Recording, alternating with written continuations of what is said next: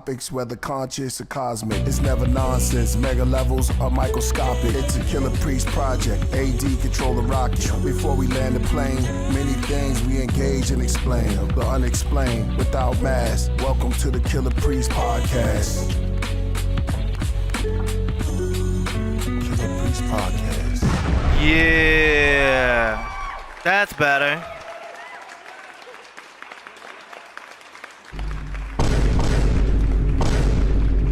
That's better. What's good? What's good? Mic check. Can you hear me? Can all y'all hear me out there? It looks like I'm coming through. Yeah. Check 1 2. Man, don't let the cat step on the keyboard. Don't let the cat step on the mixer. Oh man. So, welcome back. Had a little technical difficulties getting started right there. Something happened to where a macro, I don't know if you guys know what the macros are on the keyboards are, but if you click on a macro, it can change the profile of your keyboard, to which the point you can't access the volume, blah, blah, blah. Anyway, long story short, cat stepped on the keyboard and messed up my stuff. But it's all good. We back. Everything is all right. I thought I had to update drivers. I thought I had to do a bunch of stuff, but yo. I blame the retro. I know normally I would blame the retrograde, but I blame the cat. Cause he be stepping on stuff over here and be pushing my buttons, literally. So, anyway, how you like my new office? Right here in LA. You know what I'm saying? Looks dope, right? This is actually the background I use when I do Zoom calls.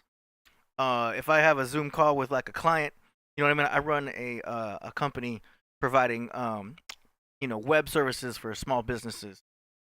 Basically, I do stuff that the baby boomers can't. So if they don't know how to run an Instagram or they don't know how to do a website, I swoop in and for $500 a month, I basically run their thing. You know what I'm saying? Social media marketing. Y'all understand what that is. Anyway, in the Zoom calls, I gotta look very professional. And I set this whole thing up in the background. It works out great. I normally be rocking a suit. You know what I'm saying? And then do the whole Zoom call thing with the headset. The baby boomers are impressed. That's how that works. But I thought, I'm doing the show today. We got KP in San Diego, however you pronounce it. And he is doing his thing out there, doing some autographs and stuff. So we might be getting him on the Zoom. So I'm finna make room in the Zoom. Y'all already know. Whose house? It's my house. I'm in my house. Khwaja Rakib. I'm still gonna set it up a little bit differently. This is just for now. I'll be switching over to like this type of setup. You know what I mean? When we put stuff up on the side. Hey, we got Cover Boy back. Wearing shirt, tie, and boxers. Yeah, man. No, I can't do it like that. But yeah, no, I do have a shirt and tie that I rock for the for the clients. You know what I'm saying? I gotta switch it up sometimes. You know what I mean? But this is the Killah Priest Podcraft. This is just for now, right now, and everything. You know what I'm saying? This is my clothing line. I started a while ago. I'm still in development of it. It's supposed to be an acronym for manifestation using sacred intelligent knowledge. But I'm still like working on some logo designs. This is basic font. It's a rough draft and everything. But yeah, musicclothing.com under development. So that's what's happening there. I'm gonna get the Zoom open and make some room. Boom. What's going on with y'all? I need a way to put y'all on screen. I could do this. Show the empty space. That's one spot. Could do this. I need to make a separate screen just for y'all. You know what I'm saying? But everything in development. Everything is always in development. So y'all already know. Ooh, Coverway says cool brand should have made it Arabic letters. That's an interesting idea. But I'm not proficient enough with Arabic letters. That's probably out of my knowledge to do that. But that's a great idea for someone who is more fluent in that type of language. You know what I mean? My whole thing is I can't front. I try to keep it as real as I can, even if I look silly. You know what I'm saying? So I'd rather just keep it real than front or anything like that. But that's a good idea for anyone who is knowledgeable of Arabic letters and is willing to rep that. So yeah, that's a good idea for that. But yeah, I'm just experimenting. You know what I mean? It's springtime. It's time to get things started, start new things. When the retrograde's happening, I try to avoid starting anything new off the bat. Um, but now that it's going away, now it's like all the ideas that we have in the head, um, we can slowly start to implement and everything. Okay, so I got the Zoom ready. So that's ready to rock. So yeah, man, I'm just trying to keep it all real uh and flowing. And the cool thing about the live is that y'all get to see how everything it develops. You know, y'all see everything. Y'all see where we came from and everything. Okay, where we at? What we got?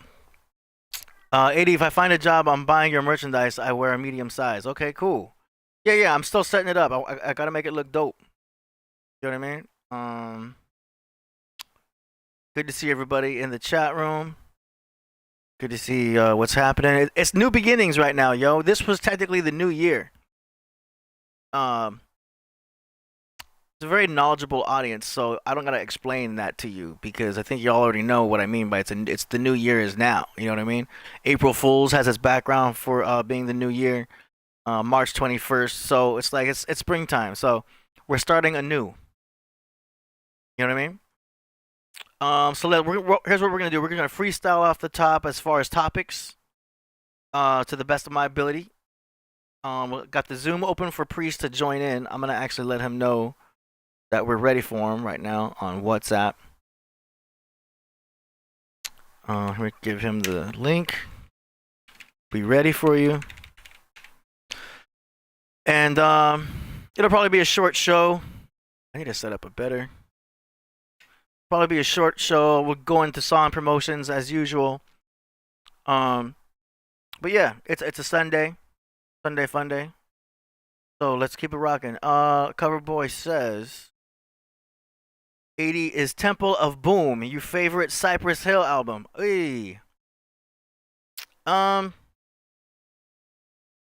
You know what? I'll be honest, I don't know what by album, but I like Hits from the Bong. That takes me back, man.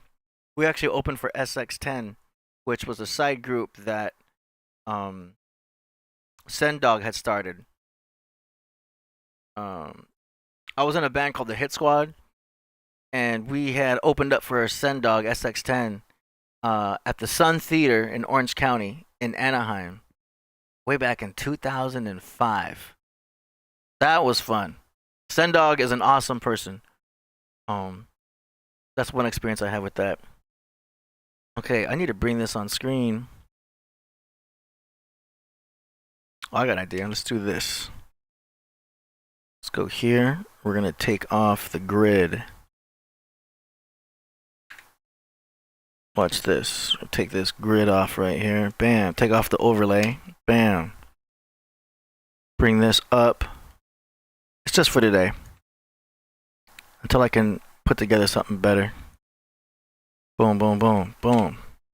Hey. Thanks, man. Still in development. The crossing says Cypress Hill Crossroads. Black Sunday. Okay, that's probably where that song was. Yeah. The one with the Duke of Earl. Solar Facts, Cypress Hill's first album.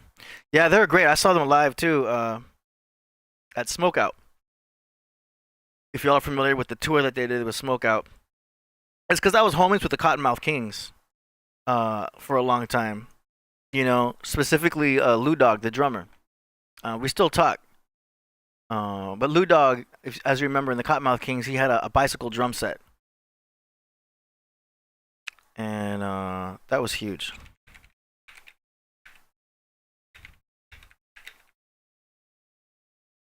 Bring it on screen here.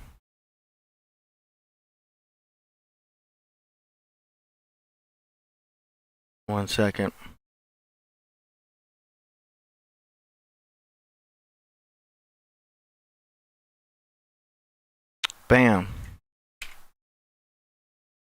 So Lou Dog had this drum set.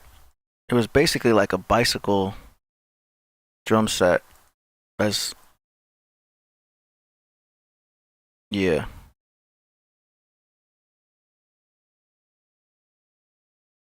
So he rocked it. Bam, that was basically it right there. It's a bicycle drum set. It was cool, and he was like a major part of that band, you know what I mean, from the Cottonmouth Kings. I don't know how familiar y'all are with it, but it was dope. It was a really cool group. They were really well known for their cannabis ingestion. But yeah, man, those are the homies right there. But big band. They were also big in Japan and stuff like that. Anyway, so we did that show, opening up for Sendog, which was cool. I might even show it. I can probably show a clip of it. Coverboy says, "Yo, AD in West Africa, they go off of a 13-month calendar." Yeah, that's the moon calendar. There's several calendars, as you know. But yeah, the moon calendar with the 13 months. Some say that's the preferred calendar. Some say that that's the calendar we should go by. Obviously, we're going by this Gregorian calendar, which is like, Julius Caesar and everything. Cool. That's good that you remember that. Yeah, I go by the astrological calendar. But it's like whatever calendar you want to go by. CrumbTV, who is tonight's guest? Crumb, we're a mess. We don't have any guests. I just found out like 10 minutes before the show that Priest was in San Diego doing signatures. So I'm like, all right. He says, I'll pop up on the Zoom. I mean, he probably told me last week and I forgot. It's been a chaotic week. I'm not going to go on and on about the retrograde and everything, but it's been a chaotic week, but in a good way. A lot of good stuff is happening. So, you know how we do? We go with the flow. Y'all already know. And I'm kind of good with impromptu stuff. In this industry, there's a lot of impromptu things happening. I've been a stage manager over at the Liquid Lounge in Huntington Beach back when the Liquid Lounge was popping. It was like a little venue. And bands would come through. Like DI had come through and a lot of other bands and everything. Anyway, I was stage manager, so I was the one handling all the mics, handling all the stage. And you always got to be ready for when something impromptu happens. Broken mics, broken this and that happens. So I'm always used to problem management. I've had every type of technical difficulty you can imagine. But it helps you grow and it helps you stay calm. You know what I mean? So a lot of people will panic. The anxiety will go up like, oh no, like, this is live, like I'm panicking and stuff like that. Like, man, I'm used to that. I've had every type of situation happening. But there's something about thriving during a time of I don't want to say chaos, but panic. Thriving under pressure. So when something goes down or there's an earthquake or there's an emergency, I tend to get very calm and focused just because I'm used to it. Anyway, Coverboy's talking about Temple of Boom. Unsubscribe says Crumb. Yep. CrumbTV in the building. He says, have you seen the movie Kraven? I have not. Yeah, you're totally welcome to pull up. Hold up. I already got Knowledge Born joining us right now. Oh, this is going to be cool because now I can set up some things. I can use this time to expand, man. I know exactly what to do now. Hold up. So we've got Knowledge Born in the building. Crumb, let me know if you need the link. I'm still setting this up. 1 second. We got some guests joining us as we speak. So thank you all for vibing thus far. All right. Knowledge Born, are you there?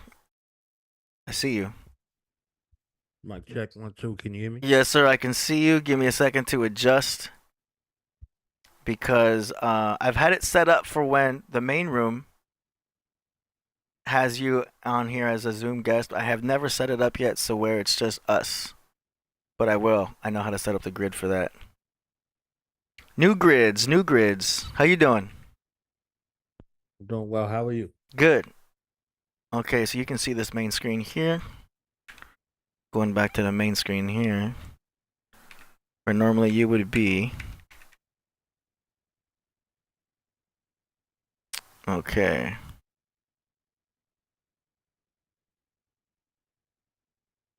Hold up.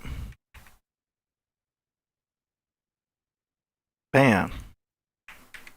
Bringing you into the main room here. Bam. Bam. All right. And CrumbTV might be joining us too. Oh, Yeah, there, he is. He's in the building. there he is. Whoop, there he is. Yes, sir. All right, this is gonna be the grid for now until I set up the new one. I'm not as organized as Pierce Morgan, but we will be. Hey, He's got a whole team though. It's not even fair. yeah, peace to the Podcraft, man, the greatest place on earth. Right? AD, I want to share something with you after I give you your honors. Honors to Architect D for holding up the rocket as true as the verse from Priest. You understand what I'm saying? AD control the rocket, man. Yeah. You understand? So honest to you for always being a consistent space in the time where things are very inconsistent. You Thank understand you. what I'm saying? So honest to you, honest to the Iron Software Hip Hop, the reason why we're all here, Killah Priest, and honest to the my alike over here, the one who challenges our minds to go beyond the borders of normal thinking, the master student, humble brother Crumb of CrumbTV. Make sure y'all go subscribe and run his numbers up. I call this the greatest place on earth. Similar to how they said the circus, if you're familiar, AD, they call it the greatest show on earth. Yeah. Because the ability to run a cohesive unit with people from all over the world, all different walks of life, and in fact, the people that are deemed outcasts and assign properties and values to them and pull off something that master magicians have to study years to do in front of the crowd seamlessly, and everybody claps and applauds, and nobody knows that they're at a magic show. So this is why it's the greatest show on earth. If you go see a magician, you already have the predisposition that you know where you are. You Yeah. see what I'm saying? So this place functions in a similar fashion. You don't know that you're at a magic show, but you're at a magic show because this is where the magic happens right here. So the greatest show on earth, with my man with the greatest flow on earth, one and only Killah Priest, right? That's right. So Podcraft Love. And this is in your wheelhouse, AD, because you always tell us about technology, right? Mm-hmm. We were doing a wind down. We were doing a wind down episode. And shout out to John Newsom. I talked to him earlier today for a good while. He's a great guy. Very, very great guy, right? And we were talking about the wind down. The wind down segment on Wednesday. We were in the Playboy Killah Free segment, right? Mm-hmm. A guy said that he typed in the artist that he likes with Chat GPT and said, give me some recommendations for other artists that are similar to these. Guess who he gets? Killah Priest. Killah Priest. Yeah. And he goes to YouTube and we're on. He goes to YouTube and we just so happen to be on, right? Oh, okay. On the wind down. Yeah. And he's like, Chat GPT brought me here. Oh my goodness, I'm about to go and immerse myself in Killah Priest's catalog. Wow. So we're getting one-to-one conversions based off of technology. So people are like, I like these kind of people. Give me a recommendation about, in the prompting space. And the prompting space brought them to the greatest place on earth. So these things are working even with our intention just being here. You see what I'm saying? So this is why one of the reasons why I always give you love and honor, because you're here, because the people are waiting. They're waiting, they're itching. I'm itching. I'm like, all right, so what's what's going on with the podcast? What's happening? You understand what I'm saying? So Yeah. it's a beautiful thing to be collaborative, but also to be in support. There's nothing like this place, and with the guest and with your work and with everything to scale and to stand the test of time. So it's beautiful. Absolutely. Master Always student, good. are you there? I want to bring. Yes. How are you? Peace and love. All is truly well. All is truly well. Thank you for asking. Nice. And yourself, how are you, y'all gentlemen? I'm good. Good. I'm good. Just going through the motions of the technology and the changes and adjusting to all the upgrades we doing. Right. Yeah, that's beautiful. I love upgrades. Yeah. Um, I had a couple of things I wanted to go over. Well, that have been like kind of interesting to me, I guess you can say. Yeah. Uh, um, but I kind of wanted to put the ball in you guys' hands and let you guys determine what you think is most interesting from the PowerPoints, if Yeah. that's okay. Absolutely. Let me set that up so that you can do a presentation. How's that? Well, I wanted to see which presentation in particular you uh knowledge or the audience, the craft room would be particularly interested in. I want to see if I can maybe ask or poll or whatever or however y'all want to go about it. Nice. Very cool. I know there's so much that can be talked about. Right. What you got? Okay. Um, Give me 2 seconds. This is not supposed to be here. I'm gonna do make sure I can share the screen on your side here. Thank you so much. Boom. So what I'm gonna do is do a stop screen share. And then you're ready whenever you're ready. Okay, well, here, let me just kind of go over one or two, just give you a couple of names and you tell me what you think. Because some of these I may have done already anyway. So, Okay. I have, let's see. Blacks and Jews. I think that's an interesting one. Mm-hmm. I have,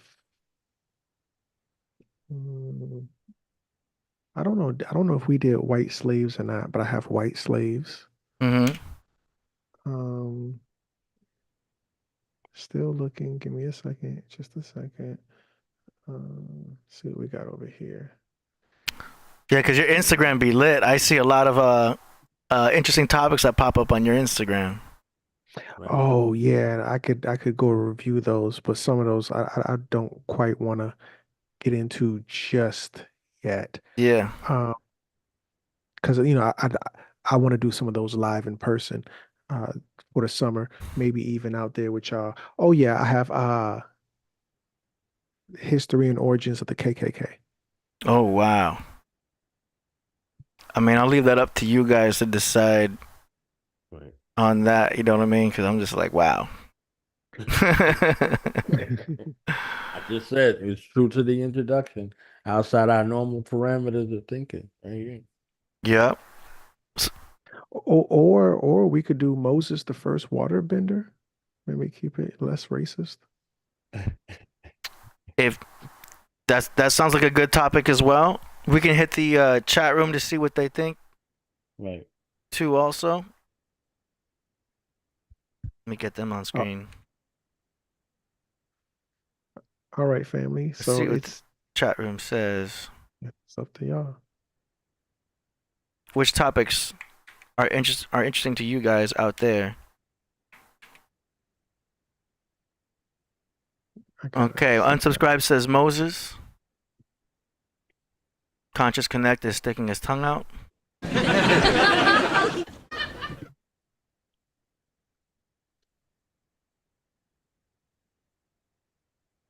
Crossing says Covenant. Ruben Short says police working with Diddy. Ooh. Oh. Chris King says the Ark of the Covenant is not a wooden boat.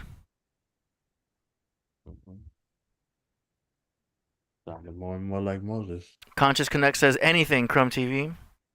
Demetrius Barnes says Albert Pike and the Triple K. Jody Southworth is saying Triple K. Oh, okay.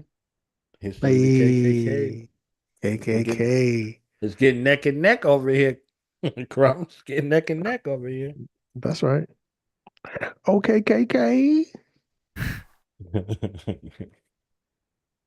Klansman of Covenant. Hanzo1 says Moses.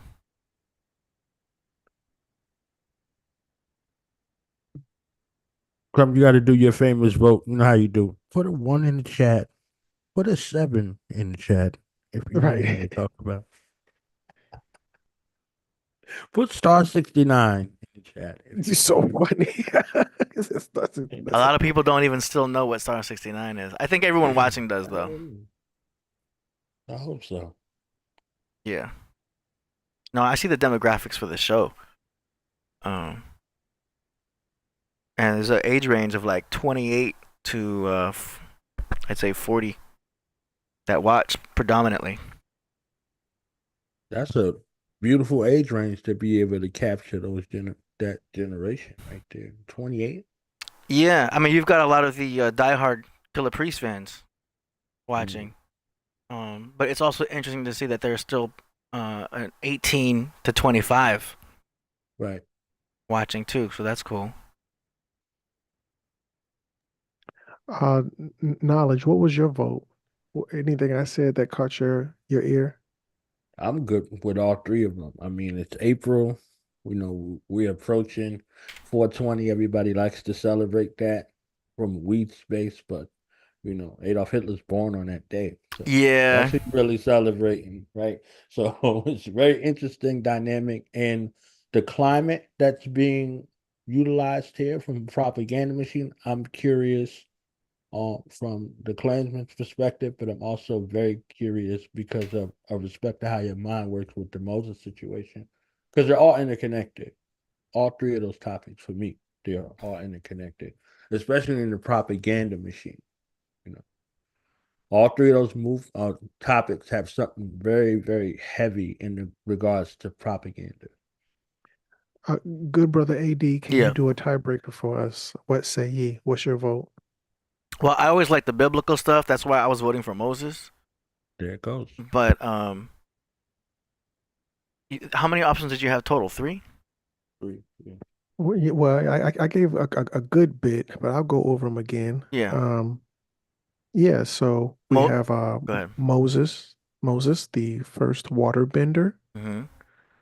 I'm just scrolling through that one. What's this other one? We have, of course, the history and the origins of the KKK. We also have white slaves. Oh yeah. We also have blacks and Jews. And okay, and I'm afraid of that one for YouTube's algorithm. Yeah. Because I don't want to get shadow banned. Sure, I know the J word can be a little risky. Okay. Juicy. Okay. Yeah. And of course we have the Kraven movie. Ooh. Now But that that's one, very- the reason why I like that one more because I feel like you're gonna hit more of a general audience. You know what I mean? Because it's a movie, and you're probably gonna go esoteric with it, and we'll be able to create many clips from that one. It's either that or Moses. Well, I think those are probably the most likable ones.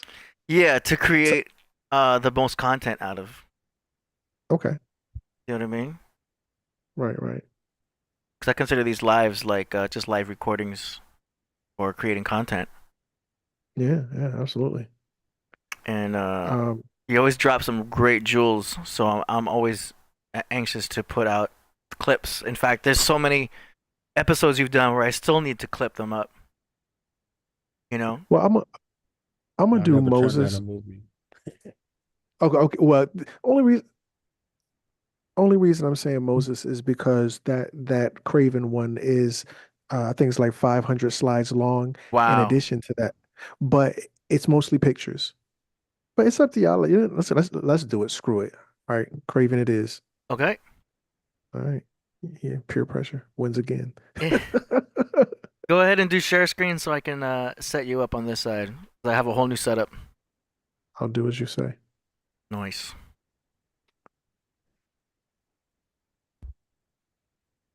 Yeah, because once I have this new setup, it's gonna be a lot. We can never easier. turn down a movie, right? It's a movie. Yeah, we're like, all right, yeah. Kraven. Let's go. Right. Marvel too. All right. Yeah. It just feeds into. Oh, that movie. Yeah. I've seen the posters for that. It's on Netflix too, huh? Yes, sir. Oh, see, now I got something to watch tonight. Bro, I ain't been to the movies since Covert. Oh, wow. I remember Netflix didn't really even jump until Covert happened. Right. You know, I think that was the time Weinstein had fell off, and you know, Covert kicked off, and we was all like just gonna Netflix it up. Yeah. Yeah, back then I invited girls over to Netflix and chill, but the problem was we actually Netflix and chilled. I was like, oh damn. I can't do this with you. Oh, we gonna actually watch the movie? Oh damn. So funny.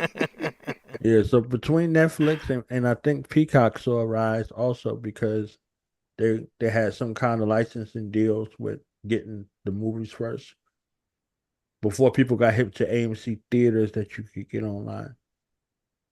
Hmm. Yeah, AMC theaters is being being inflated through that whole crypto thing along with GameStop. Nobody's going to AMC theaters. That was just something we all invested in and kind of we did a pump and dump, and they're kind of going off of that. Beyond that, AMC is a dinosaur. Right. Yeah, I'm spoiled. We have this theater over here in LA called iPick. And it's one of these ones where we have recliner seats. This guy's a pillow. They give you a blanket. You hit a button in your seat, and a waiter comes by. Yeah. Once you have that experience, you ain't going back to a regular theater, man. Yeah, that's the Bougie. all right. So yeah, that's like a resort kind of thing. But Oh, if I'm man. going to do some studying, I'm going in a $5 movie with the hard seats. You know what I'm saying? And getting 2 tickets so I can watch the movie twice in a row. Man, them Okay. recliner seats and free popcorn is addicting, man. Hey, but that's Yeah, if I want to enjoy the movie, I'll go for that experience. Ever since you talked about it, AD, I was like, yeah, if the receipts don't climb and people don't come take my order, you know what I'm saying? After that. So Yeah, thank man. you for I'd be like, the quality of life type of situation. and your So, feet go well, up too and everything. You don't got to put your feet on the seat ahead of you. there's no way I could see the TV. I mean the screen and focused and decode in my mind, but Yeah, in that environment. people pass out by the time the previews are over. Killah Priest in the Uh building. oh, KP in the building. Peace, priest. Let me set it up like this. What if I do something like Priest, you there? Do something like this. Priest. Yo, yo. How you doing?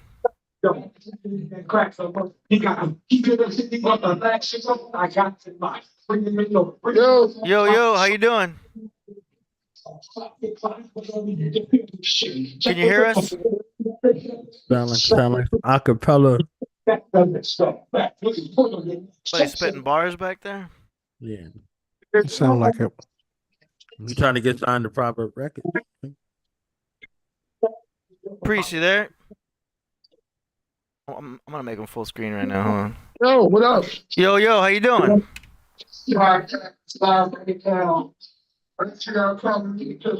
Where you at?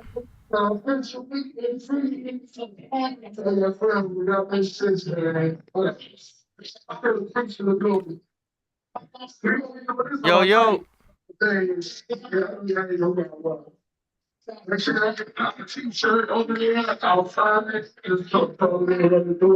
on the mic.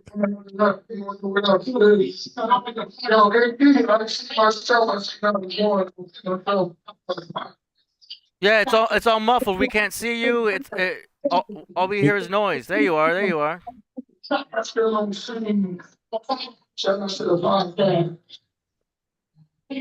the mic. He's on the mic right now, AD. Oh, okay.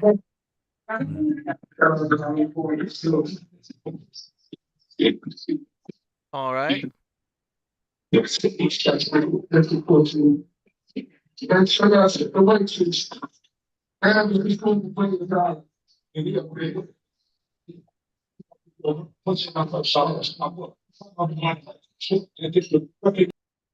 And that's that. So I think he had a little delay too. I think he was shouting out to Podcraft and everybody tuning in. I don't know, he shouted you out. I think he saw Crumb as well. Okay. I had a hard time hearing that one. All right. Well, we'll bring him back when if he comes back. Until then, this is the setup I have right here. Ladies and gentlemen, put your hands together and be enthralled by the masterful decoder, the one, the only master student, our humble brother Crumb of CrumbTV. Hey. All right. All right. So, without further ado, the movie Kraven. Everybody can see the screen, right? Are we good? Yes. Okay. So, ultimately, the critics were very critical. All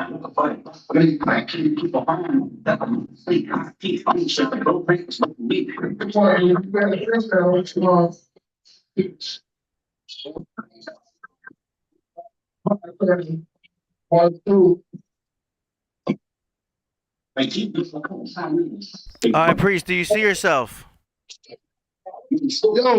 Yo. What up? What up? Go in front of the camera. Hold the phone normally. There you go. There you go. Can you see yourself?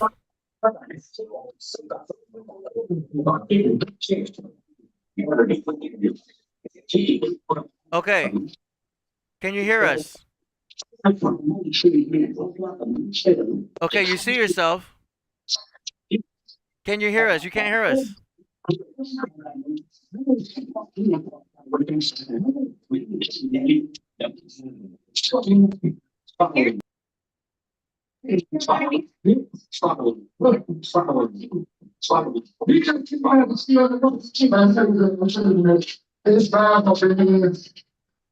Okay, I'm gonna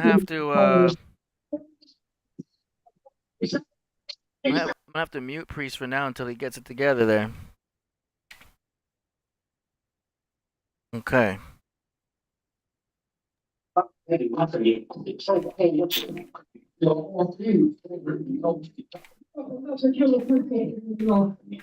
Can you hear us?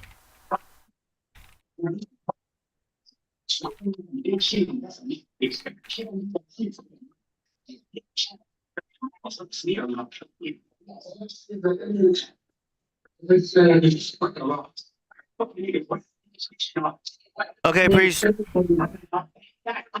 You see yourself?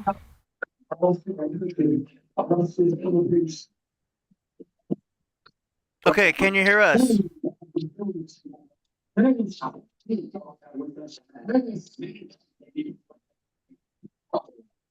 Mercury retrograde. All right, Priest. And there's that.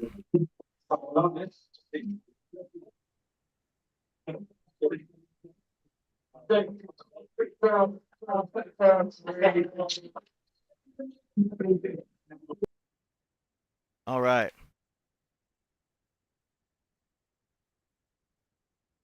And we're back.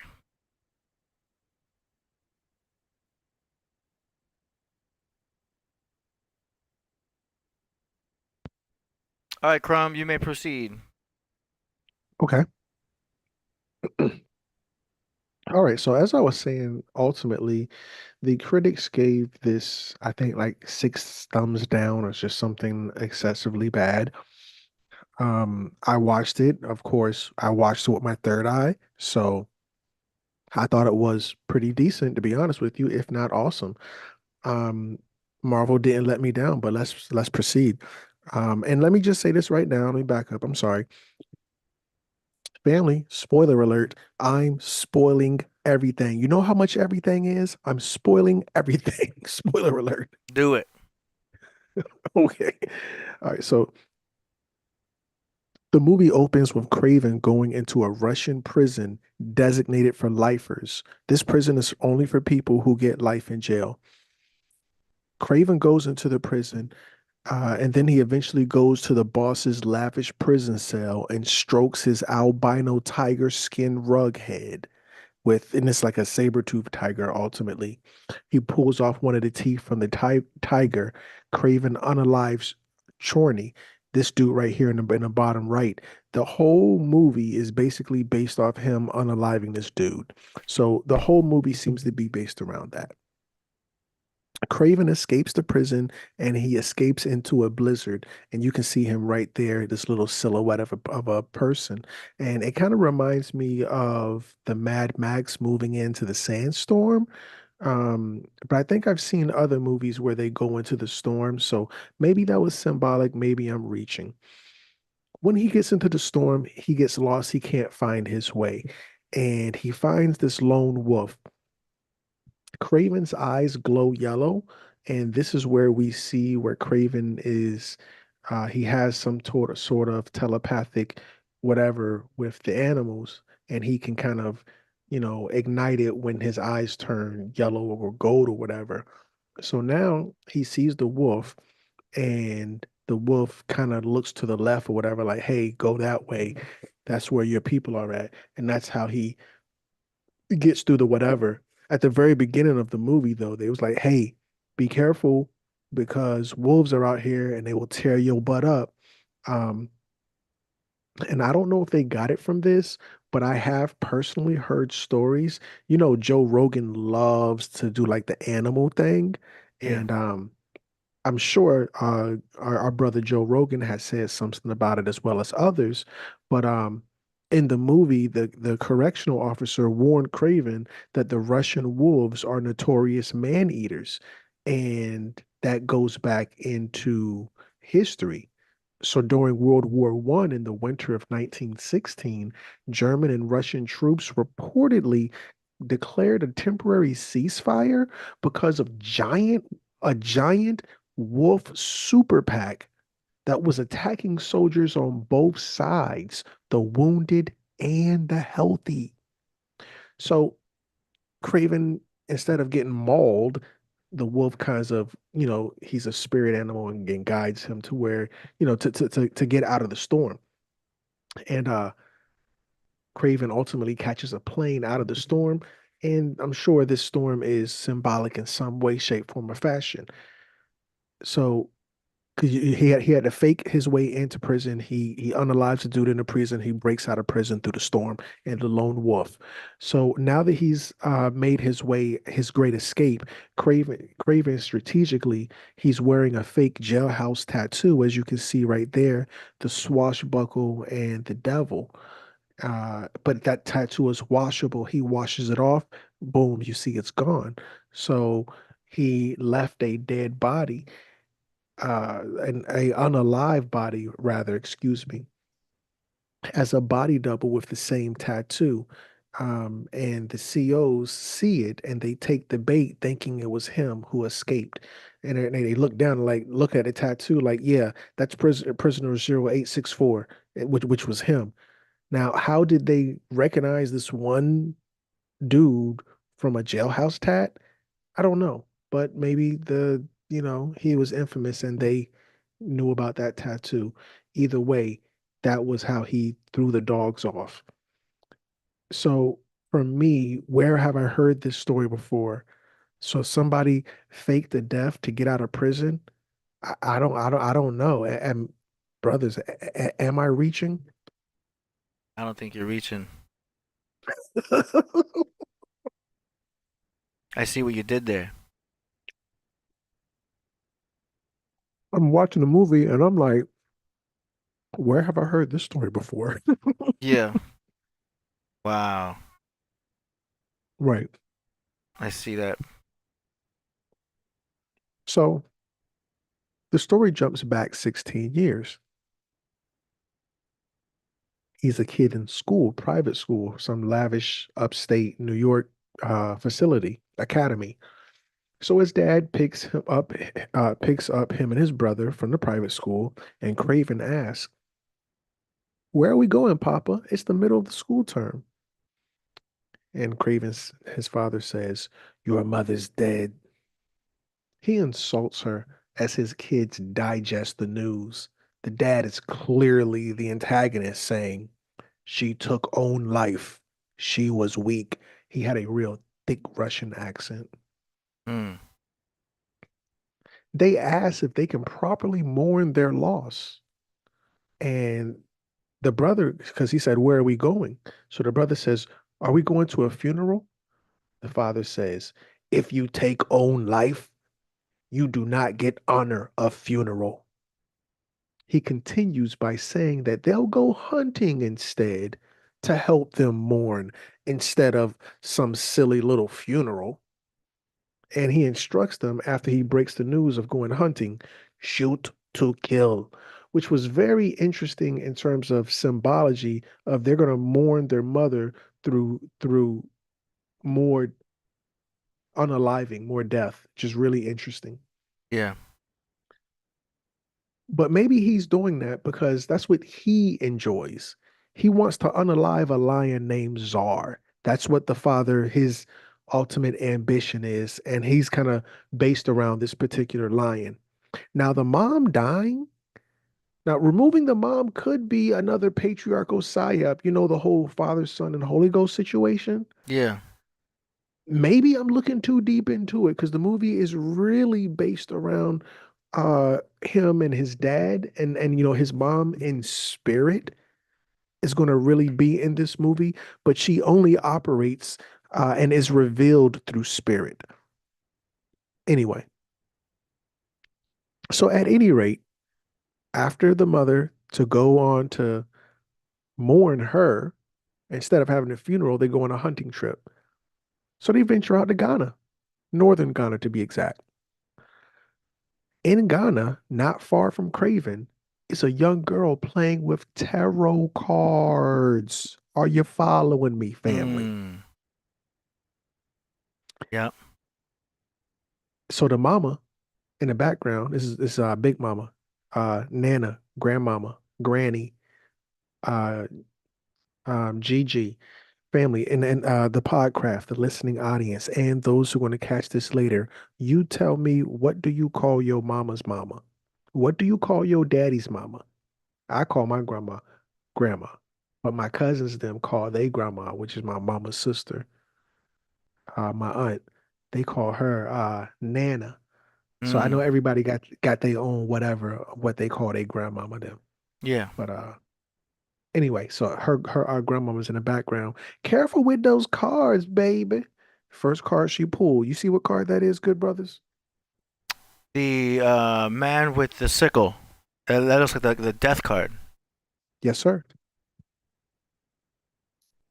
And that's number 13. Hmm. So just to kind of give a little background on the game of tarot, the game of tarot is based around one main character, and that's the fool. Everybody starts off as the fool. This is zero. And Yeah. All right. Yo, you hear me now? There you are. Yeah, you hear me? Yeah. Shout out to the Podcraft. All right. Here's the problem, AD. Why it's not showing my face? There it is now. You see me? Yep. Do you see you? Nope.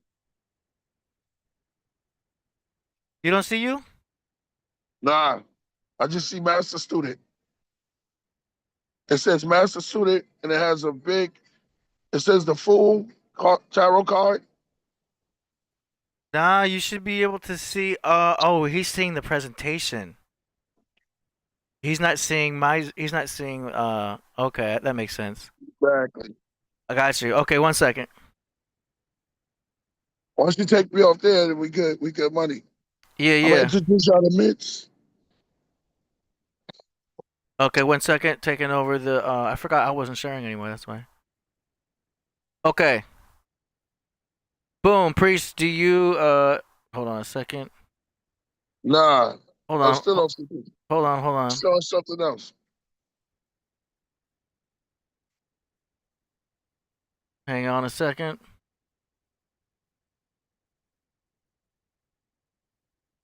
There you go. It's me. Yep.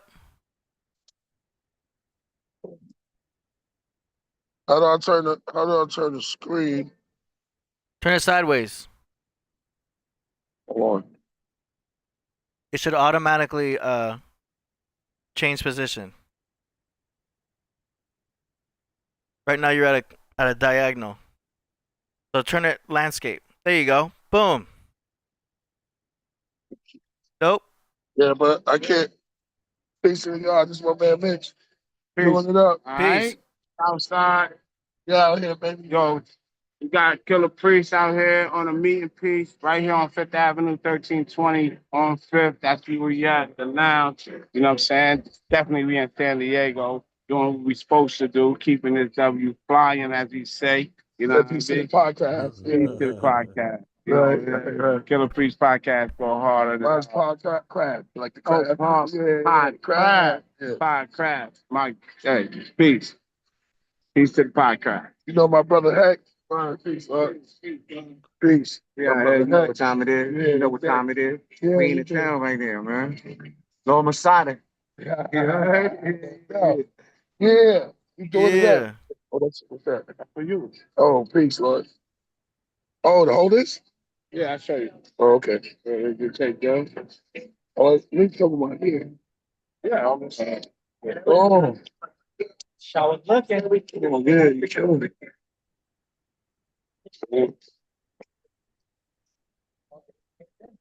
There you go. Hold on. See. Oh. None of them.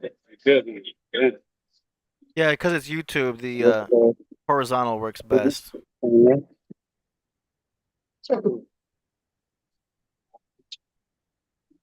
You popping?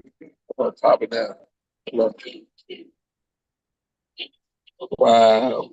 How do I turn the screen around? Hold it sideways. I know. Hold on. No, he talking about the camera. Hmm. Thanks, Bob. Thanks. No. Okay. Wow. Good to see the original merch out. That solo?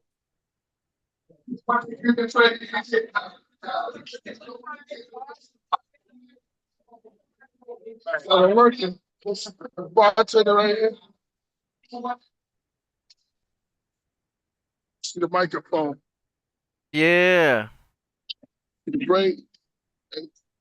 Hey, they don't know my hair's growing, bro. I was gonna say you rocking the early Coolio. Yeah. I don't show my hair no more. You rocking the early Priest. Yeah. Oh, that's Who right. else Huh? is that with you? We got Master Student and we've got Knowledge Born. Oh, the great Crumb. That's right. The great master student. I can't wait to see his class. I'm gonna keep coming back in, but I'm gonna let that brother teach because I can't wait. We're gonna be listening to him. I'm gonna be listening to you. Shout out to Crumb. Make sure y'all join this TV. The master student, one of the illest minds. Guys be sleeping on Crumb, but just from a crumb, a mustard seed. Honor. You see that in my face. And you got Solo Jim's in the building. Jim and I, we roll as twins. peace. See, this is just yeah, yeah. Let me know whenever. All right. All right, so I'm gonna come back in 5 minutes. Okay. Shout out to the master students. I'm gonna let y'all keep going. Okay. All right, AT, take it from there. I'm gonna come back. Okay, for sure. Peace.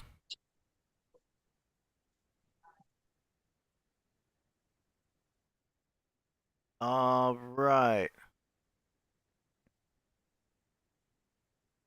Going back to the stop share here, and boom, we are back. Okay.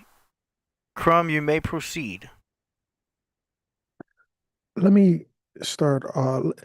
Forgive me. I want to back up and start with a little decorum, start things in true fashion. I want to give high honors and perfect praise to Killah Priest. I'm humbled. I'm grateful. I'm honored to be on the platform, to be here with you gentlemen. It means everything to me. Verily, I say unto thee. Second off, I want to give props, respect, honors, and acknowledgement to AD for holding it down. Oh, Um, thank you. the host with the most, you know, in the building, always adding value. I'm always grateful for that. And last but not least, I want to put some respect on my brother's name, Knowledge Born Allah. Such a brilliant mind, a humble heart, a pure soul. I'm humbled, I'm honored, I'm grateful to be with you. And last but not least, we got to save the best for the last. The Podcraft room, everybody in here, everybody in the sound of my voice who are listening now and those going to catch this later, I want to give you high honors and perfect praise. I'm humbled, I'm honored, I'm grateful. All right, so with that said, let's continue. That's what's up. All right, so the fool, the start of the journey as a fool, naive and carefree, excited by the all the new experiences. With the story, they both start out as children, and we know children are foolish. And you can see the picture of the fool. He's carefree. He's a zero, starting at the bottom. He's looking up, not paying attention. He's walking on a cliff, a jagged cliff, with a dog who's also not paying attention, and he's about to fall off the cliff to his doom into tumultuous waters. So this is the story of the fool. The fool's journey is the story of tarot. Now, is this movie about the fool's journey? I don't know, but it's it's definitely something to consider. So, tarot came from Egypt with a deck called the Mamluk. I was talking to Skynet, what's new? And they said the Mamluk deck originated in 14th century with the Mamluk Sultanate of Egypt. It's considered a predecessor to the European playing cards by extension, the tarot deck as its structure and suits influenced the development of early Italian and Spanish decks. Playing cards first entered Europe by way of the Moors in 1367. The late 18th century marked the first time that tarot would be used specifically for divination. It was called arabesque. This particular deck of cards, we've all seen it either in white or red flavor. And the far left is what we have in America, the anglicized version. And to the right, we see the premium quality, which is the arabesque in red or blue. This is where you're going to get the original tarot from. That's kind of neither here nor there. Getting back to the movie. So while playing, she pulls the death card first. Then second, she pulls the magician's card. And her granny yells, "Put them cards away now, Calypso." That's her name. So that death card, it's transformation represented by death. And you feel the whole uh, life phase is painful, painfully ending. Remember, when you're dealing with death, death is not the end. Death is the start of something new. And you're going to have to go through something to get to the next place, some type of sacrifice, humiliation, ritual, a trial and tribulation, as we used to say in church. I digress. The second card was the magician card. In search of knowledge, this is pretty general for everybody. You're supposed to learn something new every day. You proceed as a magician, manipulating uh, the inanimate world around you and finding out the boundaries. So you're dealing with the unseen. A lot of people call this metaphysical. The physical is what you can see. Remember, 10% of an atom is physical, and the metaphysical is what you can't see. 90% of an atom is empty space. That's the metaphysical. Moving on. So Granny says, put them cards away now, Calypso.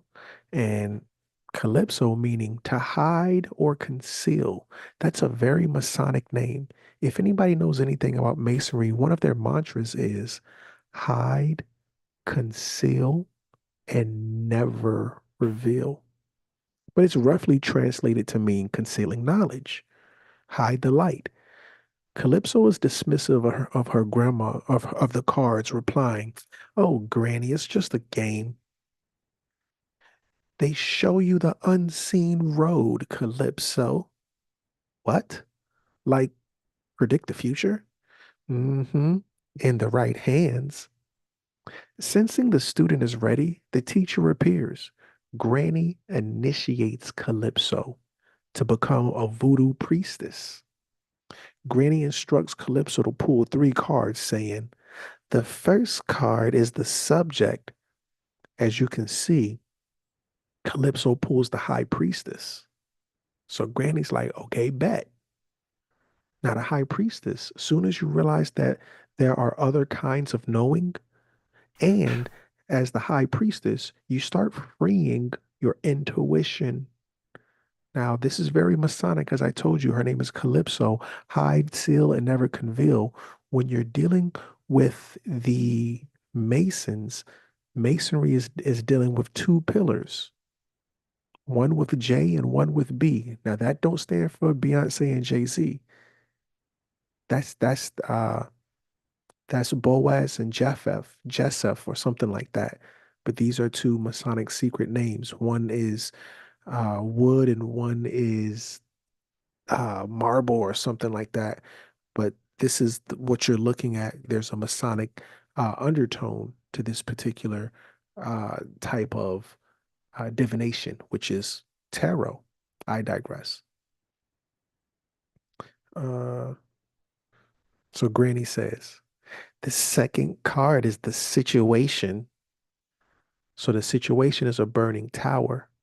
You just pulled uh, the high priestess, which was the twin towers. I'm sorry, the twin pillars. The twin pillars also represent the twin towers. So now you're going to free yourself of your own self-deception and ignorance only when your whole world is brought down, represented as the tower.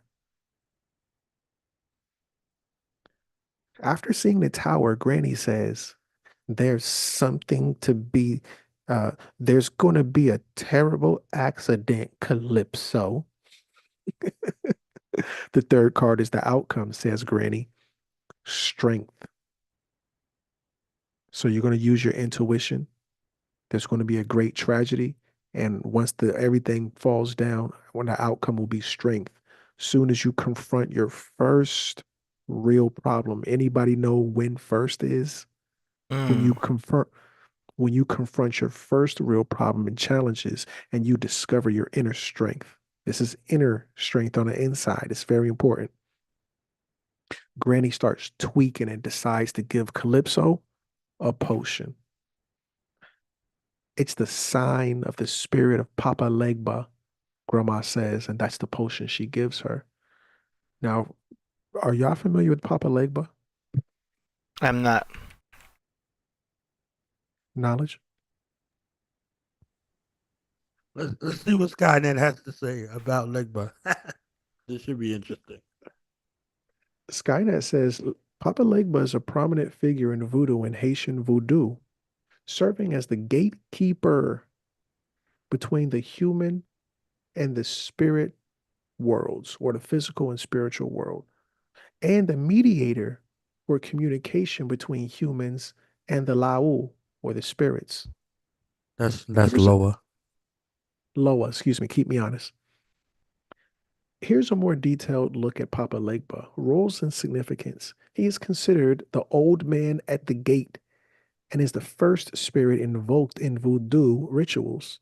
He is the mediator between humans and Loa, ensuring that prayers and petitions are heard. So this is the guy who's going to, get you to the other side. So Granny says, he opens the gate to the other side, Calypso. It will heal whoever drinks it in undreamed of ways. Talking about that potion she gave her. This joint was going to tap you in. It's going to help you get to Papa Legba, who's going to let you get to the spirit realm on some 9 lives type of ish. Or some gummy bear type thing. I'm being funny with gummy bears. But anyway, remember when the gummy bears would drink that juice? Anyway, Hmm. on the other side of Ghana, Kraven's dad just made a kill. He's looking at the blood or the wound. The dad calls over his son, Sergey. Dad places Kraven's hand on the wound. His government name is Sergey. Kraven stares into the eyes of the gazelle. Dad says, never fear death. They are prey. We are predators. Dad digs his finger into the bloody wound, then smears the blood on Kraven's forehead, baptizing him into the cult of death. Where have we heard this story before, gentlemen? Oh, yeah, that's right. Oh, wow. You're right. It's some Lion King stuff right there. Where I'm looking at them like, hold on, they're in Africa. Oh, damn. Yo, they just ripping off concepts from other movies. Where have I heard? Well, there's nothing new under the sun. Yeah. Yeah, the fool's But journey is the hero's journey, and there's only one degree of separation between the hero and the villain. So if we're talking about those pillars, the pillars also twin, right? And they're on fire, right? There's the supports of you. If you're talking about, Joshin and Boaz, when you went up to that card, right? Strength, right? What they have, Goa, Gomar, Asdubar, wisdom, strength, and beauty. When you look at these two pillars and you see that Gemini symbol up there at the top, it's not by accident, right? It's on purpose, right? So that ability to be able to be the supports. You have supports in your lumbar to keep you upright, and the spinal column in the middle to keep you intact. So life and death, like the Bible says, in the power of the tongue, and they say the tongue is a double-edged sword. So you're dealing with that ability to be able to speak life or death, and those polarities working. So if you have Legba that deals with life, his twin brother Gede deals with death. So you have to be able to cross over, quote unquote, from one place to another. So they say, oh, they didn't die, but they was translated. That's the crossing over from one space of existence to the next. So dealing with life and death, and they're both transitions. So the Fool card, I'm not getting into that. That's a lane for these master tarots out here. But the Fool card, that's your naivety about the dangers of life and death. He's ready to plummet to his death, but in that death from one realm gives him life in the next. You see what I'm saying? Come on. There's the fool is the twin of the wise. You see what I'm saying? So the ancients would say, isn't a wise man one who does not fear death? Come on. You see what I'm saying? So this carefree situation where he can't allow fear to stop him from where he's going. You see what I'm saying? And this little dog is amplifying. Like he's not only going to his death, the dog's going with it. You understand what I'm saying? So it's like his way of perception, because dogs are associated with keen perception, Well, and he's traveling light too. Like we saw the little thing with the. Go ahead, Crumb. Let me. yeah, I no, I just wanted to add value to what you were saying. Keep in mind, when you talk about the fool's journey with the dog on the Mhm. path of destruction, you're going to also see that very same story where you get initiated through the path of destruction with the Wizard of Oz, with Dorothy and Toto. Of Also, course. also remember this dog that's going to walk you through the initiation of death into the Hmm. afterlife. Where have I heard that story before? Oh yeah, that's right, Crumb. The story of Anubis. You're going to see Anubis, the right? dog. You're going to see the dog prepare you for death. This is Anubis. This is the Wizard Hmm. of Oz with Dorothy and Toto. Remember, who was the one that discovered what was behind the veil in the movie Wizard of Oz? Yeah. Toto. It's from Watoto. Watoto is the children. So again, the full space coinciding with you saying with the childlike wonder, with the sun in the background. Sun is Leo. The father, the son, the father. When you see me, you see the father, and I are one. Right. So the father is telling his son in that slot where you were, you don't fear death. You see what I'm saying? Like he's like they're prey and predator.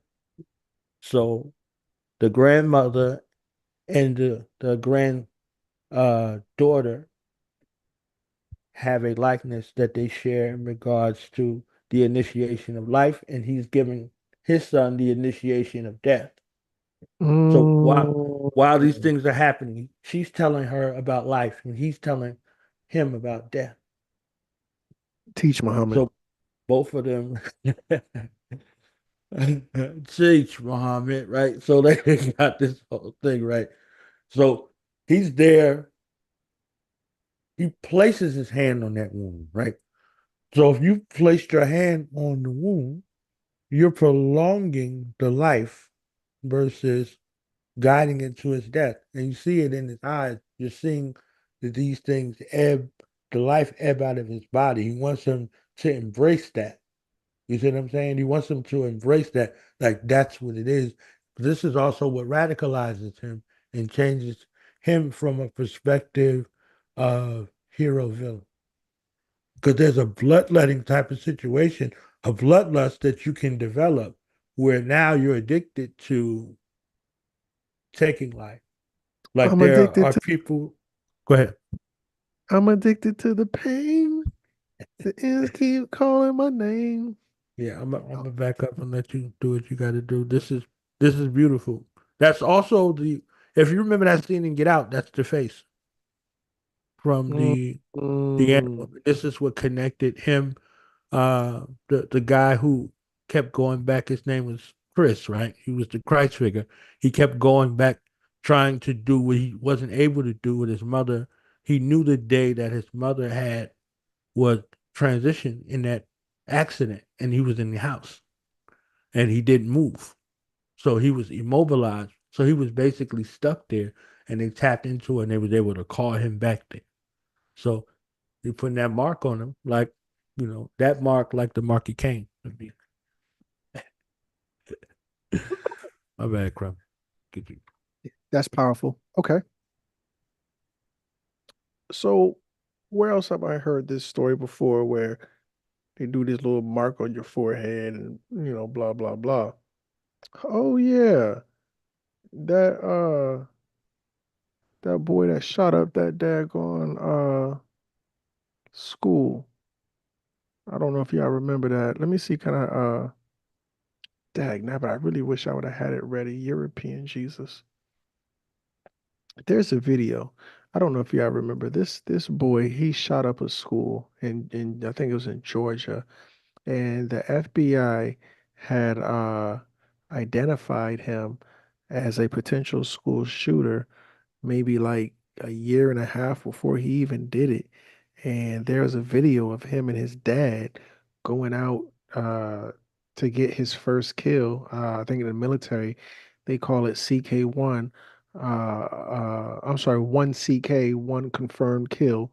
Sometimes you'll see these these leathernecks, these old jarheads, are driving around in their old Oldsmobile and Cadillacs, and the license plates will say 1CK or 5CK, and that'll, that's their whatever. I think in some states you can't even put that anymore.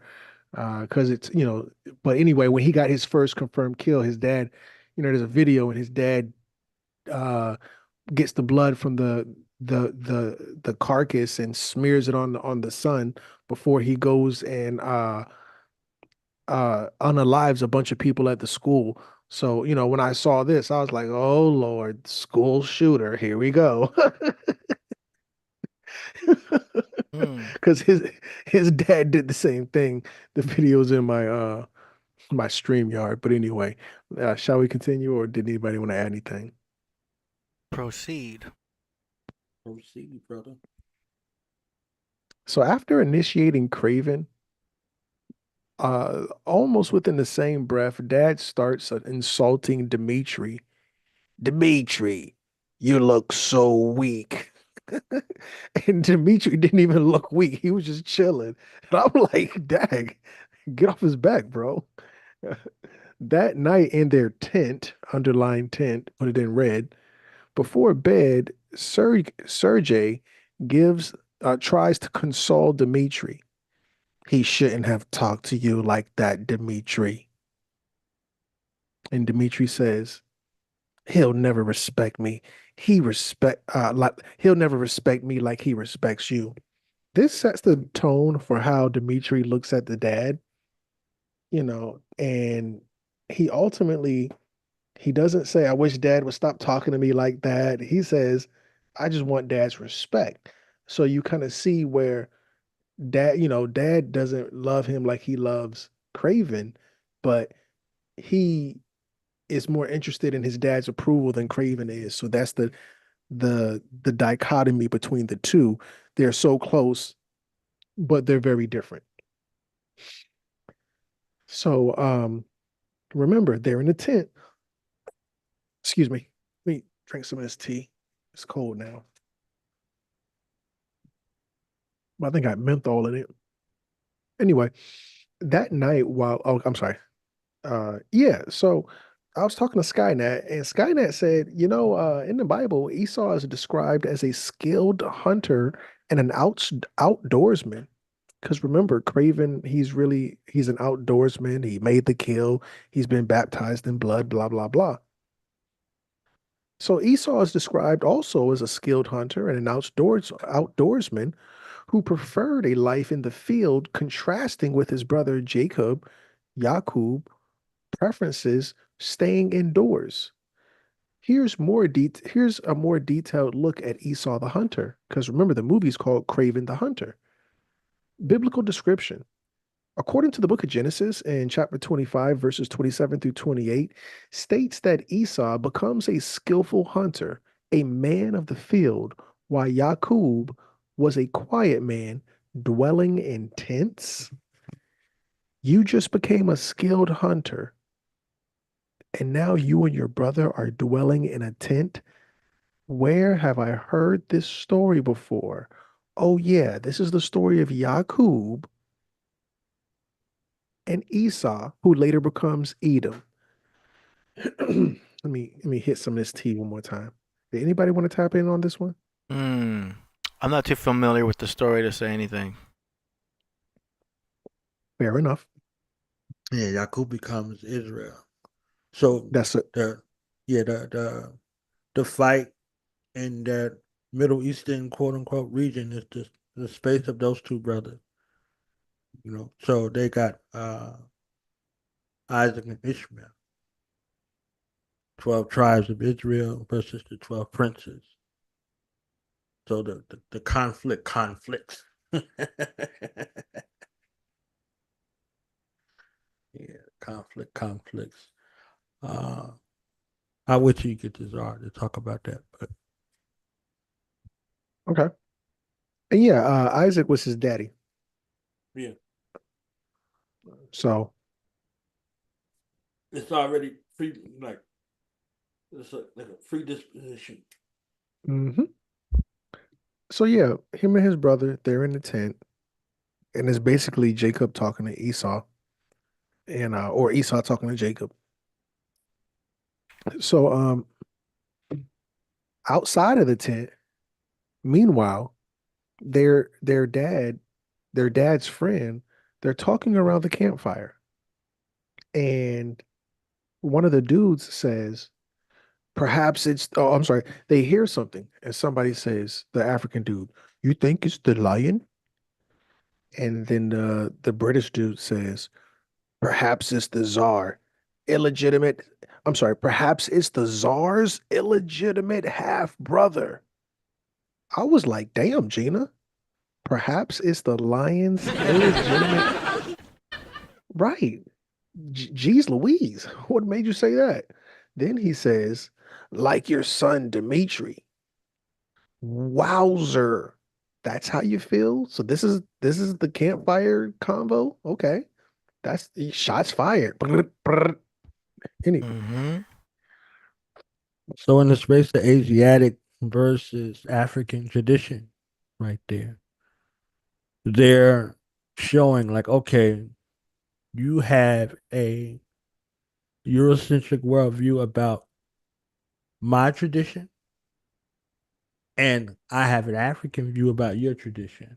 You understand what I'm saying? So like the jabs are real because the Czar tradition is the initiatory ceremony of Now Valley.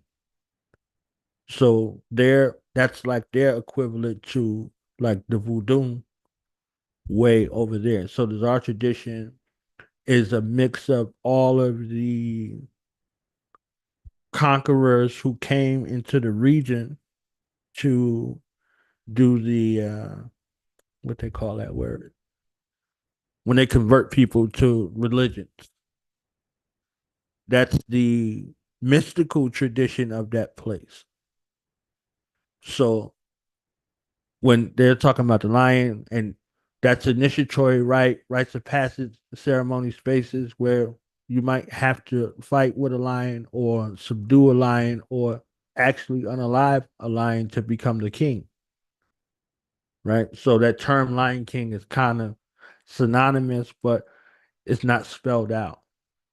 So if you wanted to become a king in one of those traditions, that's your initiatory rite. So if you're a young man out there, so it's a thing. He must be an initiate or higher as a czar practitioner, talking about your infectious space in regards to bringing you wherever you go. So they're Russian, but they're not European. They're Asiatic. So I said Asiatic on purpose.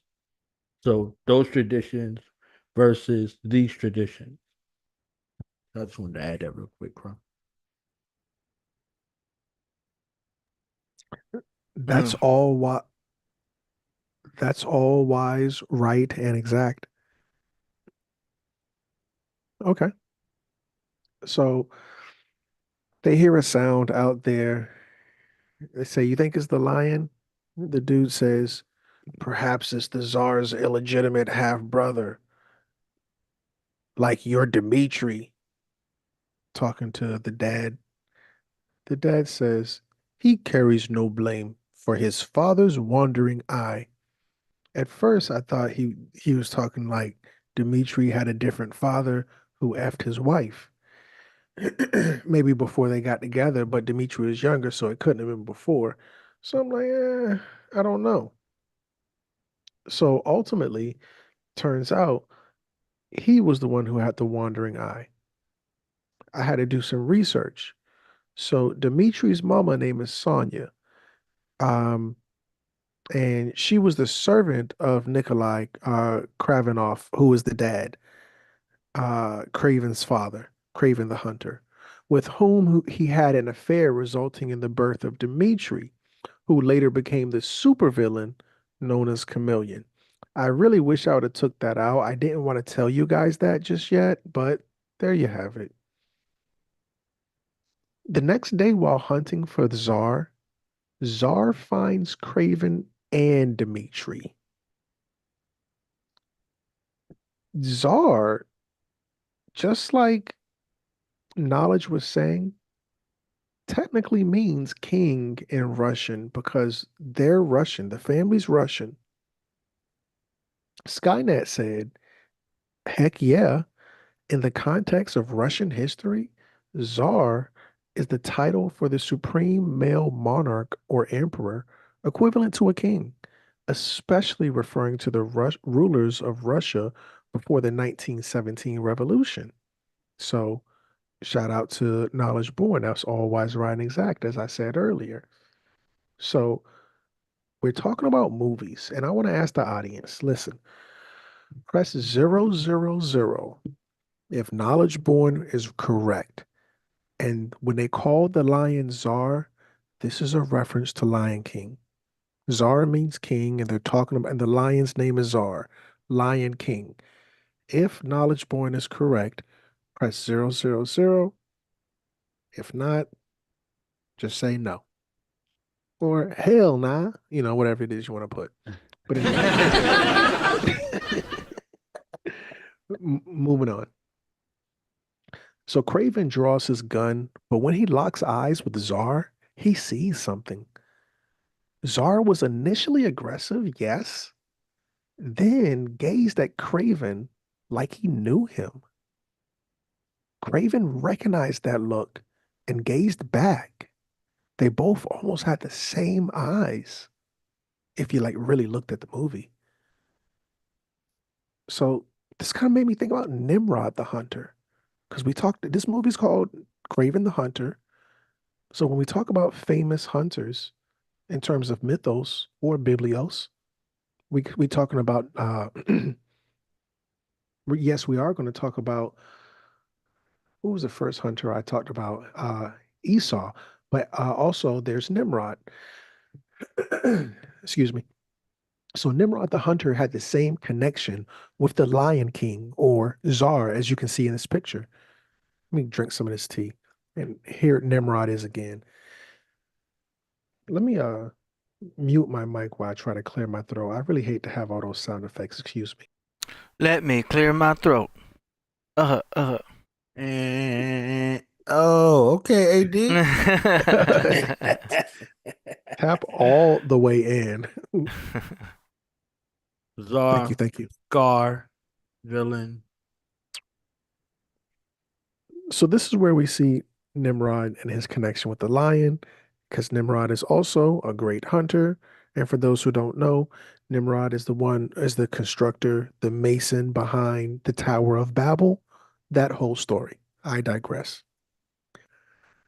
Also, Nimrod's moniker, as I said before, was the Great Hunter. According to Genesis chapter 10, verses 8 through 9, I'm going to skip 8, go straight to 9. He was a mighty hunter before the Lord. Therefore, it is said, like Nimrod, the mighty hunter before the Lord. Moreover, it's important to note that Kraven is an anti-hero. Again, anti-hero. His character is based on Nimrod, who is the first anti-hero / antichrist. At least, according to Pastor Nafty, in his book, Nimrod, the First Antichrist, Part 1. And on his book, he chose to put a picture of Nimrod with the Lion King named Czar. Now, according to Skynet, and I don't know if anybody knows what I'm saying when I say Skynet, but Skynet is referring to the AI that was in the movie Terminator. So according to Skynet, while Kraven the Hunter is often portrayed as a villain, he can also be seen as an anti-hero, particularly due to his strong sense of honor and his occasional collaborations with heroes, though he ultimately remains a formidable enemy to Spider-Man. So back to the story, because he has this connection with the lion and they're locking eyes. It's like a bromance. I'm being funny. It's not a bromance. Anyway, so the dad sees everything and he starts blasting his rifle or his gun or whatever you call that thing, and he screams, "Dimitri, move, move!" Kraven sees the lion get shot and is flushed with fear. This triggers the lion's rage. Now, this movie is very macabre. That's a big word. That's probably not a big word. It's an unusual word. But this movie's macabre. It's very gruesome. Lots of gore. This is like a diet. What's that dude name who makes those gory movies? Tarantino. This is a diet Mm. Tarantino movie. So the lion's rage is triggered and he attacks Kraven. So Dad, while taking shots from, he's attacking, but Dad is still over there blasting. Dad continues to shoot, but the massive unit of a beast that stubbornly refuses to die, Dad finally delivers a fatal shot. The lion is fatally wounded, but escapes with his own hunting trophy, the hunter's son. Dimitri runs in humiliating fear because in the moment of truth, because he had a gun as well, but he froze. Remember, there are three responses: fight, flight, or freeze. Dimitri froze. Dad is stoic as he watches the king of the jungle flee with his favorite son. Not far from the carnage, Calypso is on a boring safari with her parents sightseeing. And her mom is just really into it, and she's behind them, uh, and she's out of focus, but she's kind of looking down, not paying attention. She disappears into the savannah where she discovers Czar over a limp Kraven. He's growling softly. This, in my opinion, was a part of Kraven's initiation from the beast side into the world of the occult by the Lion King Czar, just like the Masonic death ritual. I don't know if anybody in the listening audience knows anything about masonry, but in masonry, you're going to have to get initiated from death back into life through the lion's grip. This picture from an Egyptian monument shows the death ritual with the lion's grip and the master's gavel. You're going to see the dude with the X on him. X means dead. The cartoons have X's on the eyes. And there's the lion's grip and him holding the master's gavel, which is the Ankh, and he's going to bring him back to life. This is what's going to happen with Kraven several times in the movie. So the dying lion is bleeding into Kraven's open wound. You can kind of see that wound. I'm sorry, that drop of blood. Can you guys see that drop of blood? Yeah. That's the lion's blood going into his open wound. Calypso is witnessing this from far off, and she stares down. She has to stare down with the lion, who casually departs. This lion doesn't attack. And now this lion is famous for killing over 3,000, unaliving more than 3,000 hunters. But apparently, if you don't show him any aggression, he doesn't reciprocate. She quickly swoops in and is strangely emotionless due to the circumstances. Maybe this little girl's a bad actor, or maybe this was a part of the movie, but I wasn't buying her like, oh my God, are you okay? She didn't do it. She just came in there. I'm like, ever do acting much? Because I wasn't buying this part, but I digress. The young girl, she sucks as an actor. Neither here nor there. Underneath the angry dark clouds, because behind them, the scenery is dark, is gloomy, is thundering. It's no rain, no thunder, but you can hear the thundering roaring in the background, the rumbling of the weather and the dark clouds.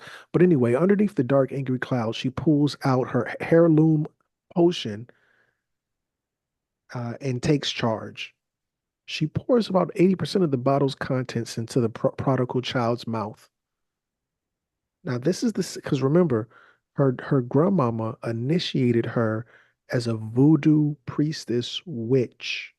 Go back and watch the cartoon or the comics. Calypso was really a witch. Hold on, let me show you this real quick, just to make sure we're all on the same page, because I don't want anybody to be confused. Um, so here we go. Nope, European Jesus. There we go. This picture on the far left-hand side, that's the character Calypso, the powerful voodoo priestess. She's a cartoon character. That's like a real cartoon character. I don't want anybody to think that we're just kind of making this voodoo thing up. She's like a black girl who's a voodoo priestess, blah blah blah. That's her character. So now she takes charge and she jumps. She's already been initiated by her grandmama, and she does the little voodoo thing where she pours it in his mouth.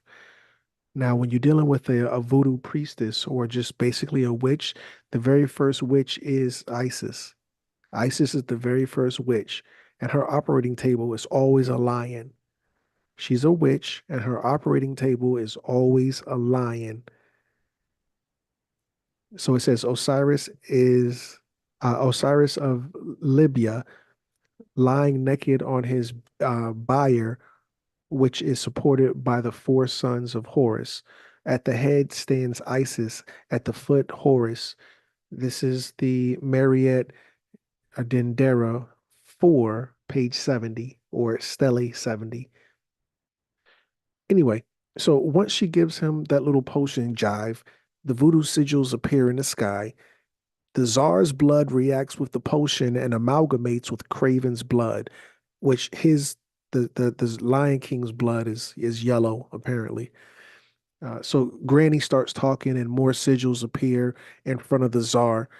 And Granny says, bring the power of the earth." So Granny starts chanting, and an eagle eye starts to appear. And she says, "Bring the power of the stars." And it was funny, it was an eagle's eye, because the same thing is you're going to see with Isis. When she prepares the dead to go for judgment, does the whole mummification situation, she also uses an eagle as well for her sorcery. But anyway, so the eagle's eye reveals a symbol, and this is actually in the movie. If you go and look up that symbol, that's the Dan Bala and the Aida Wedo, which are cosmic serpent water deities of voodoo religions. When you're dealing with a water serpent, you are dealing with DNA and you're dealing with sperm.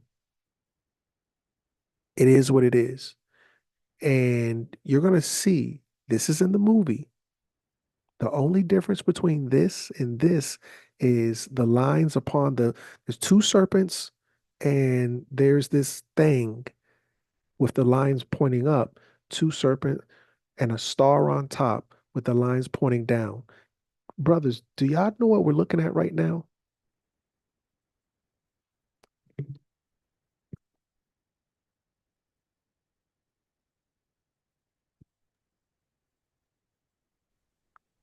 Anybody? AD? When we talk about the medical Is symbol, that like the Kundalini? Bingo. In the movie, this is a I thought alley screenshot oop from to AD. I was like, Eh, let me say the medical symbol. So AD alley-oop? can knock it apart. That's also true though too. It's the caduceus. Factory.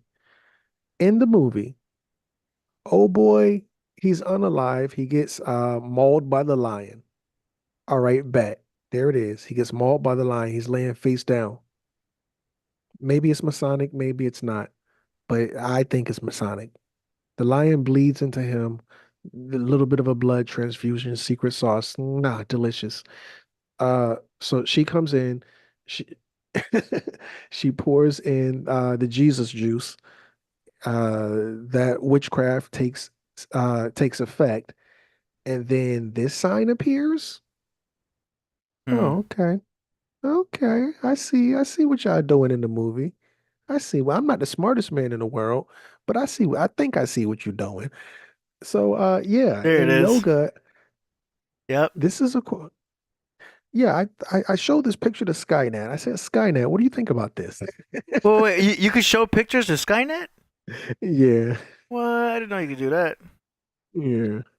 So Skynet said, in yoga and related practices, Ida and Pingala are two of three main nadis or energy channels that run along the spine, with Ida representing lunar, which is feminine, Hmm? and cooling energy on the left, and Pingala representing solar, which is masculine, and warming energy on the right. I said, oh, okay. So back to the movie. Craven gets airlifted to the hospital, where he flatlines, and the doctor says, okay, team, we've done all we can. I'm going to call the time of death 6:51. Bro, I done looked up 6:51 every which way I possibly could. I said, I know that means something. I couldn't figure it out. So I was so upset with myself. I'm like, oh, what does that mean? 6:51, Jesus in heaven. Anyway, so when he comes back to life because, he flatlined and they called his time of death 6:51. They don't know how he came back to life. So while he's in the hospital, Craven finds the tarot card that Calypso hid on him, on his person. As Dimitri greets him, because the next day his brother and dad came in, his dad walks in and bluntly says, why did you not shoot? Craven doesn't answer. Dad quickly barks again, saying, it's time to go. To which the registered nurse says, clinically, he was dead for like more than 3 minutes, sir. The dad ignores. He needs R&R, rest and relaxation. The dad, uh, Mr. Uh, Kravinoff, ignores the recommendations for the rest and leaves Ghana for London with his sons. So this is their house, if you can see.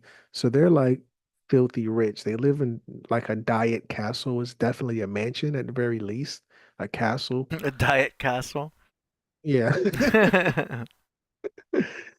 Um, so while he's home, because remember his mama just transitioned. Now he's home. Craven finds a note that his mom had left him, and basically this is his mom speaking from the grave. You must promise me you will never become a man like him. Talking about the daddy. The dad calls and questions him about freezing during the lion attack. You are weak like your mother. Are you crazy? Almost echoing the words of Craven's mom from her grave, he says, embrace who you really are. I got something for you, his dad says from the other room, talking through two doors, the French doors at that. So he walks through the French doors. You never have to be afraid again. And he looks at Czar. His head is mounted in his dad's office. Craven is livid, saying, he should have killed you. Craven runs up to his room where a falcon taps on his window. I'm not quite sure what to make of it, but this may be a sign to fly away, maybe? I don't know. Hmm. Either way, that night, Craven understands the assignment and he sneaks out where he's at the top of the third of the castle of the Diet Mansion. Bird's eye view. I don't know. Anyway, as you can see, the ledge breaks. He's on a ledge and he falls from the third floor and something unbelievable happens. He lands on all fours unscathed. His brother stops him in his tracks. I guess he's kind of a hunter too in this case. I don't know. Dimitri begs Craven not to leave him with Dad. Don't leave me with him. Craven tells Dimitri that he needs to visit Mom's favorite place, saying, I'm going. I'm sorry, Dima. That's Dimitri's nickname. That's not Dimitri's mom. So remember, um, her spirit is not talking to Dimitri, only Kraven, because Dimitri has a different mama. His mama's the the nurse's aide, the CNA. I'm being funny. Yeah, do not pay me no mind. Silly jokes. But yeah. So Dimitri says, just go if you're gonna go. So knowing that his dad is gonna hunt him because his dad's a hunter, he hitchhikes on a freight liner to Russia. And the suspicion captain asks, you wanna run? Yeah. Come on then, come on, the merciful captain says. Craven heads to Russia to reconnect with his mom's spirit. Is this him getting back to the matriarchal, because it's Father, Son, Holy Ghost situation going on? Maybe. I don't know. But he walks a long, lonely road when he encounters a stampede of buffalo. Now he's in Russia at this point. Are there buffalo in Russia, or are there yaks or something? Listen, don't get me to lying. I don't know. And for the sake of the movie moving forward, I don't even care. I Mm. understand that they're just trying to make a point. So let's go with it. And this is him at the very bottom of the screen. I don't know if you can see my cursor, but Yeah, we can see your that's him cursor. right. Okay, yeah, that's him. And the stampede is heading right for him. Mm-hmm. So where have you seen this movie before? Wow, with the stampede, huh? Am I tripping? Am I drinking too much of the Jim Jones Kool-Aid? No, that's either they're stealing or they're rhyming. They use this term called rhyming, and to where they're not necessarily copying something, but they're rhyming it. You know? Well, Lion King is Disney.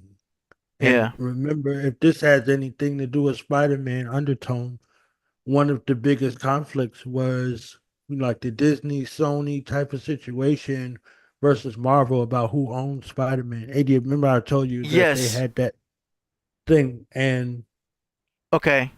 That brings yeah, us to the super chat real quick, and it's not much of a tangent here, but Coverboy was asking AD how come Craven didn't fight the Puma, and so I looked it up, and I guess the movie, this Craven movie, it's called an amalgam of two comic book versions of Craven.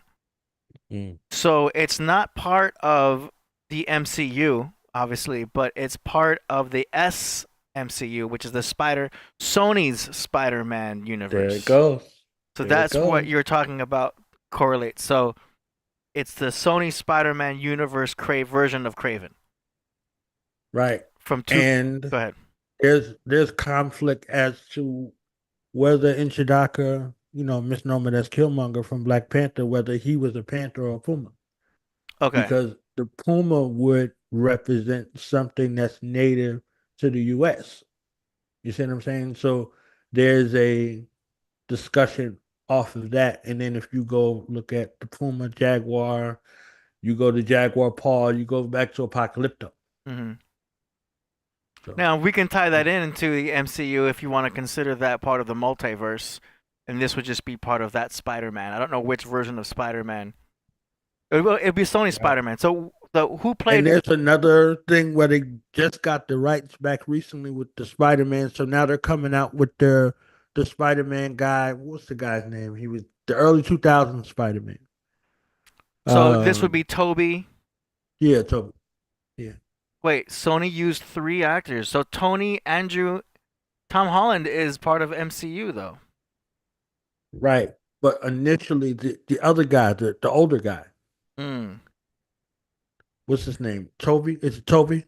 Yeah. He for that three the trilogy, that original So trilogy Toby that they and had. Andrew were both part of Sony's Spider-Man.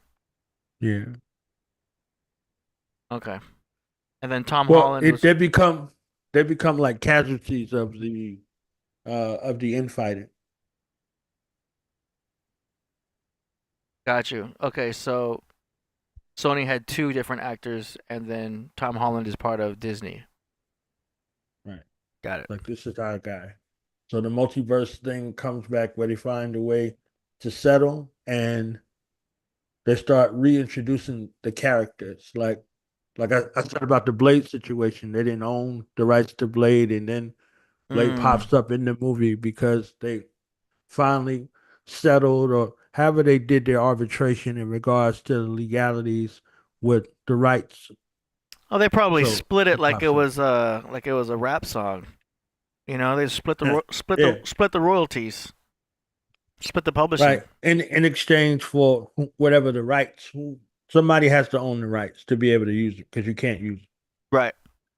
So Uh, they had all of those watered down versions because they didn't own the character, not just the Wesley Snipes situation, just the character. So when they make variations, from copyright, when you make something a variation of something, it's not the same thing. And the yeah. same thing for trademark, right? So you're not infringed. There's no infringement right Right. there. That's why it's cheaper to cover a song than to make your own version of the same song.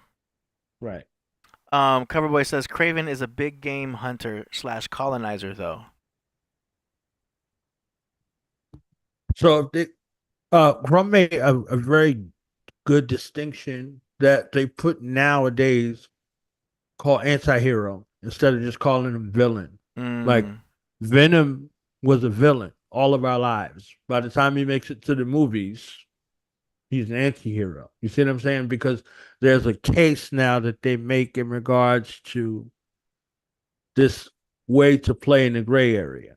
Yeah, like you're rooting for the bad guy, Right. kind of like Right. Suicide So Squad, because they're yeah, they don't want, bad guys doing right, good things. quote unquote. Yeah. So it's So all perception. so much more attractive that way too, isn't it? Right. Right. Batman was almost considered a anti-hero. Don't get me started on Batman. We were just having a good time. Just having a good time. Okay, you guys go ahead. Yeah, looking like Nimrod. I mean, it's Hmm. all a matter Oh, of perception, right? It's all a matter of perception. So perceptually, the father wanted the son to be like him, and then there's a space of legitimacy versus illegitimacy, and then the conflict goes back and forth. That's Cain and Abel. That's the story also. Legitimacy versus illegitimacy. Jacob and Esau, as you touched on, legitimacy versus illegitimacy. Uh, Isaac and Ishmael, same. The stories of the brothers in that space in regards to legitimate versus illegitimate and how to have strife. There's a relationship between Spider-Man and Venom that's illegitimate, like Carnage. You see yeah, what I'm saying? So when you go through these particular pantheons, there's a closeness between what's his name? Magneto and Charles Xavier. Legitimate versus illegitimate. Even hmm, in that Joker before this one, the most recent one, there's a hint that there's a relationship between Joker and Batman, right? So this wedge is old age because it's the twin of life and death, right? So back and forth with that type of situation. interesting. Nimrod is seen here holding a lion, Right. and Right. And it's David, if you look at David, David was the king in that space. Like, he was a shepherd's boy, and his ability to be able to protect the sheep was his insight on how to take down Goliath, because he kept what did they say? He kept off the lions and the bears. You understand? Like, the lions and the bears off of the sheep with a slingshot. So mm, So it's just very interesting in regards to these personages.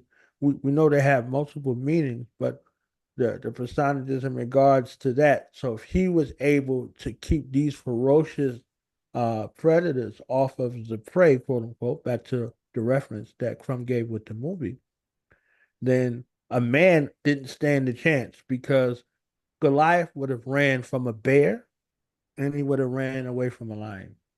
You see what mm. I'm saying? So this animism uh, layer that's being added even this personage of what law and authority looks like in regards to Nimrod, this lion that's in his arm, he has it in one arm, like nothing. He means absolutely nothing to him. Like he could just break his neck. You understand what I'm saying? So, but there's a thing where there's a connection between this man and the lion, right? The fourth beast of the throne in Revelations. Hmm. It's interesting because Nimrod has become a derogatory word, and he Right, calls on you Nimrod. right. And they say he's born on December 25th. Okay, so there's the astrotheology right there. Because we all know what that is. Yeah. And that found something, unless Crumb is ready to continue. I don't want to be about 651. Mm-hmm. Want to get it real quick. Take your time, Pastor. Take your time.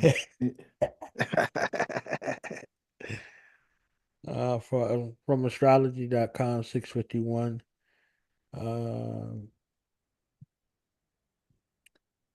If you're seeing this number lately, 651, you're in luck.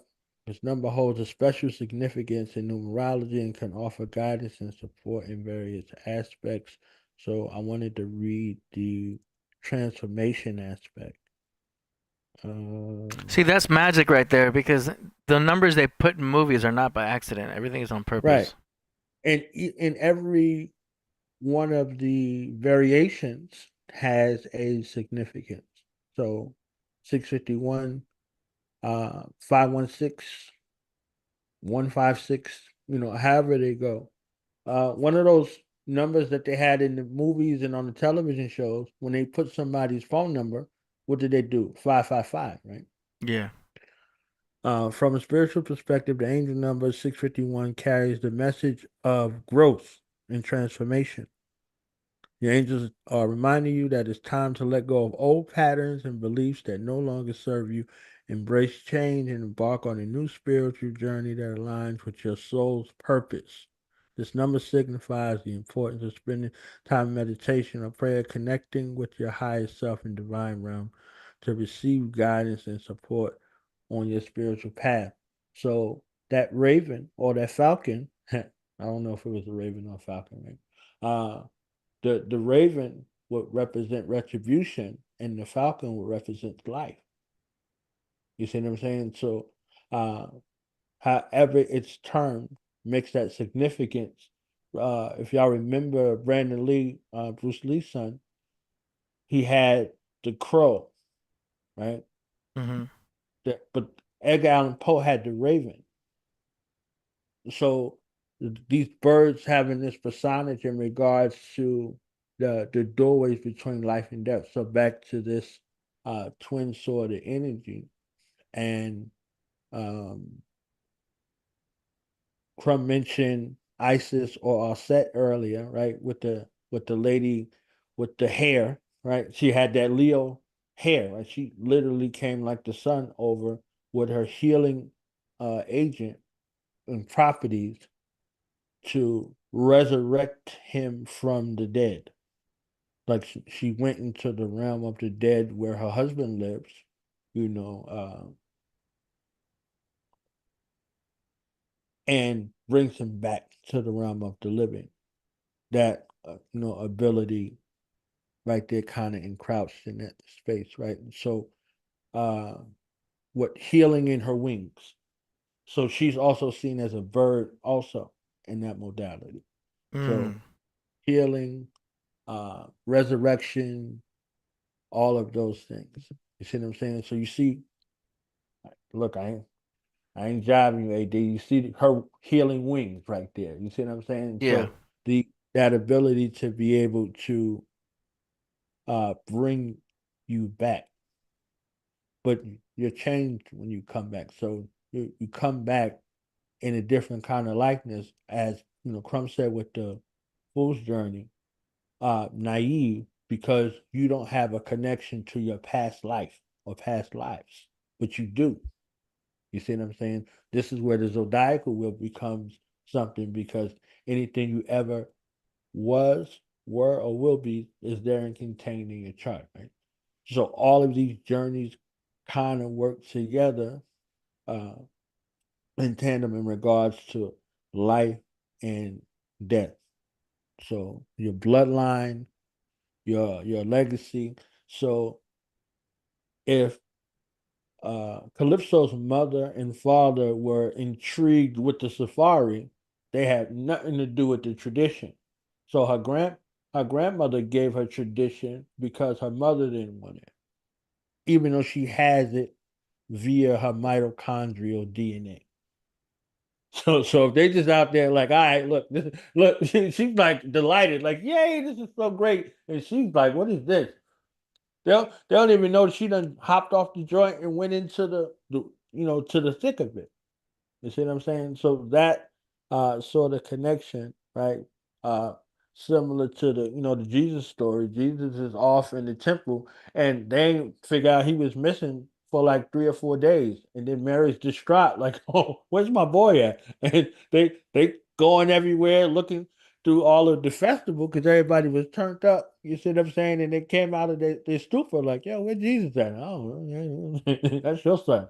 You understand what I'm saying? And they go looking for him, and he's up in the temple, teaching with the elders. And they like, "Yo, where you been at?" He like, "What you looking for me now?" Like, basically, like, well, y'all ain't noticed I was gone for days. So, the stories in regards to this thing, they all run, you know, from the ancients to now in regards to this hero's journey. So from naivety to coming into knowing, coming into being, in regards to knowing what your purpose is, and that space. So I believe we're getting deep into this realm of self discovery of what happens. Well said. Well said. Shall we continue? Yes, sir. So yeah, he ditches home, catches a freightliner, hightails it to Russia, hitchhikes, takes this long, lonely road. The, the stampede comes, and he and his joint looking like freaking Simba from Lion King. So he's scared for his life when dot dot dot one of um the bison, the buffalo, the water buffalo, whatever it is, the yak. I don't know what it is. Somebody help me out. It just stops there and just stares at him. Now, the one thing I do notice is that one of his horns is broken. It's the left horn. Um, Not sure if that means something or not. I assume it does. When you're dealing with the left side is in Italian, left means sinister, sinistro. Um, Dealing with the left is because left hand is dealing with dark magic. When you're dealing with the left, you're dealing with creativity. You're dealing with things that are out of order. You're dealing with chaos. That's another one for the left. So his left horn is broken. I'm not sure if that has anything to do with anything I just said. I'll leave you to determine that. But by this time, it's pretty painfully obvious that the animals are communicating with him and he's communicating with the animals. He had the situation with the first Thundercat, the Lion King Czar. I, looked him in the face. After that, it was the hawk. Now it's Bison, M Bison from Street Fighter. I'm joking. Street Fighter. It's Yeah, it's the it's broken Bison. column represents death too. So you might have the twin space in regards to life and death right there being represented. That's powerful. So I was thinking to myself at this point in the movie, he's communicating with all the animals. Where have I heard this story before?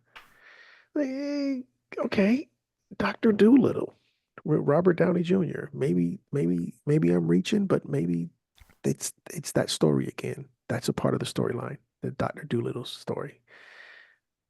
Where else have I heard this story before? So I asked Skynet, what did they think? And Skynet says, yes, the fictional character Ace Ventura, portrayed by Jim Carrey, is known for his ability to quote unquote understand or talk to animals, a key part of his persona as a pet detective. And we're going to see where, he's somewhat of a detective as well. Um, and that's a key part of his persona is this Steve Irwin crocodile hunter persona with the animals. But, anyway, so he finally reaches his mom's sanctuary. It was a dome representing femininity. And every time he taps in to his mama, uh, you're going to hear this Russian woman sing this song. Um, but Skynet said, while domes are often associated with the heavens and eternity, the idea of a round dome specifically representing the divine feminine is a more modern, esoteric interpretation rather than a universally accepted religious or cultural symbol. Here's a more detailed explanation. Domes and symbolism. Domes, particularly in religious architecture, are often seen as representing the heavens, the vault of the sky, or the divine realm. Oftentimes, you're going to see these domes on the top of churches or even a mosque. I think even like the Capitol building or the White House has a dome on it. So I found it interesting that he goes to a dome. Um, if anybody, stop me at any point, or I'll continue. Coverboy says Terminator Universe, Skynet is considered evil. That is a true statement. Didn't China buy the name Skynet and there's a company? That is another true statement. Yeah, they have a Skynet literally in China.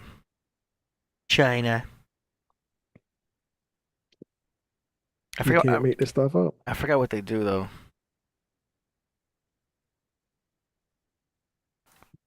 Um, shall we continue? Yes, go ahead.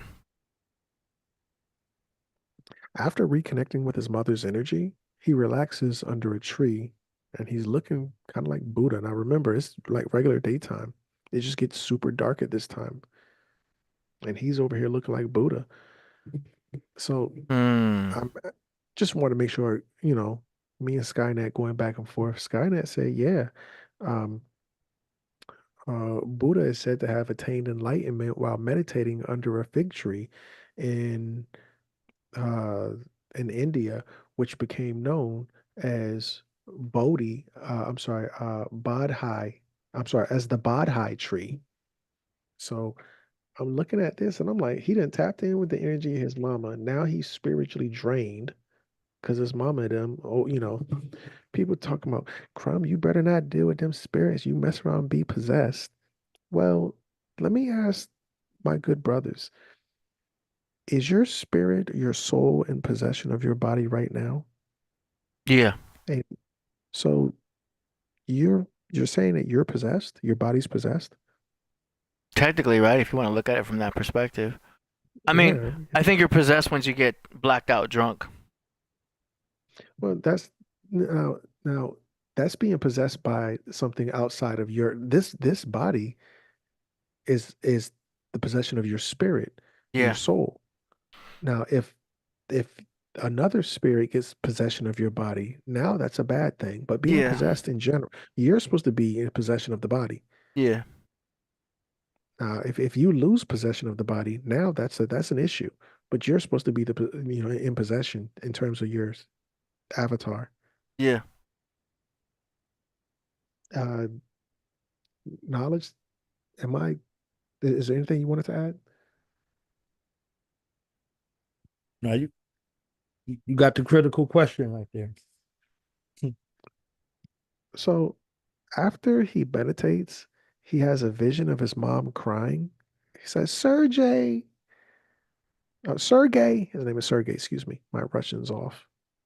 That was the only thing she said, and his dad dominated his mind from there on out. His dad was saying these little one-liners, But he, and while he's in his stupor against the tree, his mom, Sergey, Sergey, that's all she was saying. But the dad came in there after she said that a couple of times, and he was like, he said this, then he said that, then he said this, and I'm like, God dang, his dad in his joint drill sergeant it up. He was just kind of, you could tell who was the dominating voice in his mind, which was obviously his Pop Dukes. So finally, his dad says something, barking this and that, and his father's words break his meditation. I'm sorry, actually, it was his father saying, Sergey, Sergey. And then he wakes up. He embraces at this point in time, after he's meditated against the tree like Buddha, he embraces his superhuman abilities and he chases a deer.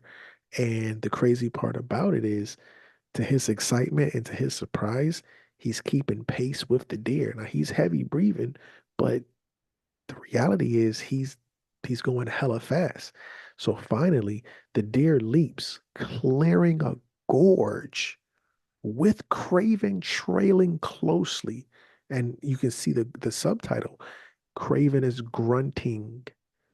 Why is Kraven grunting? Because Kraven's tapping in to his lower self. Remember, when you're dealing with breathing, based on how many times you breathe, you're in a certain mindset. When you calm down, does your breathing speed up or slow down? Slows down. When your breathing slows down, you go to a state of zen. When you start panting, it's called hyperventilating. When you start panting, that's that's the breath of a beast. That's how the beast breathes. He's grunting now. He's getting into his because remember, your breath is your chi. He's getting into his zen, his rahukaduk, his spirit. Remember, this is holy breath. So now he's breathing like an animal. He's in his lower chakra. So this leap across the gorge symbolizes and marks a change in Kraven. Kraven looks back in amazement. You're not supposed to look back. Go ask that girl who turned into a pillar of salt. Anyway, Kraven looks back in amazement. He is now a Hebrew. Does anybody know what Hebrew means? I can't define it off the top of my Hebrew head. Hebrew means to cross over. Hmm. Him jumping across that gorge symbolizes him crossing over. Hold on, let me make sure. So now he hears something and he skedaddles up a tree. He scurries up a tree. Um, and that's him in a tree right there, getting a better vantage point. Now Craven can hear. He hears a distinct gunshot echoing in the distance. Now he can see far, and he zooms in, uh, and he sees the poachers who say, "Just the horns, leave the rest." Craven zoomed over, and he sees a bunch of those water buffalo or those yaks or whatever they were from earlier. And he savagely unalived some of the poachers, but like a couple of them got away. Afterwards, he gazed into the eyes of the buffalo and he saw himself. Craven is now a beast, as you can see Craven's reflection in the beast eyes. The eyes are the gateway to the soul. He was grunting earlier. He has superhuman speed, breathing. I'm sorry, not breathing. Speed, running, hearing, vision. He sees himself as a beast. He is on the level of the beast. He is one with the beast. So I don't know if anybody knew this, but Aleister Crowley infamously called himself the beast. So he is at that level in this instant. So anyway, fast forward to present day. Craven has remodeled his mom's spot and made it his home. When he catches more poachers, you can see the horns in the back of the pickup truck. He stops them at like this little gate area, kind of look like Auschwitz from X-Men when when Magneto goes over the story of how they tried to bring him into those that concentration camp. Tell me why Kraven bites the guy's nose off. Bro, this is some Quentin Tarantino Yeah, fiasco. that's crazy. Now, when you're dealing with a Marvel character, whether it be a superhero or a bad guy, we're punching, kicking, throwing stuff, bombs, anything, everything's on the table. Biting noses off? No, sir. Wow. If you When remember M. Night Shyamalan's in his universe, because he has his own comic universe, Unbreakable Splitting Glass, the guy who was a kid in the movie, he goes from the kid to the guy with what is it, did dissociative something disorder, where he has all of these personalities, and the highest manifestation of all those personalities becomes the beast. And the beast is that character that engorges on the wicked. He believes that the broken people are the powerful ones, and the other ones they're unclean. So he basically hunts them and ingest them, quote unquote. So this kind of looks like this representation in regards to the Aleister Crowley. This becomes like the highest form of manifestation, for this beast form. Even the Bible says, uh, now the serpent was the most subtle beast of the field. You see what I'm saying? So that space, when given dominion, even the beast of the field are mentioned. So this animalistic thing goes from animism on this path and journey to animalism, even down into cannibalism right here. That's being represented. This is supposed to be the highest form of mastery, being one of those uh, animals. Even the colloquialisms nowadays, it's like, yo, I'm a beast at that. Such and such is a beast, right? So they still give reference. You see what I'm saying? They're still giving reference and reverence. So, he's there, he's growling. His ascension or his level of enlightenment brings him to the deepest depths of this animal, nature that's there. So, just interesting, the significance. Nice.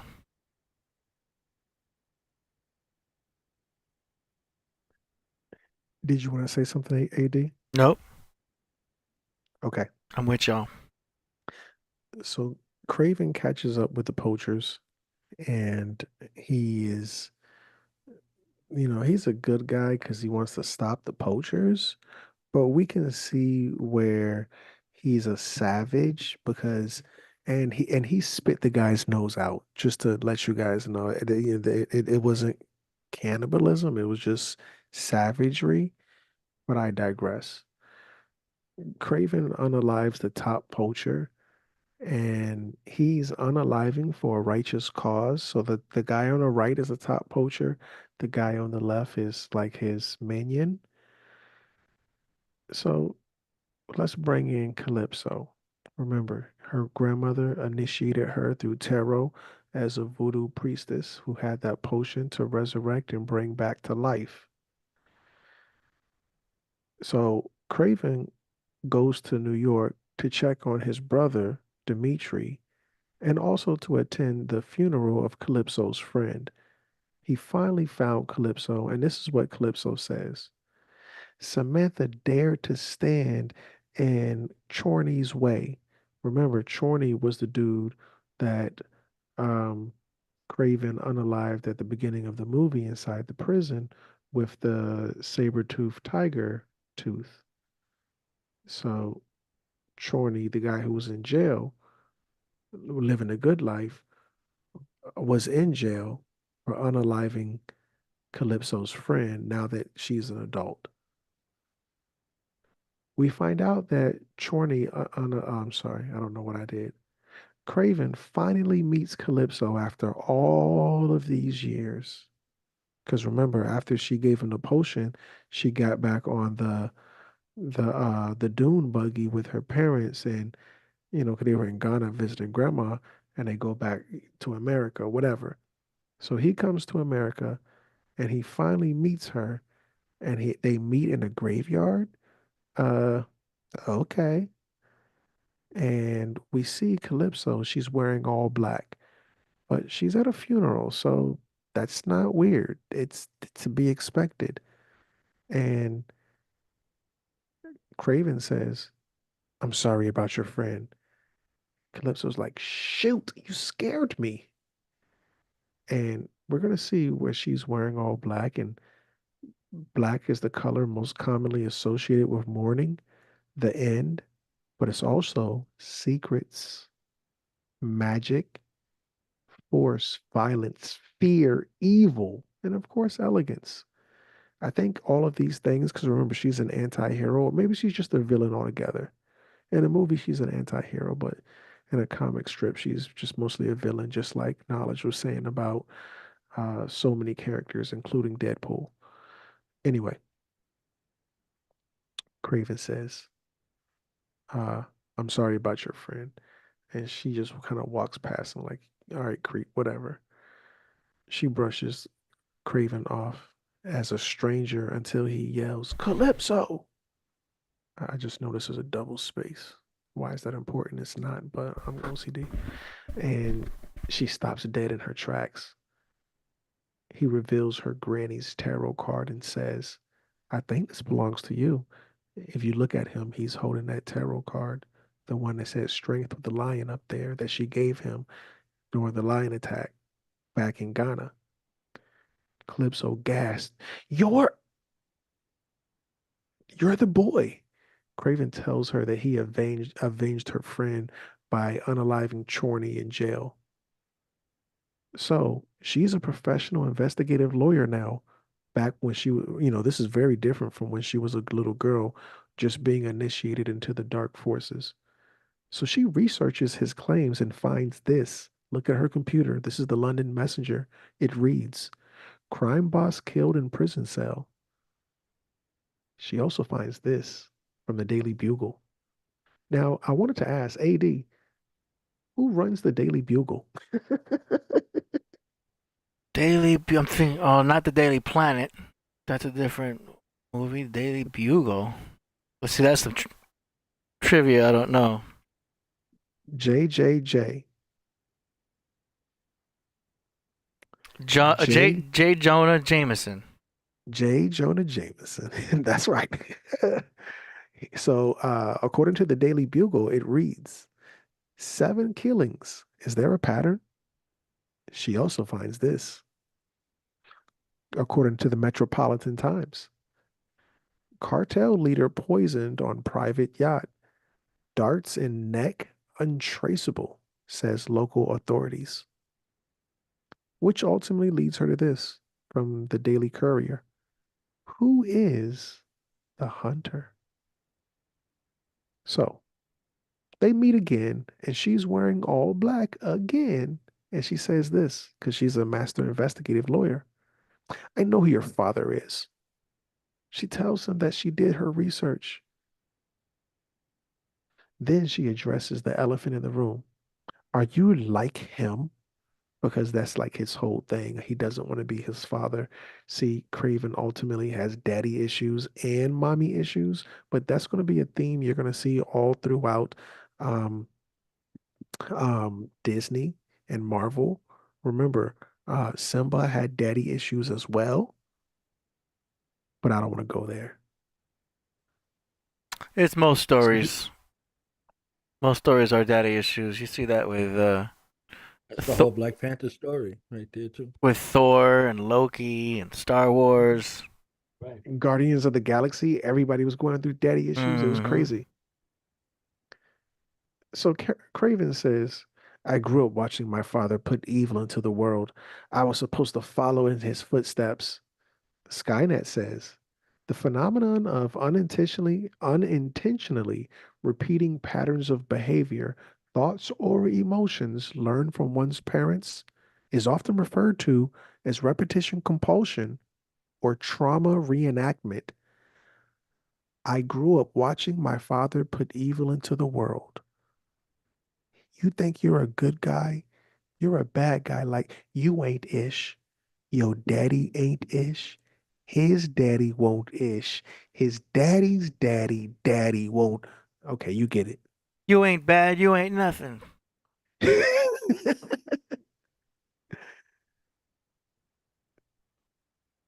So now, Craven reveals that he did his research too, saying, "You're one of the best investigative lawyers in that place."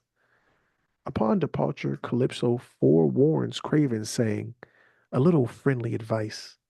If you keep going after the names on that list, people you care about are going to get hurt."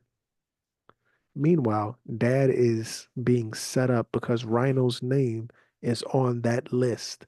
There's a list of people that Craven is hunting. Instantly, Dimitri says, "The next one's for you, Papa." You see, Dimitri, he's a piano player.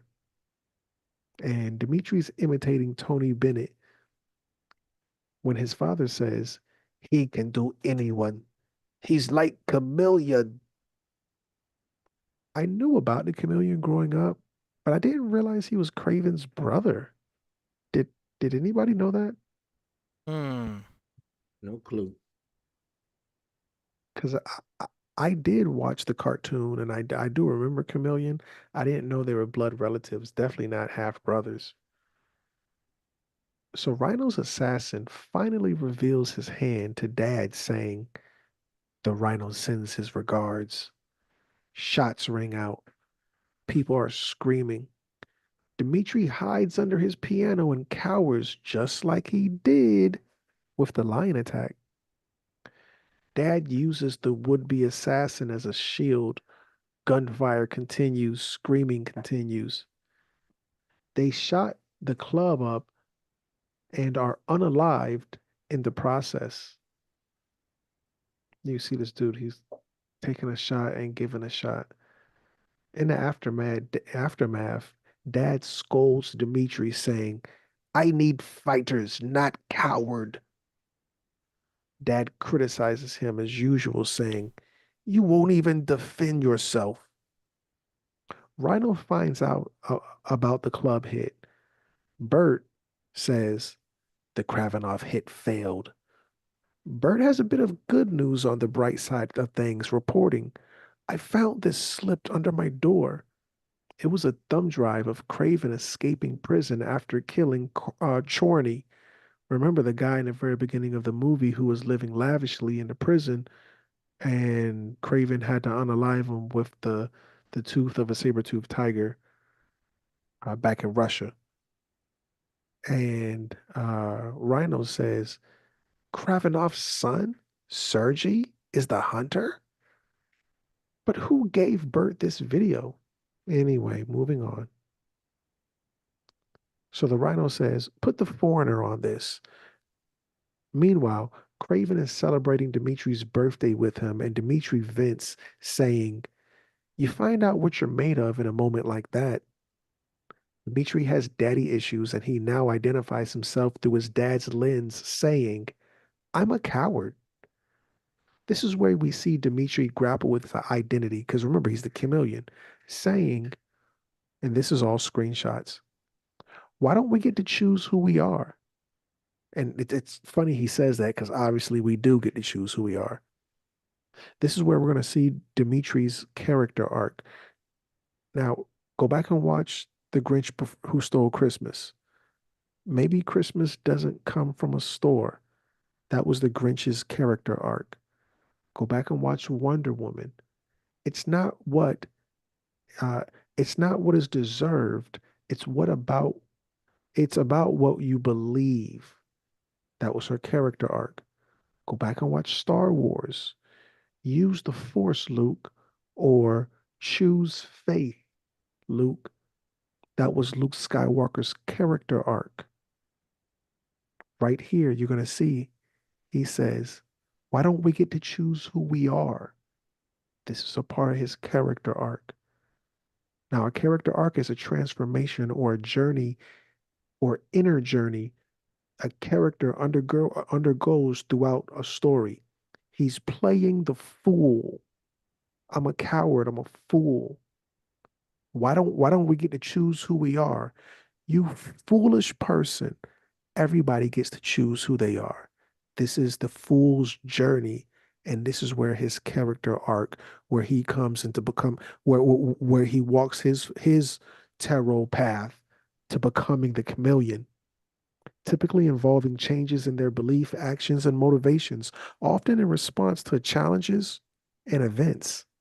This is character arc. Now, to get the right answer, as me, your brother Crumb, always says, you must ask the right question. So Dimitri asked, why do I have to be me? I need to be strong, fearless. Kraven, whose privilege has blinded him, asked, Dima, why do you want to be anybody but yourself? I say privilege because Kraven was born legitimate and he was treated as such. Dimitri was beat like a red-headed stepchild. Go back and look. A lot of times when you saw the children who had red hair, they were illegitimate children who had no daddy. Why is there always a stepchild who got the red hair? Little orphan Annie. She was a stepchild. She was an orphan. Red hair. Pippi Longstockings. Another orphan. Red hair. Redhead stepchild. Wailed. Oh, these redheads, these kids, them kids are red hair. Don't nobody know who their daddies are. Don't forget Raggedy Ann. Why these redhead stepchildren raggedy? They're dirty. They're bad. They need to be beat. Oh, the ones with red hair, you got to beat them more. You got to beat them harder. The gingers have no souls. Gingers have no souls. Remember Copper Cab? Bro, don't you have a ginger cat? Yeah, technically. And he's crazy. Anybody who has ever been to the studio knows that AD has a ginger cat that's mean as hell, like Church from Yeah. Pet Cemetery.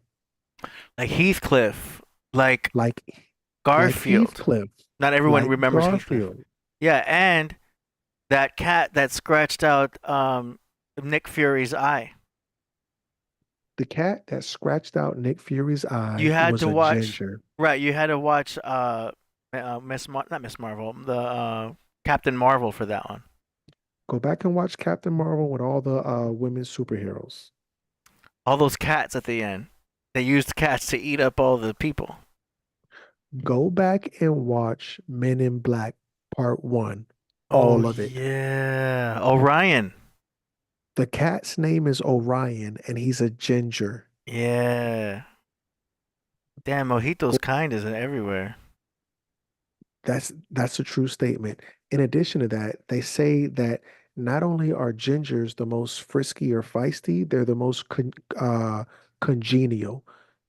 Ginger cats are the most friendly. They make friends. They know how to work a crowd, humans or other felines. It's weird, but that's a part of their character. Look at your emojis. When you type in a cat in the emoji, it's always an orange cat.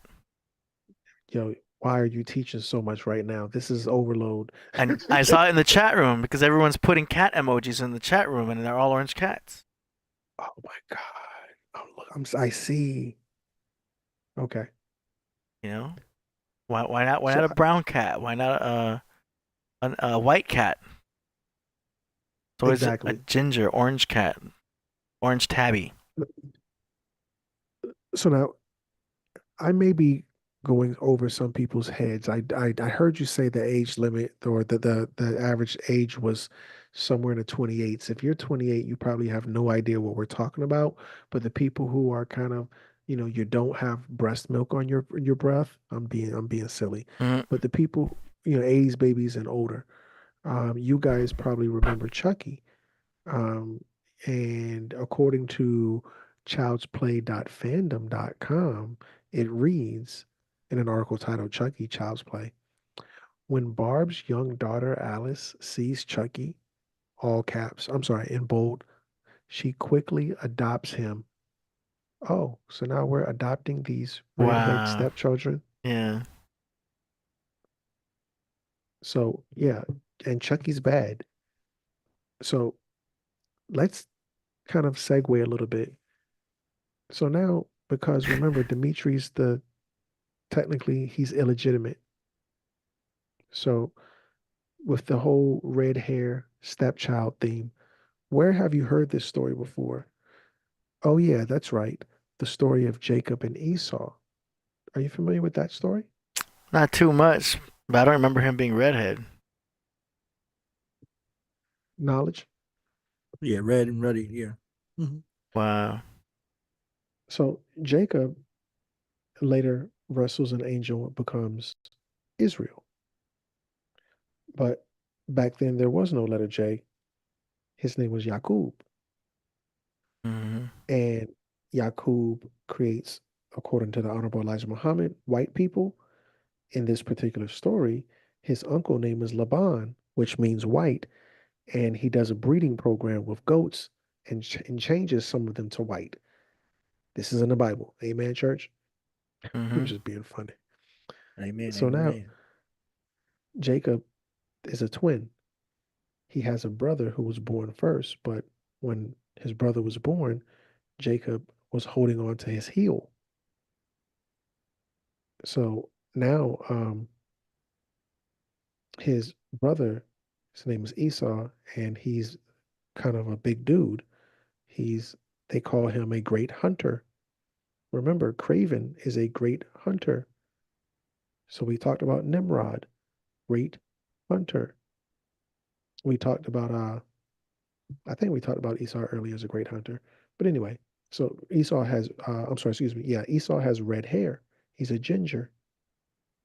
And anyway, he sells his birthright to Jacob for a pot of soup. He basically sells a Bentley for a Twinkie or some ramen noodles, even worse. So anyway, after Dimitri's birthday, they go back to Dimitri's house, and Craven struggles to go to sleep. He starts hearing his mother cry, Sergey, Sergey, Sergey. And you can see him right here. He's on the couch. He's trying to sleep in the house, but he's going deeper, deeper into the beast mode because of that potion that Calypso gave him. So the city life is irritating him, and he hears his mother crying out to him, saying, Sergey, Sergey. So he goes outside barefoot and falls asleep peacefully. And it says, remember, he's grunting and all this other stuff. Now he's breathing deeply, according to the captions of Netflix. So he goes barefoot outside and falls asleep peacefully. He is becoming more and more beast like. He is barefoot and his feet are dirty.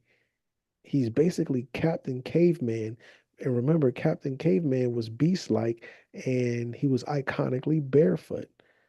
Uh, am I reaching on this one, or what say ye, gentlemen? No comment yet. Kind of like a Flintstone. You had the Captain Caveman and son. Captain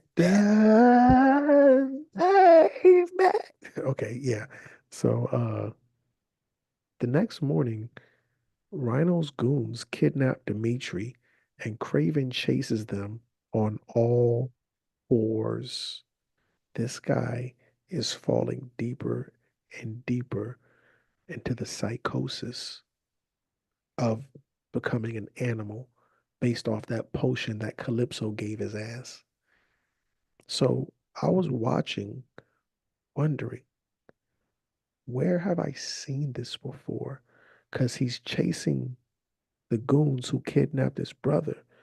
And I swore when I'm watching it, Kraven looks like this. I'm like, oh shish. He's on some Tarzan type of situation, movement. Kraven is regressing into a troglodyte. Have you heard that term before? Troglodyte? I have not. I remember you speaking on caveman before. Oh no, not caveman, but George of the Jungle type stuff. Knowledge born. Are you familiar with a troglodyte? Yep.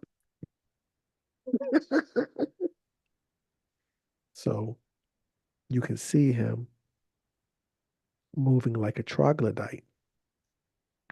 So Hmm. I had to go and check the Carfax, talking to Skynet. Skynet says a troglodyte Niger. You can pronounce it any way you want to. I ain't gonna pronounce it at all. Hear me now, understand me later. Troglodyte is an archaic scientific name for the common chimpanzee, parentheses, pan troglodyte, used in the 18th and 19th century natural history publications, particularly in the works of this one dude. More detailed etymology, troglodyte, this is the very bottom of the page, comes from the Greek word meaning cave dweller, people that live in caves. In the context, this is Skynet. In the context of Tarzan stories, the character Tarzan, raised by apes in the jungle, often finds himself exploring and navigating caves, sometimes for shelter or to escape the danger. As seen in episodes like Tarzan and the Mystic Caves and Tarzan and the Caves of Darkness. This is a troglodyte. This is a cave dweller. So the story goes, this is the story. Yaqub, this is Jacob. This is in the Bible. From where you get this from? This is the Bible. Yaqub, in the Bible, his name is Jacob. There was no letter J, it was only a letter Y. Yaqub creates white people. 600 years later, now he transitioned, he dies. 600 years later, they keep up the program. It takes 200 years to change the shades to finally get white people. So Yaqub creates white people. White people run amok. They get exiled uh, into the caves of Europe. And they sit in there for a couple thousand years where they regress into a beast-like state. But not all of them regress into a beast-like state. Some of them remain hold the intelligence that they had, that their father Yaqub gave them with the book called 120 Degrees of Tricknology. So some of them, they continue their father's, it's called grafting. They continue their father's grafting program and they try to breed themselves back into regular black people. But instead of breeding themselves back into black people, they create what is known as the troglodyte Niger. This is where the troglodyte comes from. It was the Yaqub experiment, which initially took place on the island of Patmos, the same place that the book of Revelations was written on. From the island of Patmos, they go to the caves of the Caucasus Mountains, right there where Ukraine and Russia are warring over, that same strip. So now they put it in the movie. Kraven sprints through the concrete jungle barefoot in full beast mode. He's running like a Madagascar lemur or something. This is wild. Omer, who's going to be the henchman for Rhino, goes from the van, which you see right here, he's chasing, which is going backwards, to a helicopter. He gets concerned as Kraven continues to turn up. Kraven jumps like Jordan and launches a spear. This dude is next level, which the spear impales the gunman clean out. Get to the chopper. It it impales the gunman clean out of the chopper. But Omar still escapes, and Kraven runs to Calypso's firm. Calypso, again, is in all black. There's no funeral today. Why are you wearing black today? So she's pissed off that he came there after spearing a guy through the chest. And she says, "This is my place of business, Kraven." But Kraven always runs to Calypso. Go back and watch the cartoons and go back and read the comics. That's just what he does. So after he tells Calypso, Kraven goes and tells his dad, and his dad informs him that there's a $20 million ransom on Dimitri's head. And the people who kidnapped Dimitri, which is the Rhino, they sent back Dimitri's finger. Dad says he's not going to pay Omar or the Rhino. Kraven is pissed. Kraven calls his dad out, "But you're a freaking drug dealer, bro. Just give him the money." Dad retorts saying, "But I didn't abandon him. Remember when Kraven was a kid, Dimitri said, 'Don't go and leave me with Dad.' Dad found out about that, and he throws it back in Kraven's face. This is the first time Dad shows any real emotion. He uses it to shame Kraven. You abandoned him." This is where Dimitri's heart, this is where Kraven's heart is at, and Dad just bites it out of his chest. Up until now, Dad has remained stoic. Stoic is a word that basically means to endure pain or hardship without showing your feelings or complaining. People who stay stoic are basically emotionless. So the Rhino sends Calypso Dimitri's location. This one dude is telling the girl where Omar is at. He's holed up and he's holed HOLED, holed up in a monastery in the outskirts of Ankara. Calypso calls Raven and tells him, "And this is where you'll find your brother." The Omar trap is set. Rhino gets the word that the hunter's on his way. Kraven knows it's a trap, but he has no choice but to go get his brother. This is in northern Turkey. Kraven scales the fortress wall. So I was looking, and I said, "Look how Kraven is climbing the wall." It was effortlessly, almost like Spider-Man. Go back and watch, go back and read the comics. Kraven became Spider-Man, or at least Venom at one point in time. I don't know if this is kind of a omen to, hint towards that. I don't know. Anyway, Kraven breaks in and creeps on all fours. Here he is again on all fours. Clearly, he is most comfortable as a beast at this point. Kraven lurks in the shadows. His eyes glow yellow like the Lion King who initiated him. Look at my red arrow. If you this part was a little bit scary in the movie. Please, what do you think? Hey, AD, did you have something?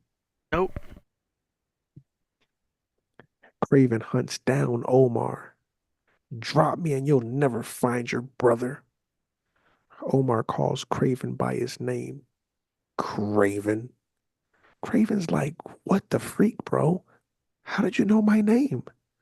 Kraven looks into the distance because he has like this whole zoom lens situation going on, Google Zoom or something.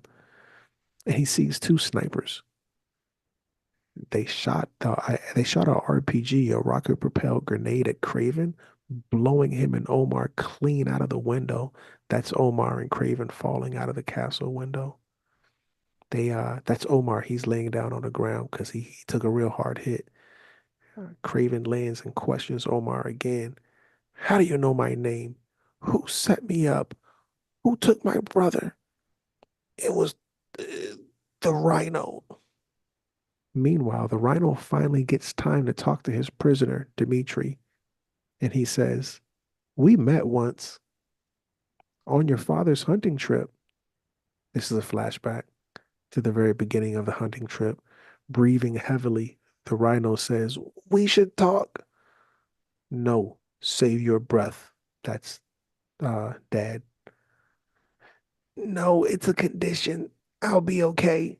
He's kind of like Darth Vader situation when he's talking. As long as I can take a few breaths here and there. One thing you should know about me, I'm sorry. One thing you should know about me is that I'm always thinking about the future. I want to be your partner. The I want to be your partner thing is kind of like his one-liner throughout the whole movie. He says that to everybody. What is your name? My name is whatever his name is. You don't have name. In this world, you barely exist. So what can some no-name, non-existent, conditioned, suffering fool, here we go with the tarot, offer up to the Kravenovs? Nothing. I am here teaching my sons the joy of stalking, and you, your imbecilic voice are stalking me. That's the flashback. It's over. Dimitri says, I don't remember that. No, you don't. My hair was different. Meanwhile, Calypso breaks out another outfit. Calypso's wearing all black yet again. The the funeral's way over. So at this point in time, I'm like, okay, so Calypso's just gonna wear all black in every single scene. Apparently so. Moving on. In mid-conversation, the Rhino is set off when Dimitri asks, so have you spoken to my father? Has he agreed to pay? No. Nikola Kravenov was never going to hand over $20 million to get his bastard son back. You came into this world as an accident. The Rhino tells Dimitri about his medicine. I call this my feed bag. It's a mixture of medications to manage my condition. Remember, he had that Darth Vader breathing condition situation in the beginning of the movie. I was underestimated too. I knew I would never have your father's respect. I found someone, a biochemist, a professor, Miles Warren. So I asked Skynet, who the heck is Miles Warren? Skynet said he's a Marvel comic character best known as a villain, the Jackal, a mad scientist and biochemist, just like Rhino said. He's obsessed with cloning and experimenting on himself. He's also a professor of biology at Empire State University, where he meets Peter Parker and Gwen Stacy, and his obsession with Gwen leads his transformation into the Jackal after her death. But anyway, so Dimitri says, I'm sorry, so he's talking to Dimitri, and you can see where Dimitri got his finger cut off. He's just listening. He was developing a procedure, the Rhino goes on, to increase strength tenfold. I signed up on the spot. Rhino disconnects his medicine tap. You can see it right there, my red arrow. The Rhino goes on to say, my skin, it started to harden. Now, of course, I'm talking to Skynet. We always talk. I don't got friends. Skynet said a cutaneous horn is a conical, hard, keratinous growth on the skin. It is a type of skin tumor that typically appears as a small, pointed projection. The exact cause of a cutaneous horn is unknown, but they are thought to be related to an overgrowth of keratin, the protein that makes up skin, hair, and nails. They may also be associated with, get this, sun exposure, sun family. That's 111. Well, see, no, I don't want to say that. I'm not going to say that at all. I'm not going to go there. Sun exposure. I'll leave it at that. That's basically what we're going to see. Then this is a cutaneous horn. Remember, the bad guy, his name is Rhino. Press 111 if you understand. The bad guy, his name is Rhino. So now Rhino disconnects the tap for his medicine, and his skin get hard, and he gets cutaneous horns. AD, are you familiar with a cutaneous horn? Brought that up. I remember before. We did talk about this. I just forgot about it. Yes, knowledge born, cutaneous horn. Yeah. So that's a situation dealing with light, and it causes the skin to harden and to form a horn. This is and I encourage anybody, just Google cutaneous horn. Don't be opinionated, be informed. Don't be opinionated, be informed. It's called a cutaneous horn. They never said in the movie what his condition was, but his skin got hard to the point that his ass grew a horn. I said to myself, I ain't the smartest man in the world, but I done seen this before. I ain't the smartest man in the world, but I seen this before. Anyway, so in the movie, he takes off the medicine and he says, I'm indestructible once my skin gets hard.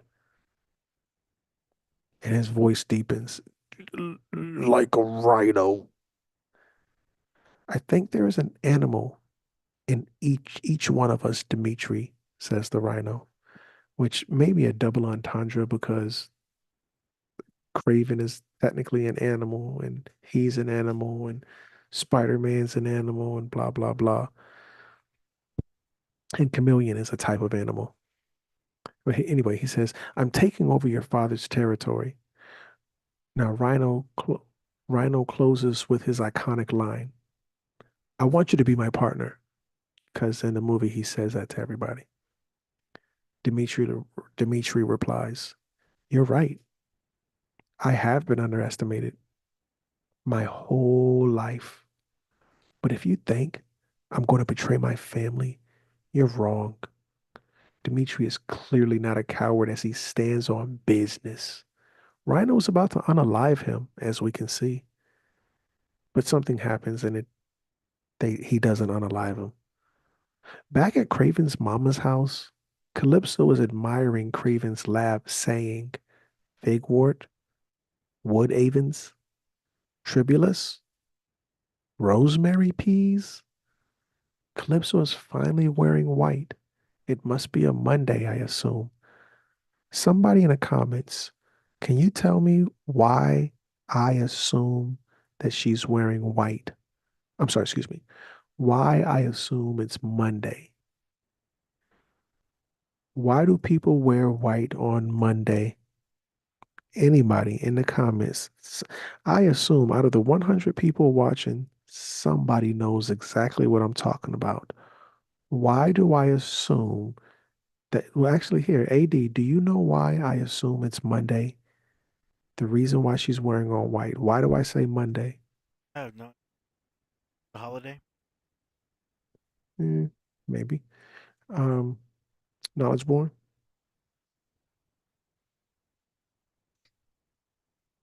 Why do I assume it's Monday? The reason she's wearing white. Moon Day. No, sir. So I was watching a podcast. Well, it was the Joe Rogan podcast, and he was talking to that white dude. I'm sorry, the Italian dude, and the Italian dude said that he wore a white shirt every Monday, and I was like, white shirt? I don't understand. So it's a part of I think the white guy got in tune with it through Catholicism, but Calypso got into it through her grandmama.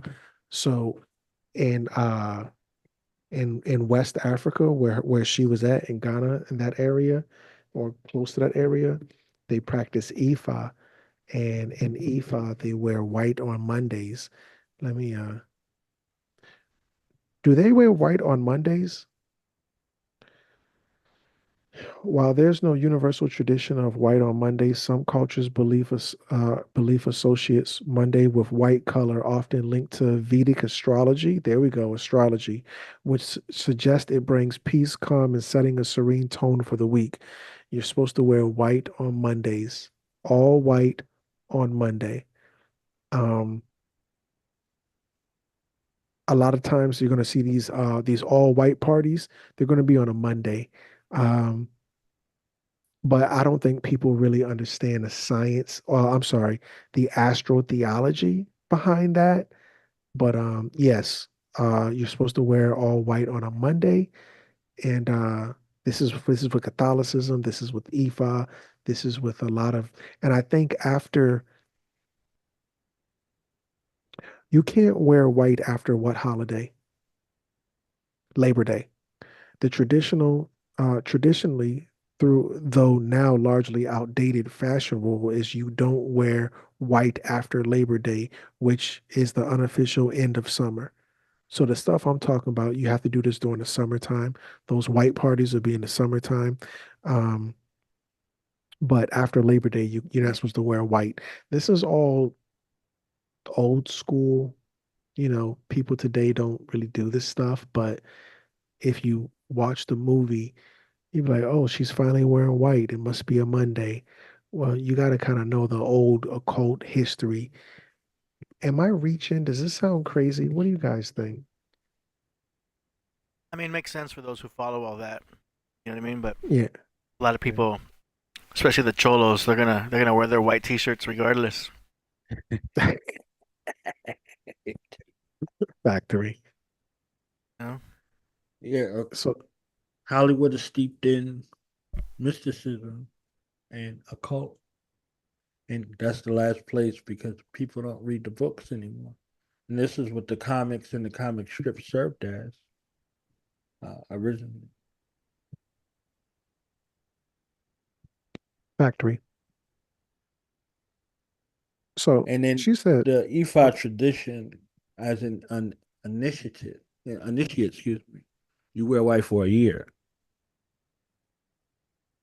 Like you shave your T head and you wear white for a year. So factory. So she says, rosemary peas, they'll kill you. And he retorts, or save you. Nature's funny like that. Periclesis, his most famous quote was, poison is in everything, and no thing is without poison. The dosage makes it either a poison or a remedy. And I find that to be interesting because if you get bit by a snake, the actual anecdote is the snake poison, the snake venom, excuse me, That's which I crazy. find to be, yeah, you can't make this stuff up. So she goes on to say, "What are you trying to do here?" Which he says, he cuts to the chase. "Tell me about this." It was my grandmother's. We were on a safari visiting her that day. I've been trying to figure out what was in here for years. My grandmother was kind of a mystic. Kraven basically wants to tap into black girl magic. Ugh, Somebody, I'm sorry. that was just a Josh, a laugh. Like he wants to attack him to his inner black girl magic. He said Okay. he been trying to figure. He's so funny. He been trying to figure out what was in here for years. I said, "Hey, I know that's right." He want him some black girl magic, and I am not mad at him. Listen, I don't blame you, Craven. He says, I'm sorry, she says, my parents didn't like to talk about it, but she was a very powerful woman. She said it would heal whoever drank it. I need to know what was in here, and if you can get me any more. No, she died not long after that trip, and I never saw from her again. I'm sorry. And I never saw her again. Meanwhile, Rhino was on the way to Craven's mama house. Interesting piece, Rhino says to the foreigner. And the foreigner, listen, I love comics, and I want to ask the family, press 333 if the foreigner is less than a B-list celebrity. I don't know who the foreigner was in the cartoon movies or the comics. Why did they put the foreigner in here? Nobody knows who the foreigner is. I was more upset with the foreigner than Captain Marvel, which is basically Miss Marvel. The foreigner, Ugh. the, does anybody know who the foreigner is? Like in the movie, because I didn't see the movie. No, just in general. You know? Like, bro, I know who Thor, I know Iron Man. Bro, don't nobody know no daggone foreigner. Who's the foreigner? Hmm. Come on, guys, give me a better Somebody, bad guy. somebody from out of town with a British accent. Right. Like, come on, guys. Find some better villains. Meanwhile, Craven's on his way to Mama House, and the foreigner pulls out a piece, and the rhino's admiring it. The foreigner talks about a poison dart laced with a fear chemical made by MI16. Are you guys familiar with MI16? I'm sorry, not 16, MI6? Mission Impossible 6? Mm, The first thing I thought. knowledge? Yeah. MI6 is the Secret Service intelligence agency for the British government. It stands for Military Intelligence Section 6. And the foreigner says that he's gotten this concoction from their Secret Service. And he says, I find this formula I'm sorry, I find this formula that was developed by MI6. Anyway, apparently Calypso is back in black, but I'm not mad because because they kept her sexy and classy. Bro, I'm not one to like be attracted to the women I can't touch in real life, like on TV or whatever. Hmm. But she was wearing this dress in the name of blonde hair, blue-eyed Jesus. She was the way she was wearing that dress. There got to be a white God in heaven somewhere. Jesus in heaven, she was wearing. Okay, Looks I'm good, right? moving. Whew, my God. So they come for Craven, and Craven turns up. He snaps a bear trap on the dude's Oh head. my lord. Bro, this movie would make Quentin Tarantino smile. It is very gruesome. I ain't never, he Yeah. snapped. Ah, come on. Jeez Louise. You're supposed to be a hero, bro. There's supposed to be like a level to this. He ice picked the Doom. Guess who got ice Damn. picked? Guess who got ice picked in the dome piece? Jerome's niece on her way back from Jones Beach. I'm just being silly. Man. He hit this dude with a spiked log booby trap. Are you kidding me?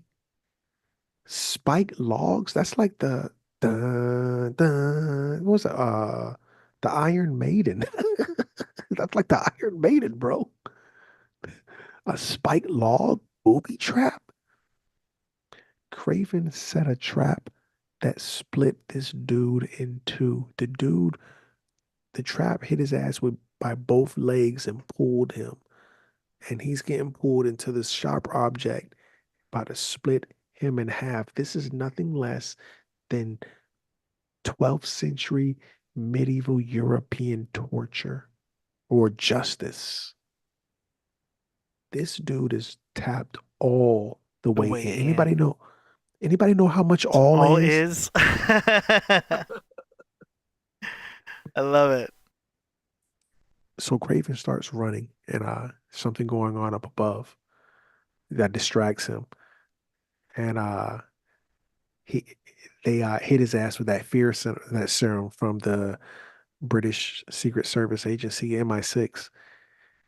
Dad told Craven with that fear would kill him. Craven looks up and sees his worst fear. Spiders? Craven sees spiders. His worst fear is spiders. Like, I thought women were scared of spiders. Oh, it's a spider. Get it, daddy. Somebody, please. Mouse. Well, like a dainty woman. So it was just weird. But we know. Do you know who Craven's arch nemesis is that he always fights?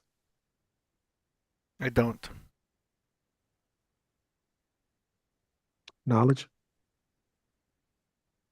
Was it Venom or Spider-Man. Spider-Man? Spider-Man Ah.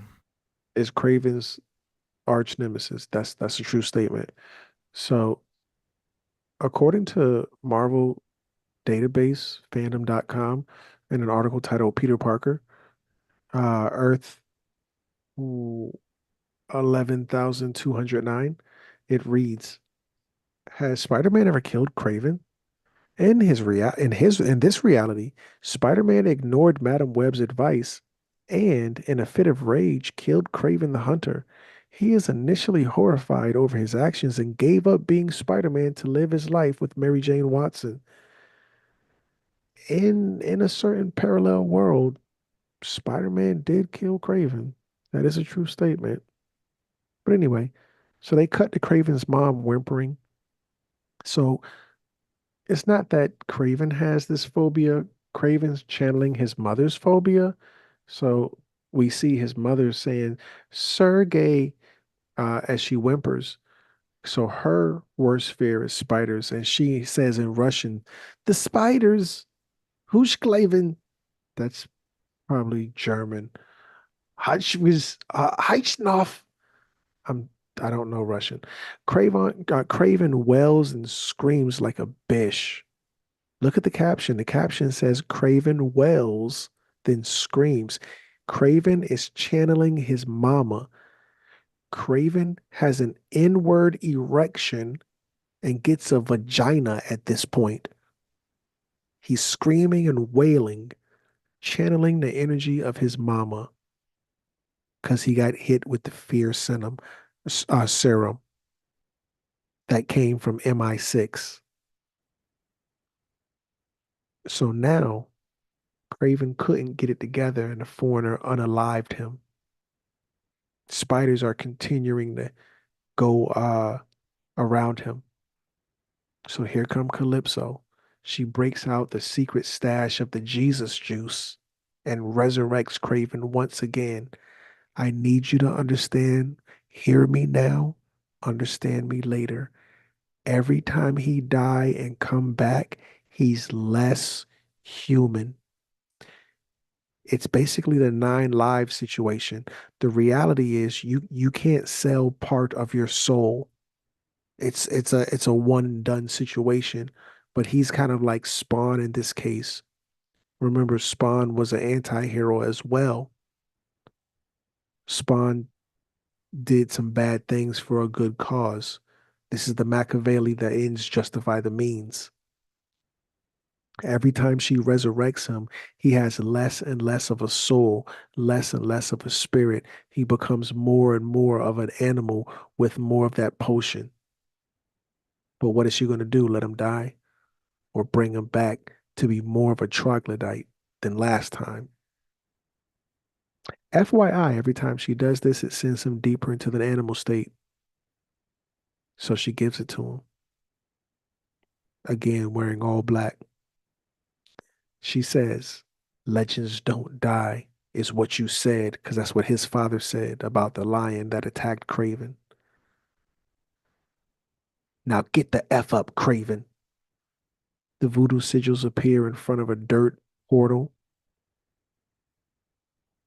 Then the portal becomes grassy, and that caduceus appears again, that voodoo caduceus. You see, Kraven is alive, but he's looking fragile. Calypso flashes more of Granny's Jesus juice. Kraven says, I knew you had more of that. Calypso says, well, forgive me for not trusting a effing lunatic with my family's deepest legacy. And as you can see, Kraven still looks fragile. Get up, she has to muster him because he's very weak right now. Don't make me regret this, she says to him. As the rhino makes his getaway, he says, does anybody else see this? I'm sorry, does anybody see what I'm seeing? Off in the distance, there's something going fast, raising a trail of dust. Dimitri already knew what the deal was, and he buckles up. Rhino follows, but takes his own type of safety measures, unplugging his medicine tap, and his skin starts to harden. Rhino's skin gets hard with mutated melanin. We can see it in his face now. This is called a cutaneous horn, a skin condition based off the sun. The stampede is charging just like it did when Kraven first walked this long and lonely road. We can see the stampede off to the right. The stampede is about to run directly into these trucks. I don't even know if these water buffalo are even native to Russia. And it just seems like Jumanji, the way the timing is of these bad rhinos always charging. Anyway, so the rhinos, not the rhinos, but the buffaloes charge. Boom. Knocking them everywhere. The men are screaming. The vehicle starts to flip around, and people get knocked out of it. But at this time, the rhino's going into full-fledged rhino mode. And so he yells and finally gets out of the vehicle, and he starts to grow his cutaneous horn, just like this woman. And maybe this is me being educational, or maybe this is me being petty. The world will never know unless I tell you, which I'm telling you. I just want to pull this picture up of this girl and her cutaneous horn because I'm being petty. Boom. He's in full rhino mode with his condition called a cutaneous horn based off sunlight where the skin gets hard. That is what you hear me now, understand me later. So the rhino, in true fashion, he's about to charge. He's running towards the truck, and Kraven is on the top of the truck. Rhino hits it. Kraven goes flying. Rhino charges at Kraven, who's against the truck, and I don't know if I thought he impaled him. Maybe he didn't, but Rhino is about to unalive Kraven ultimately, and Kraven delivers his last words. My father was right about one thing. You are nothing. Rhino, who can't believe his audacity, growls. Kraven spots Rhino's Achilles heel, which is that tap for his medicine, and he plugs his ass. Pause. But he jabs a sharp object into the only place where you can penetrate him. Kraven questions Rhino, but to get the right answer, you must ask the right question. So Rhino says, how is even the great hunter can't even see what is right in front of him? It was obvious there was his dad. He finds his father in northern Russia. The dad sarcastically asks, how'd you find me? I'm a hunter. You sent the video, didn't you? Remember that thumbnail that Bert had found and gave to Rhino? And you told Rhino who I was. Remember when Omar said Craven's name?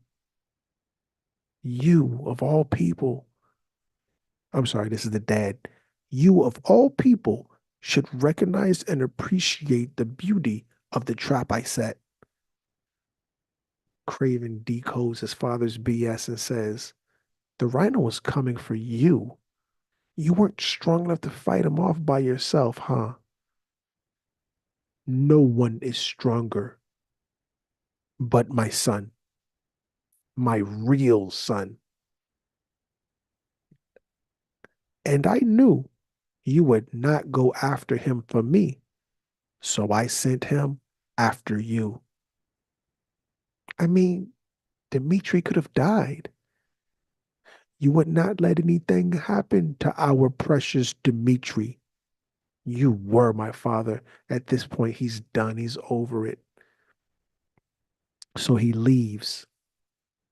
And as he leaves, what a coincidence. A savage bear comes up and mauls the father to death. 1 year later, Kraven and Dmitri celebrate Dmitri's birthday when Dmitri sarcastically asks, so what do I call you now? Mr. Kraven? He goes on to say, I feel almost born again. I found a doctor in New York. A little unorthodox, I must admit. A little unorthodox, I must admit. But he really helped me. I mean, changed me. How so? Hang on a sec. And as you can see, this dude is walking up because he took over his father's business. Since when did you have friends in the Bravada? I'm sorry, in the Bratva, huh? Now, the Bratva, I was talking to Skynet, refers to the Russian mafia, a collective of various organized crime groups and blah, blah, blah. But anyway, it's basically just a Russian brotherhood or a gang. I have business with lots of people, Dmitri casually says. Business? I thought you said you wanted to sell Papa's assets and get out of the business. I changed my mind. Dima, I didn't pull your ass out of the fire. Excuse me? You can become a man. Uh, I'm sorry. Dima, I didn't pull your ass out of the fire so you can become a man like our father. Excuse me? You put my ass in that fire. You're a man just like our father. No, I'm nothing like him. I have a code. This is the part, family, where he said, I have a code. Now you're going to see Kraven's. Well, Kraven is one step from his character arc. Kraven is one step from character arc. Talking to Skynet. Skynet says an anti-hero is a central character who, while often striving for a positive outcome, deviates from traditional heroic characteristics, possessing flaws, questionable moral codes. What did Deadpool tell you? Everybody loves an anti-hero. But remember what I told you. This dude, Kraven, the way he gets things done, he's biting off people's noses. Bro, you can't be a good guy and bite a person's nose clean off their face. Where they do that at? That's what I want to know. Maybe I'm asking too many questions. Brothers, what say ye? It's good shock value. Right. It's to get the people talking. The writers. Someone in the writing room was like, let's have him bite off his nose. And they're like, Jerry, you crazy. Let's do it. That's what I think happened. For the writing. Knowledge Agreed. more? Yeah, Perfect sense. yeah, I agree. So he says, no, I'm nothing like him. I have a code. And you're different than him? I'm better than him. You're not better than him. You're worse. How did Papa die again? Asked Dimitri. Oh, yeah. A hunting accident, was it? Don't lie to me. You think you have some kind of honor, huh? Some kind of code? Dimitri ends his birthday abruptly and walks out. Craven chases him and is stunned to find out Dimitri has shapeshifted into him. Look at Craven's face. Dimitri just showed Craven his power because he already arced a long time ago. That's Dimitri. That's Dimitri. He just shapeshifted. Family, if you ever heard of shapeshifting reptilians, press 444.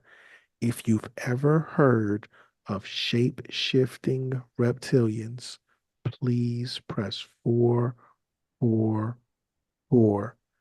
Old boy just shape-shifted on his brother, and his brother is looking at him like, what the freak just happened?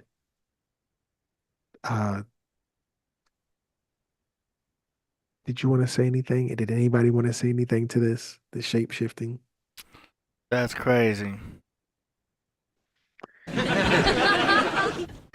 Pulled off Yeah. Mystique on him. Right? Yeah, It's still Marvel. Mystique is still. factory. Not only Mystique, Dimitri pretended to be Kraven, just like go back. Oh, Knowledge Born.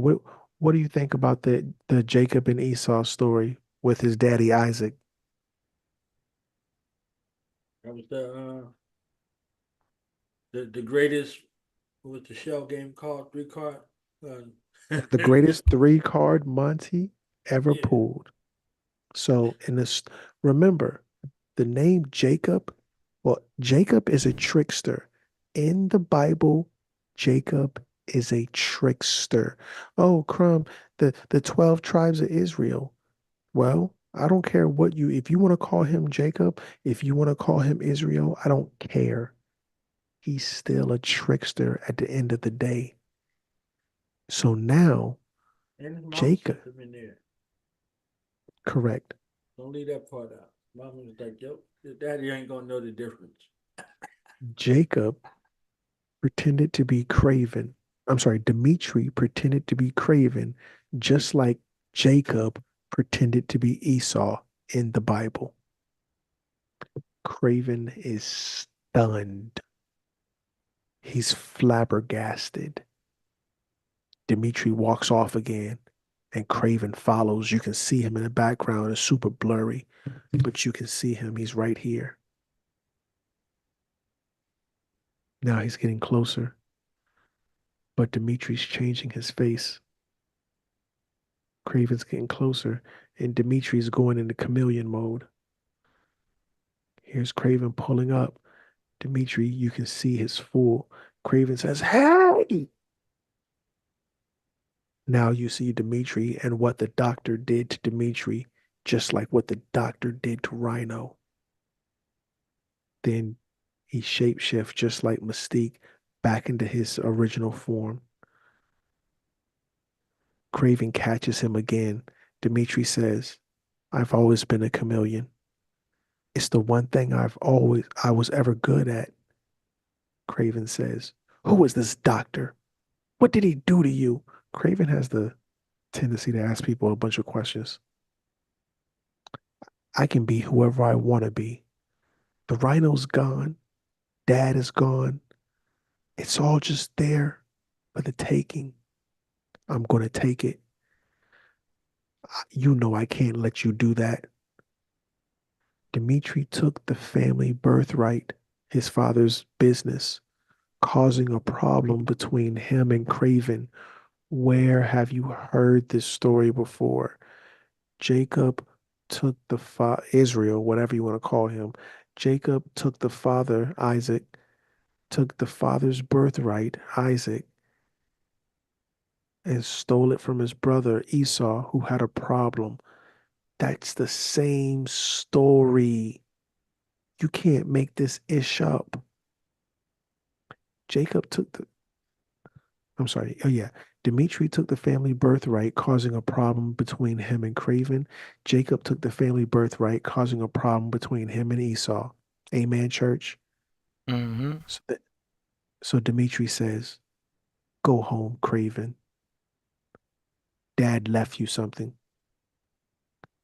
So now those ghostly voices, he's back in London, on the outskirts of London, at the castle, the Diet Mansion. So he's reading a letter from his father. Again, these are letters from the grave, from his dad, Nikolai. Sergey. Each of us has path to walk. Embrace who you really are. Same thing as Mama told him. And you will have the strength to walk it. Remember that card that girl gave him said strength. And the father kept talking about fear. And his strength was the lion. You are more than my child. Kraven's father gives him one final gift, the Lion King's pelt. In some Jewish traditions, according to Skynet, Nimrod is said to have inherited the garments of Adam and Eve from his father, Cush, which made him invincible, not his mother. Go back and look at the story of Kraven the Hunter. It's based off several famous hunter stories, including Nimrod the Hunter. Nimrod, according to Jewish lore, received a pelt from his mama, but the Jews will tell you that's not true. He received it from his daddy. In the movie, Kraven receives the lion's pelt of the lion. He said in the beginning, he says, Kraven, come, Kraven, come, I have gift for you. And it was the lion's head. Now this is the second and last gift that his father has given from the grave. And it was the rest of the lion's fur that was used to make a jacket or a garment. Same thing with Nimrod. His father gave him a garment. It says, here's a more detailed explanation. Jewish traditions. Some Jewish traditions state that Nimrod inherited the garment of Adam and Eve from his father, whose name is Cush, the son of Noah, and these garments made him invincible. Well, Crumb, where have I heard this story before? Good question. Here's the answer. Hercules wore the Nemean lion's coat after killing it, as it is impervious to the elements and all but the most powerful weapons. So this is the pelt, and he's reading the letter from his father. I am you, you are me, and I am you. We are hunters, the greatest the world has ever known. Now he's finally reached his arc, his character arc. He has become his father, who was a bad guy, and he has embraced it, even though he told Calypso he couldn't. But Calypso was kind of part of the problem because she kept giving him that antidote because he should have died in that jungle. So this is the story of Kraven, the Lion King, Tarzan, and several other movies, all wrapped into one. Verily say I say unto thee, church, there is nothing new under the sun. Amen. Mm-hmm. Amen. So that's 516 slides. I went through them as quickly as possible. Damn. I yield the floor. Great job, man. Was this your first time with that presentation? Yes, sir.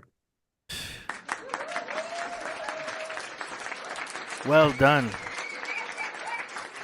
We put a link to the movie in the description box. If y'all don't have Netflix, you can check it out on Amazon, and you can also get it on Blu-ray and in 4K also.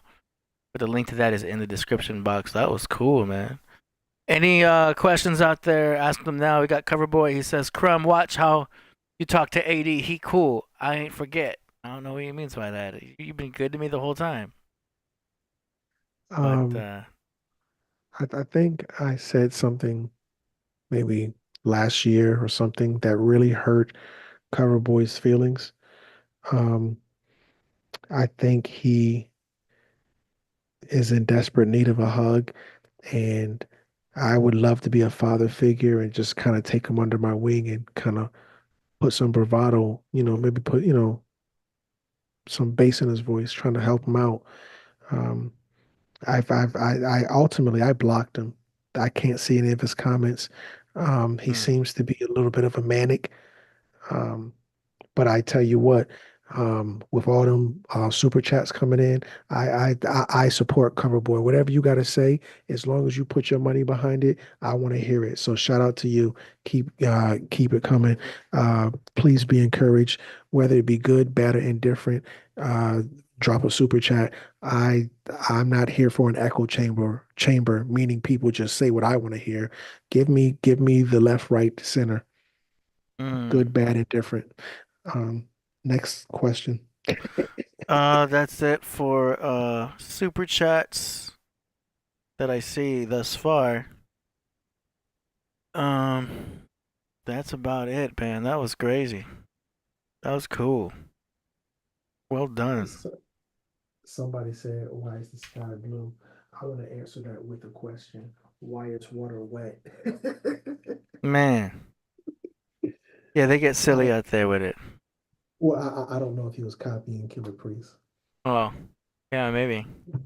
That was why is the sky blue? Why is water wet? Why did Jesus tell the Romans why? No, why did Jesus tell the Romans why Jesus slept? That was one of his songs. I don't know if he was quoting that or not, but even if he wasn't, we're on a Killer Priest podcast, so anything can be a quotable from here on out. True. Man.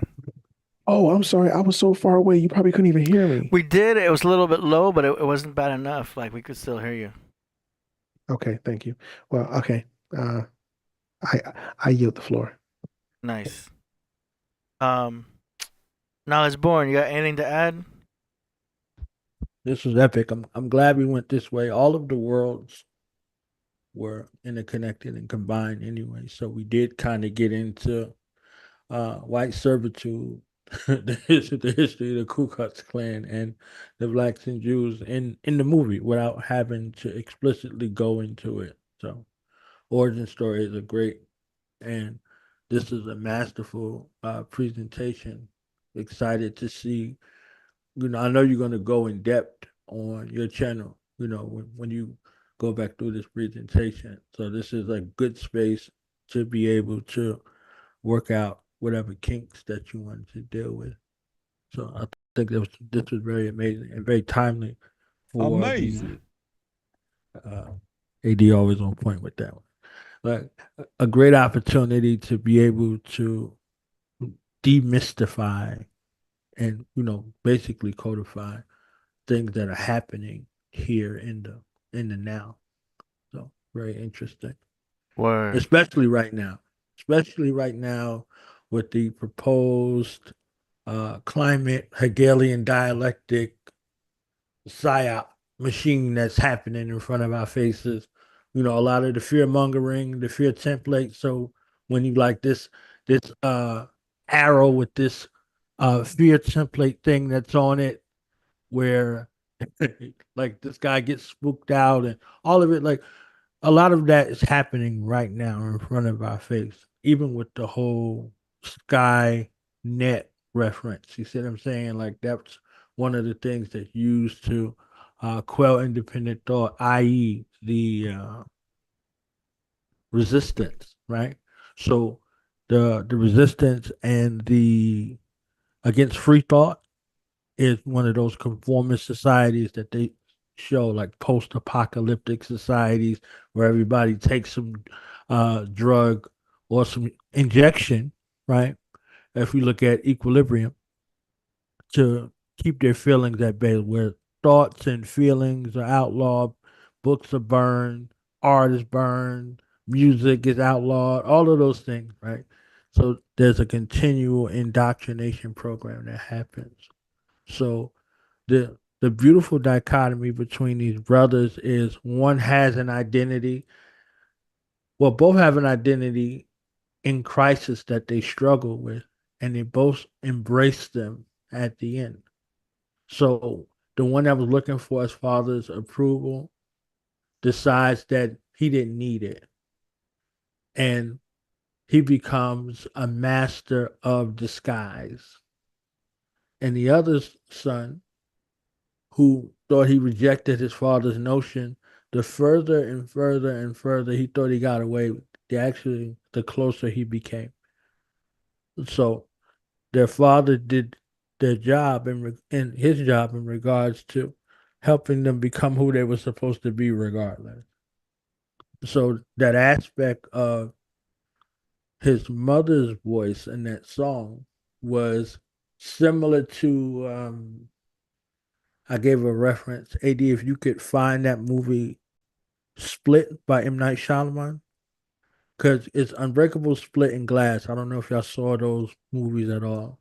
Um, that's the journey of the hero versus the journey of the villain, and the effects of the mastermind.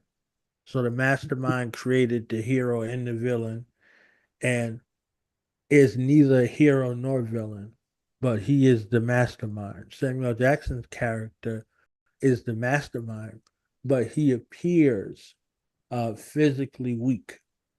Hmm. Like he has a thing where his bones break very easily. And Mr. there's a Glass. yeah, right.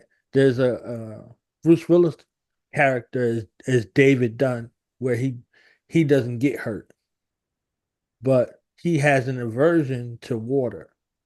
Water is his kryptonite. Craziest thing in the world. You can't make this stuff up. So the boy that I was talking about earlier, Crumb, if you remember, his name is Kevin Wendell Crumb. So Wow. similar to like Rumpelstiltskin in the folklore, if y'all remember, calling his name is the thing that breaks him out of every single one of those quote unquote delusions, but they're not delusions per se. They're personages to keep him safe. They're like people he becomes in order to keep himself safe from harm because his mother abused him on a regular after his father uh, passed away in the train crash. So like they're all their worlds collide. Pardon me. All the worlds collide when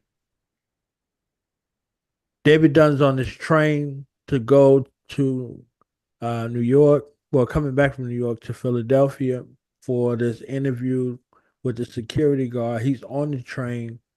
Kevin Windham Crumb's dad is on the train. The train derails, everybody transitions except two people. One survivor and he's not harmed.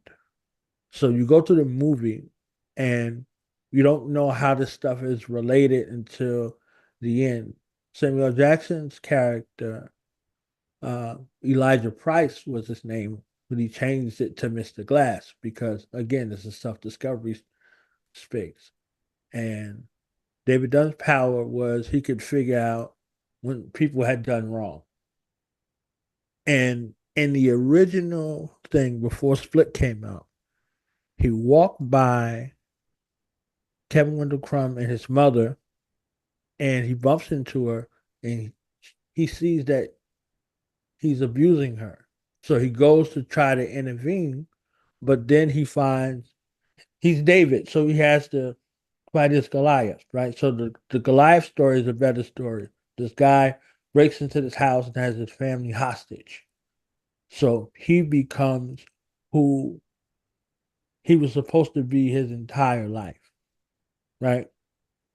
And his son, Joseph, helps him become who he is.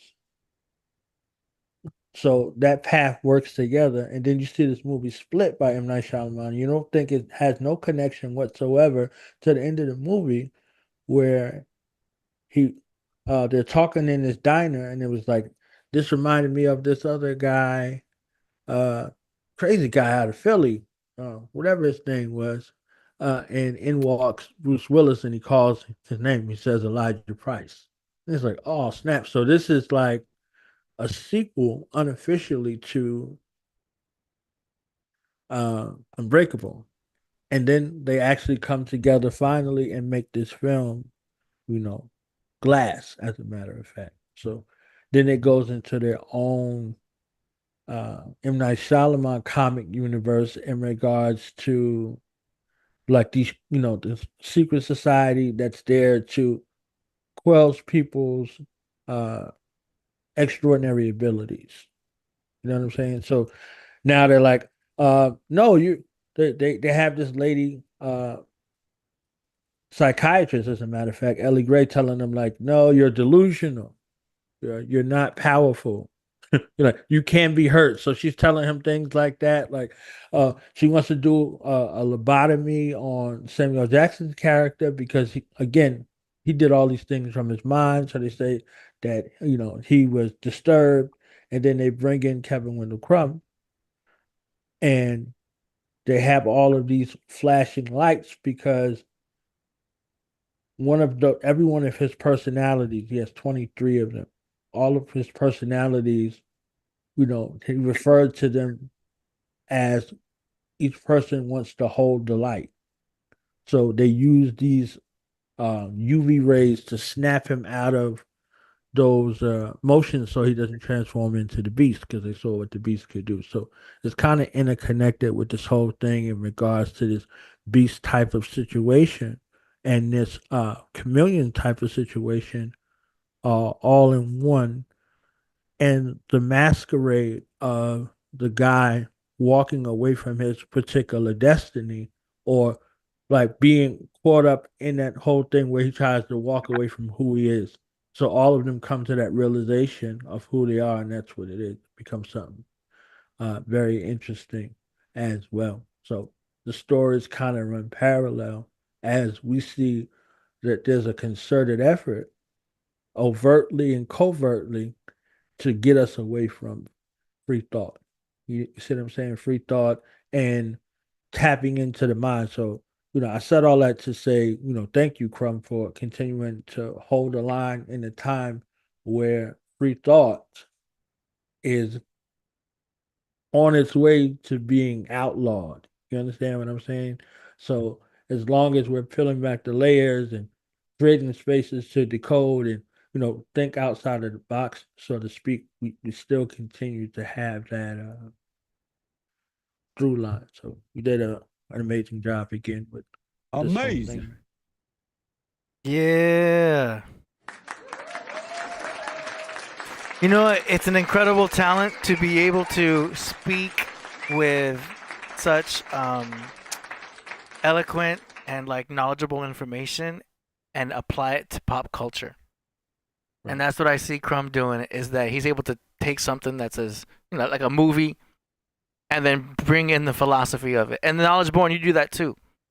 I noticed that, like, you know what I mean, able to use pop culture and the things that are happening in a modern way, and then show the esoteric and hidden things, within it.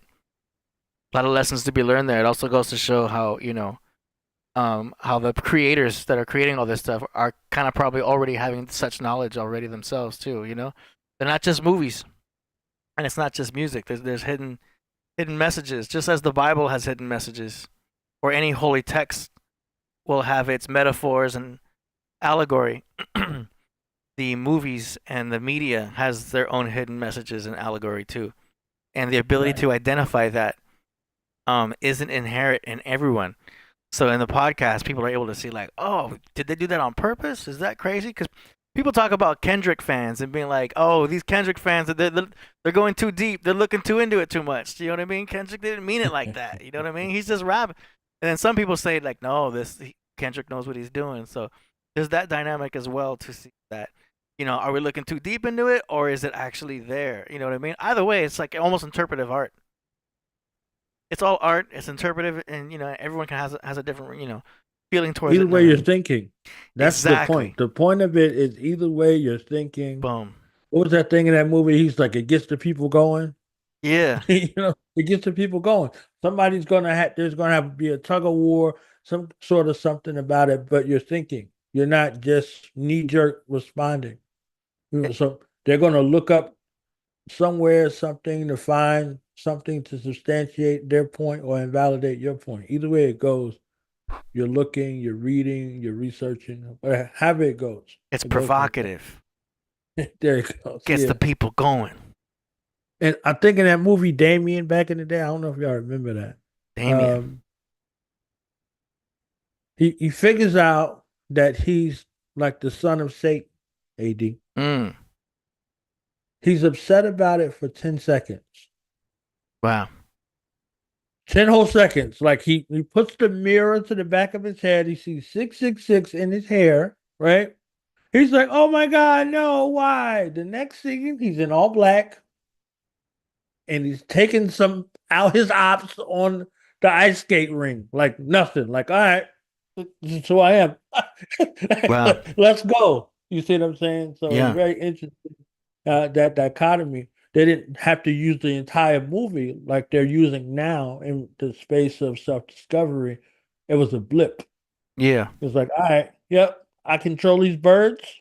All right, I'm going to get these birds to start taking people out. Just, I control these rats. So I'm going to get these rats to start taking people out, versus how they're showing these.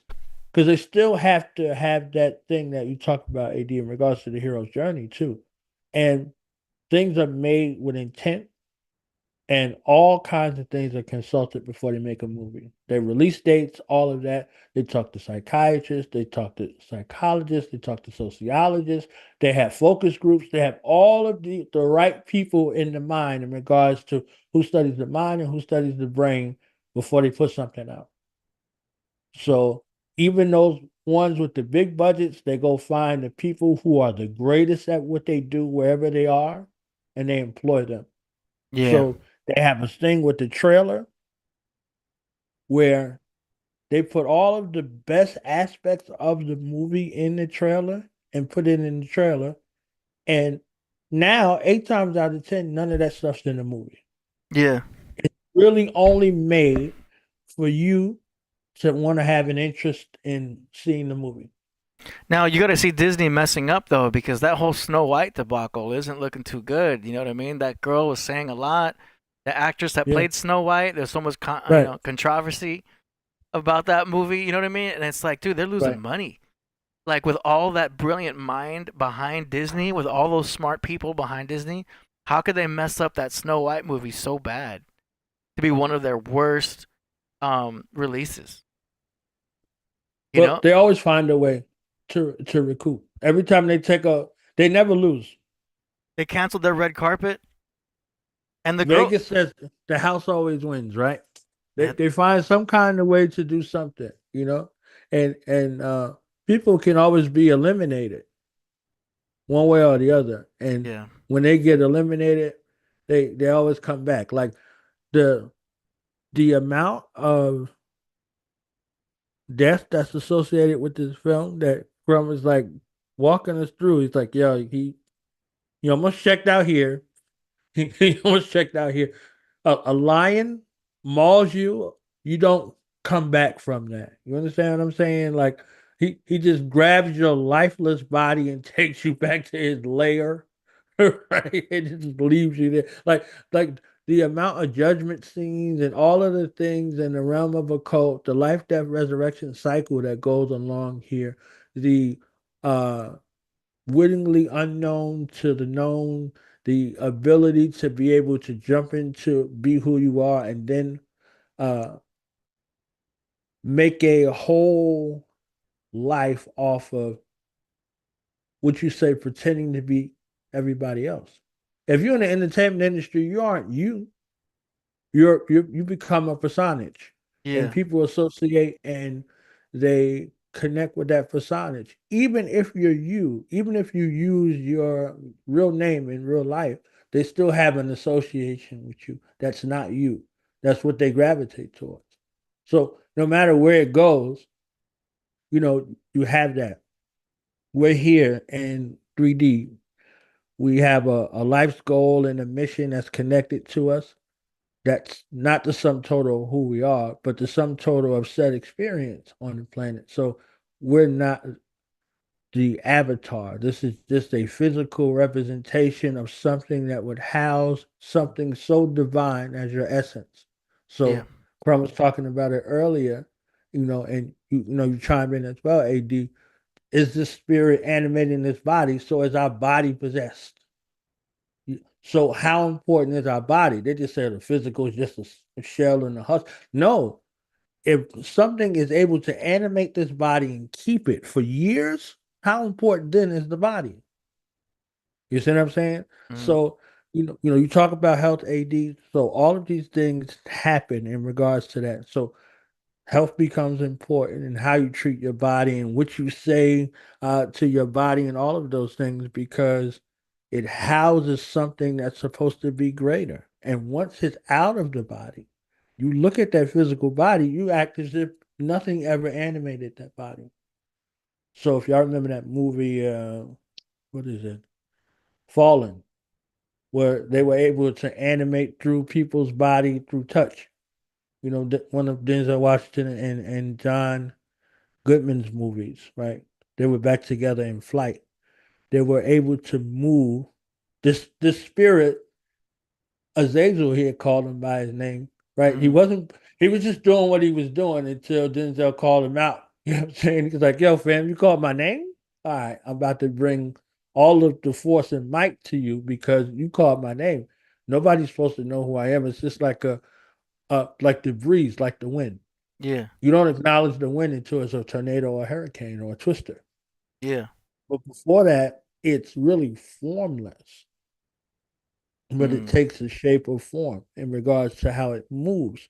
So some people move through life like that. You would never know they were even here until something destructive or something constructive happened. So the chameleon had uses that ability not for novelty, but for protection against predators. Now, what did he say to his son in the film? He said, they're prey, we're predators. So he's talking to this Dimitri character, like, all right, he knew that his son would protect him. He's like, yo, you knew you would protect Dimitri because that's what you do. You know what I'm saying? So I Yeah. set this trap up because I knew you was going, no matter what happens, you was going to go get your brother, right? Because that's his mother's aspect. That's the mothering aspect of it in regards to the cubs, Mm-hmm. even with the lion type of space, even with the wolf space, with the cubs, right? That sort of pack loyalty. So indiscriminate to what he said about his father, his actions showed that he was in tune with both of them, his mother and his father. You see what I'm saying? Yep. So that estranged type of situation. And one of the things I would add in real quick was very strange, but not M. Night Shyamalan in Unbreakable, if y'all ever seen the film. Elijah Price's birth, he gets birth in a department store changing room. His mother's there. She gives birth to him. The nurses are around, the doctors are around, the police is around. Guess who's not around? His father. And there's not a mention of his father ever, like ever. And it's so natural that it's his mother and him that his father's never mentioned at all. You understand what I'm saying? The dichotomy on this side is David Dunn's there with his son, father and the son relationship, right? And he's estranged with his wife, and he has a separate relationship to the son with the mother and the father.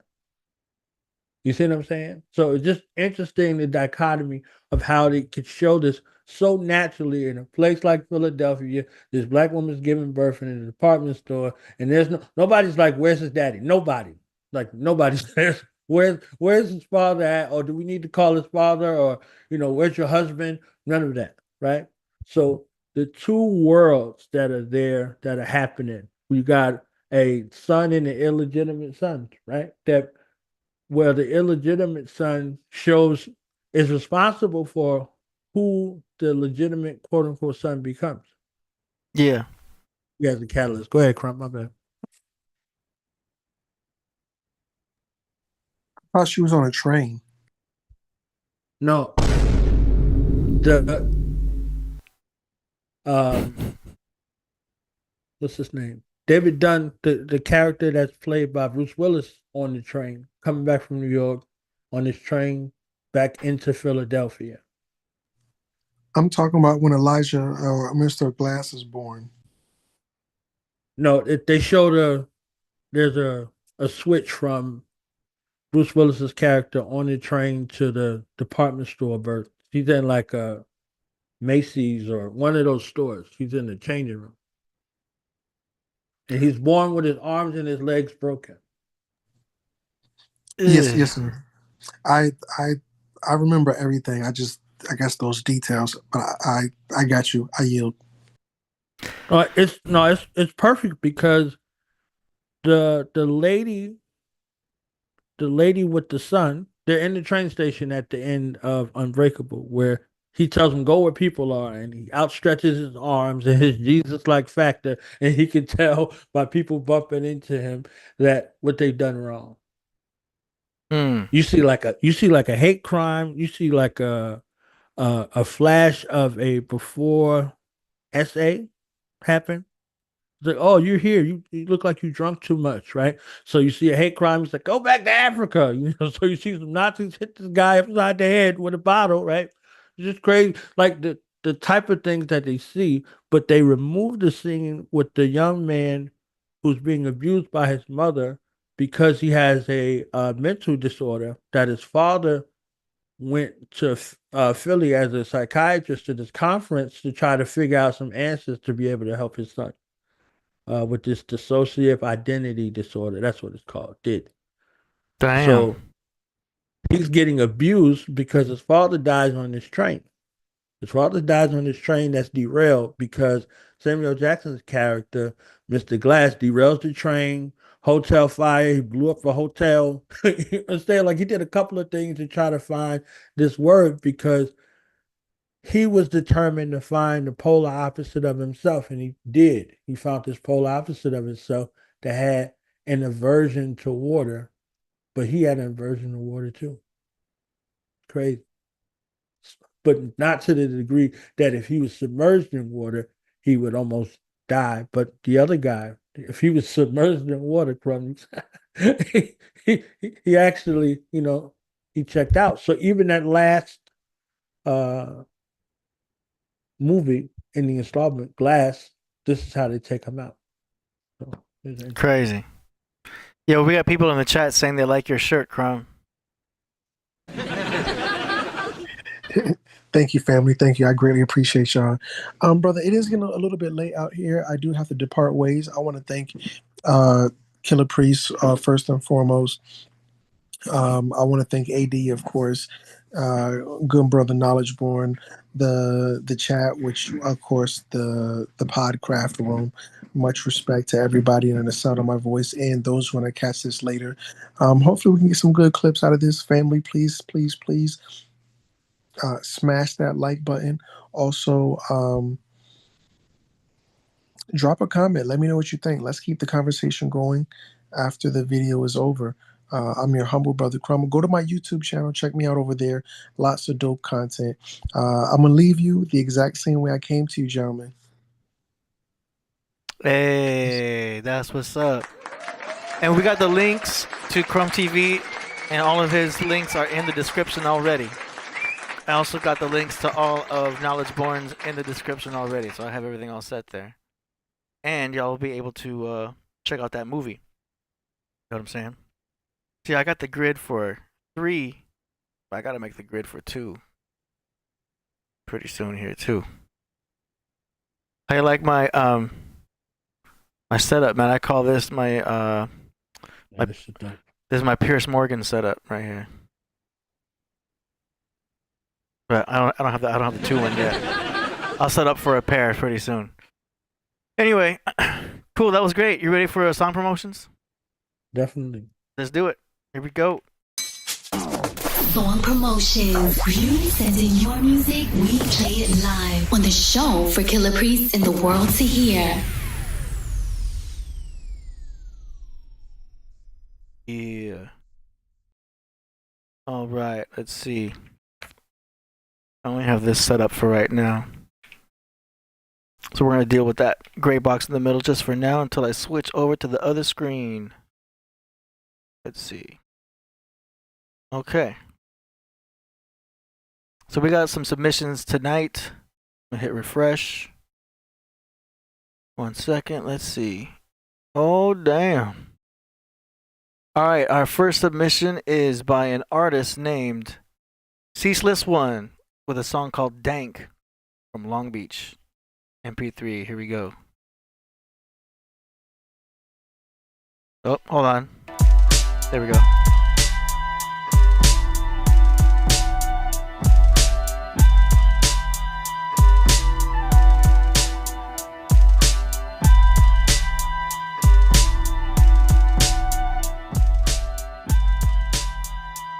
Oh, it's a beat.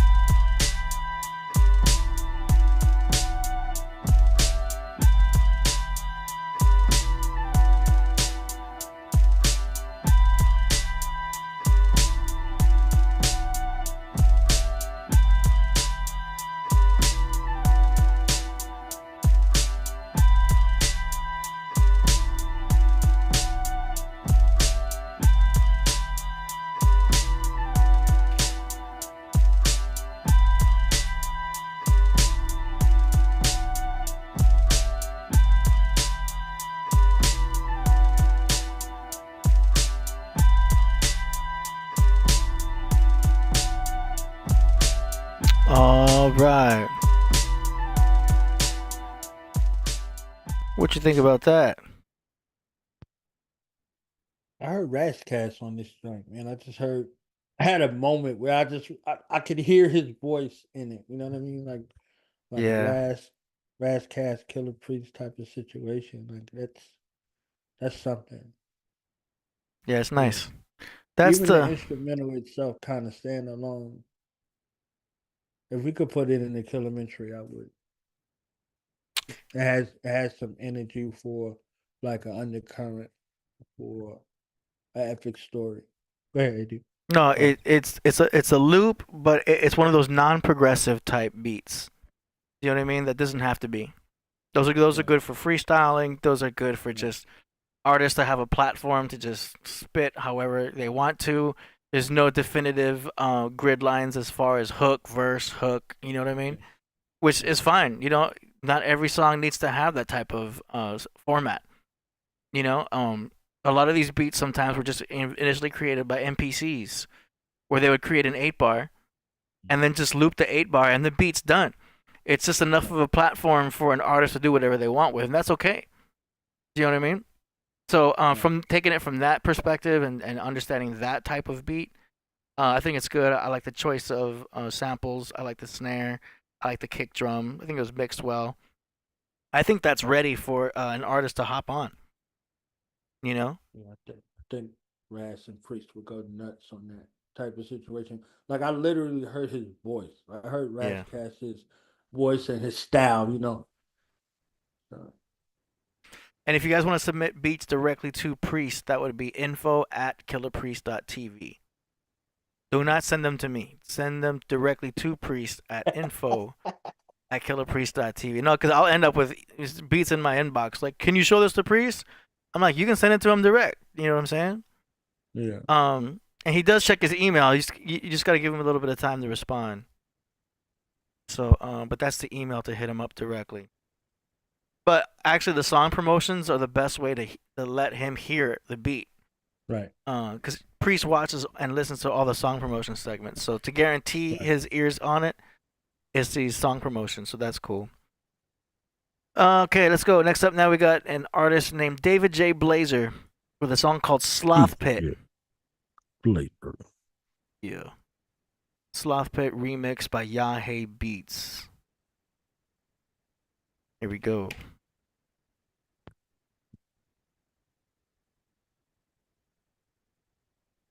From the top.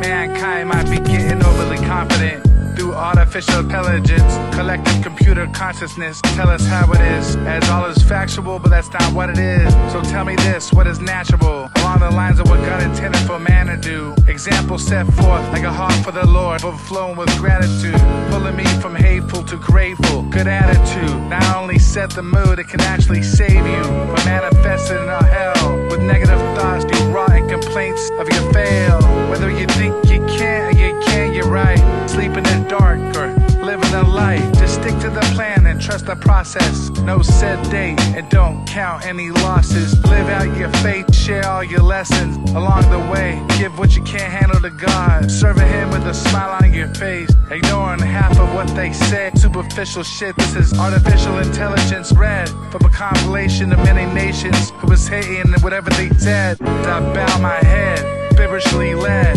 messages heavenly sent. Everything we know isn't gonna be the same thing as we grow. Paradigm shifts from atoms that we throw. Where is the discernment? How is there no concern yet? Tower of Babel, leaning like Pisa. We're gonna get what we deserve, but no more floods. Just mostly crooked cops who watch the Crips and the Bloods, who don't have any intent of showing them love. Meanwhile, clinking the cups, extorting and snorting the drugs, distributing from the rat they use and abuse them, enabling and creating a bunch of confusion, mental blindness, spinal fusion. From slothing, use it or lose it. Stop it. Stop acting like doing nothing's exhausting. Nothing's exhausted. It's exhausted. Like doing nothing's exhausted. Like doing nothing's exhausted. Nothing's exhausted.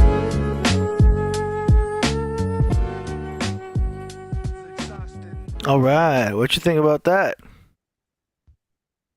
Now we're getting into DJ Blazer. I have a topic. I have a theme. I'm constructing the songs. I'm Mm-hmm. listening to what y'all are saying. I'm taking it in, and I'm commanding a presence on the microphone. I have something to say. I'm calling people towards a particular subject. I got a task. The visual insights and evoke some sort of emotion depending on what side of it you're on. And now I can speak to you. Perfect. Like it's perfect. He I'm like, don't, don't you dare. I'm at that point, like, don't you dare. I'm like, oh, he left. Oh, perfect exit strategy. And then like, all right, I'm taking something memorable I said, and I'm using that as the loop on the way out. Perfect. Absolutely. I'm acting like something doing nothing is exhausting. You understand what I'm saying? Like he did it like a great parable and kept it like it's perfect on this melodic type of transcendental beat from Yahya. Yahya puts you in that space, and he does it. He does it for me. He does it perfect, and I'm glad to see this version. I don't. It's not like I don't like the other version, but I love this version right here. I Yeah. love it right. Very noticeable. Noticeable improvements and stuff. And a really good beat. That flute is nice. Really cool. Shout out to Yahya Beats. That's good. The overall production's getting better and better. Right. That's key, you know? Yeah, when you're constructing your sound, you're constructing your message. Like there has to be some kind of methodology of why you're doing what you're doing, and it should be noticeable. Everybody doesn't get it because you don't create art for people. You create art for yourself. Yeah, shout out to Oba, one of my teachers. You create art for yourself, and happenstance someone gets a hold of your art. Like if you drew something, AD, Yeah. you drew it for you. And if somebody's like, yo, this is dope, you're like, oh, you like this shit? You know what I'm saying? Now it encourages you to bring it to more people. You're like, when you first started rhyming, you might have rhymed because you were inspired by what you heard. You're not giving it to somebody. Mm-hmm. And somebody's like, yo, what's up with it? Yo, that's you? Somebody did that. Yo, that's you? You're like, yeah, yeah. I didn't know you rhymed. Like it becomes something where you start to share that. Even with Yeah. your beats. You made the beats for yourself. This is something like this is your art. And to share your art, that's one of the things I say. To share your art, you have to be in the most vulnerable space in the world to be able to bring that out and give it to the world. You Yeah. see what I'm saying? Yeah, pretty dope. When I started rapping, I couldn't help it. It was like a knee jerk reaction Mm. because when you're so high on weed, like it just comes out of you and like you're just love for it and you're not thinking about anything Yeah. but the release of just saying or doing what you're doing, you know what I mean? It becomes a very personal thing to where like uh you're doing it for yourself, Right. you enjoy it so much. I was in Texas, uh, 2002, and I got there April, as a matter of fact, April of 2002. So how many years is that? 23 years ago? Mm-hmm. And back then I was rhyming. I was rhyming from the 90s. And I got there and I found a whole bunch of dope. They're still dope to this day. They were supremely dope since then. Spoken word artists. And I was not really familiar with the spoken word scene. Mm. So I saw them and they were remarkable. Yeah. And I love what they did. So naturally, in my Gemini nature, I tried to copy that because I was like, all right, at least I'm rhyming over here, but that would require me to write something down, and rhyme, wasn't writing nothing down. So I'm like, I would go in there and freestyle a little bit of poems, right? They call it free verse or whatever. But outside, we would be rhyming for hours. You understand what I'm saying? So in that little constraint space, it's holy ground, right? In that constraint space, I was limited to how I could express myself because that wasn't my genre. Yeah. So every once in a while, you meet a spoken word artist, you're not sure whether he or she is a rapper or not, right? Yeah. And you'd be like, "Are you a rapper?" You'd be like, "No, I'm just a poet." And then you might find out every once in a while that they're both. You see what I'm saying? Like Priest is a poet, and he's an LMC, and he's a rapper, And he's a storyteller. So he can take you in all of those dimensions, and he could chop your body into pieces with the pen. So all those things work. So the ferociousness on which I would be outside would honestly would be me like, I love what y'all do in there, but once you come out here, you're out here with me. You understand what I'm saying? And Yeah. one of my brothers, he's like, "Yo, why don't you do what you do out here in there?" I was like, "That's not my thing." He's like, "Evidently it's your thing. You come here every Friday. So write something and perform it like you're performing out here." Mm-hmm.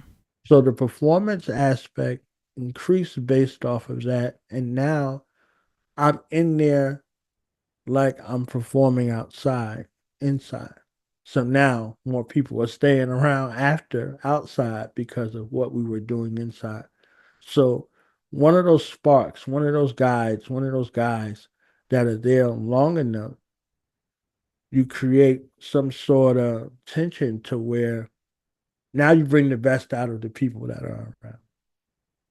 So I think where DJ Blazer working with Sue, working with Planet Asia, consistently coming back, to the craft, even coming in person. There's another presence about being in the presence where people command more from you and you want to rise to that occasion type of situation is something where I came in this rough and rugged state. Now I'm going through a space refining and a space perfecting.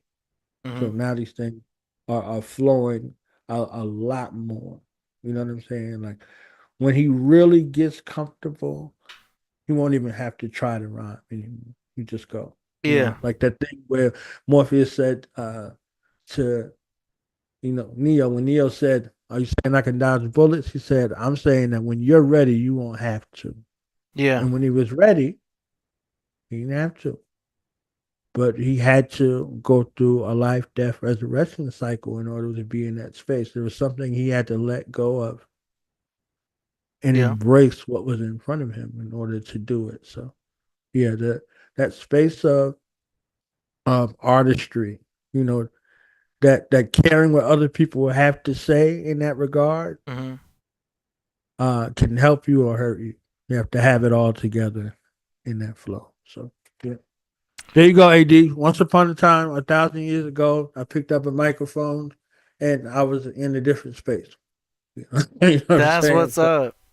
Yeah. That's what's up, man.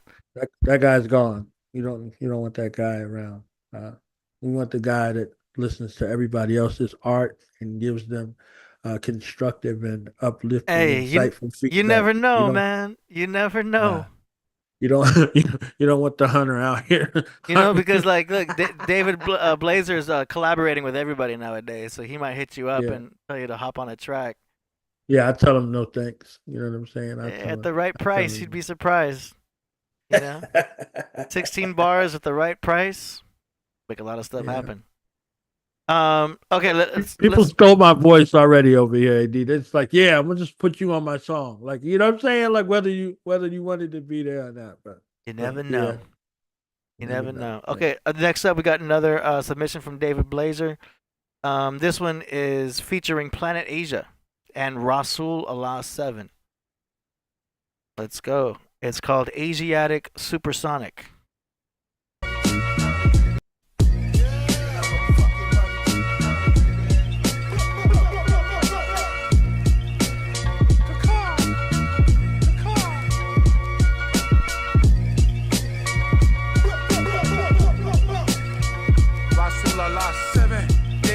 Blazer.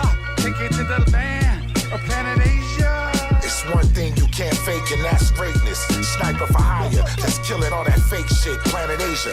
My name the most vicious. Head cracking rappers like I'm 4, 5, 6, and follow your intuition. And please be safe around these ski mask murderers that's going for your face. It's the G.O.D. Hey yo, what more can I say? I'm here to coincide with the order of the day. This is standard. Soldier material getting branded. I'm wildin' in the booth once the money bout is handed. I can't stand sucking MCs who need their shit beat in. Walking back and forth on the stage, lip syncing. That's 90% of the rolling live lineup. When it comes to live on stage, I'm in the high ups. Can give a fuck about the numbers you be streaming, or how you carry your switch and hang around demons. Cause if I let my gat burst, you gon' be the first motherfucker that sees the true meaning of a flat earth. PA medallions, find me chillin'. In the future secluded with about 90 million. Ninja in a black, so fast, no time to react. Like the Tech 9 inside of your ass when I blast it. You're gonna find out how it flashes. I blast off your eyelashes. The impact of which your head snaps back. It's like a nuclear warhead hitting your forehead. Look what you started. A war of metaphors and got outsmarted. What were you thinking? Oh, not thinking at all. Drinking alcohol, faded. Hello, I'm David. Jada Blazer, igniting the mic, jumping the scythe. Freestyle flow sharper than knife. RZA, razor, sharp. David, Jada Blazer, spark. The energy like oh that bad. When you're feeling me, I come through your speaker, make your nervous system weaker. Develop a whole new style, make your hair swell up. Yeah, shut the hell up and listen. I'm hissing. I'm like a snake. That's the sound that I make when I'm spraying the J. And my name, I comes with the flame, the fire, pitch high like Mariah, MacGyver. In the kitchen, serving up a dish like this, culinary and artistic. Make you autistic. Audit my shit with the audible. I'll be horrible, like a dead Oreo. Yo, I'm come through with the formula, with the nutrition. Trying to be spitting, you can't be dissing. I don't even listen, you can't phase me. Come through like this, like Daisy. I'm the Duke, I come through when I shoot. Get your ass up so hard, up in the booth. Get loose, foot loose as I produce the dancing. Motherfuckers asking what happened. Pass me that chronic. Listen, pay attention to the rhyming intuition. I break your physical down like a mathematician. I absorb your soul like a black hole. You remain froze as the pirates boils on the stoves. Like chase Trump through Bohemian Grove. I unfold the scrolls. Black holes hover over cathedrals. Metaphors are lethal. Chew it Tabasco like Pancho Villa. Drinking the mills mixed with tequila. Meditating in the Wu-Tang Villa. Whip the RZA. 7 shot a funny bone tickler. Killed the Riddler. Vernacular homicide. Close your eyes. You remain surprised. I rap for spiritual niggas. For Killah Priest listeners. But my hands still remain on the triggers. Every shiver. J Blazer. Planet Asia.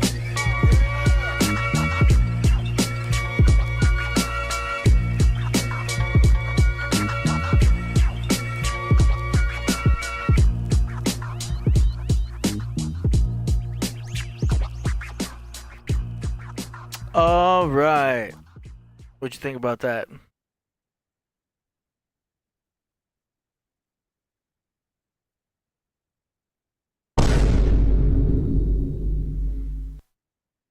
David J. Blazer, you said you bought the bottle of beer at 9 o'clock, and then you said you bought the bottle of beer at 10 o'clock. You know you done messed up, right? In the words of Bill Duke, of Minister Society, DJ Blazer, you know you done messed up. Not necessarily, though.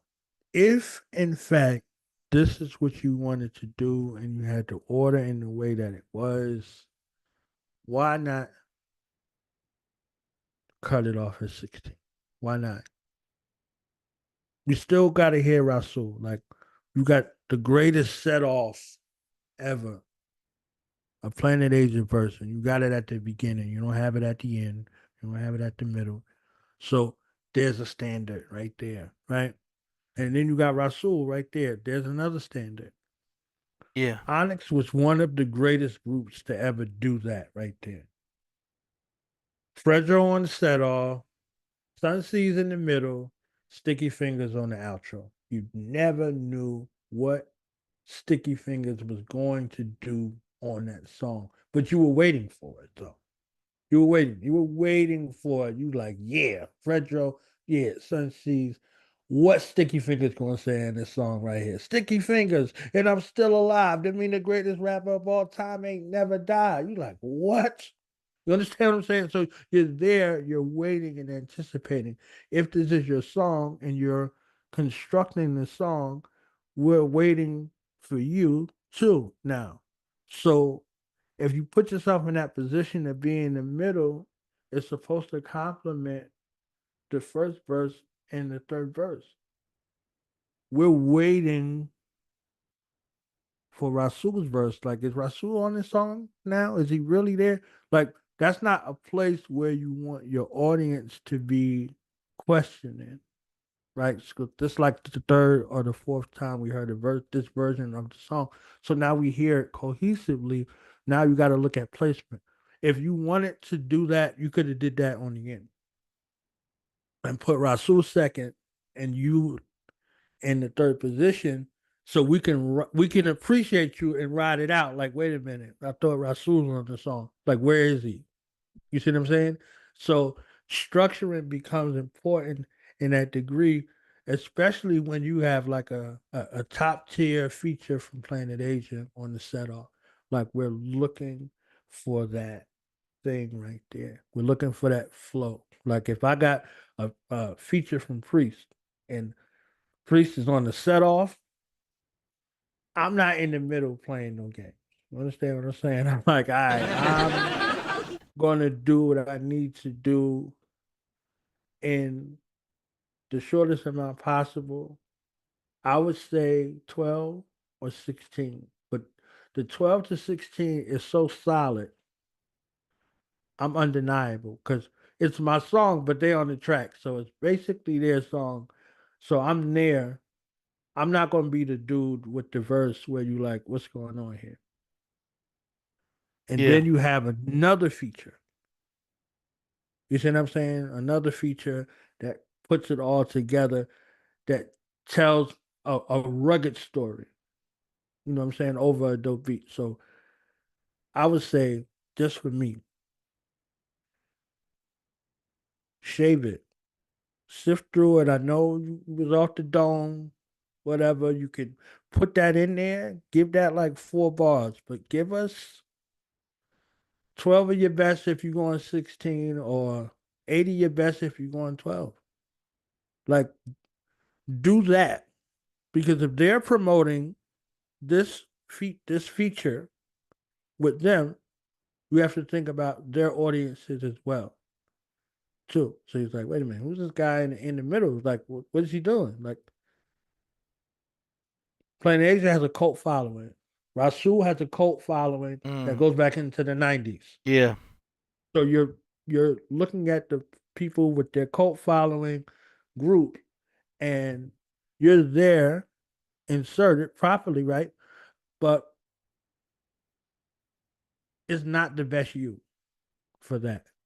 That's the best you for when it's you.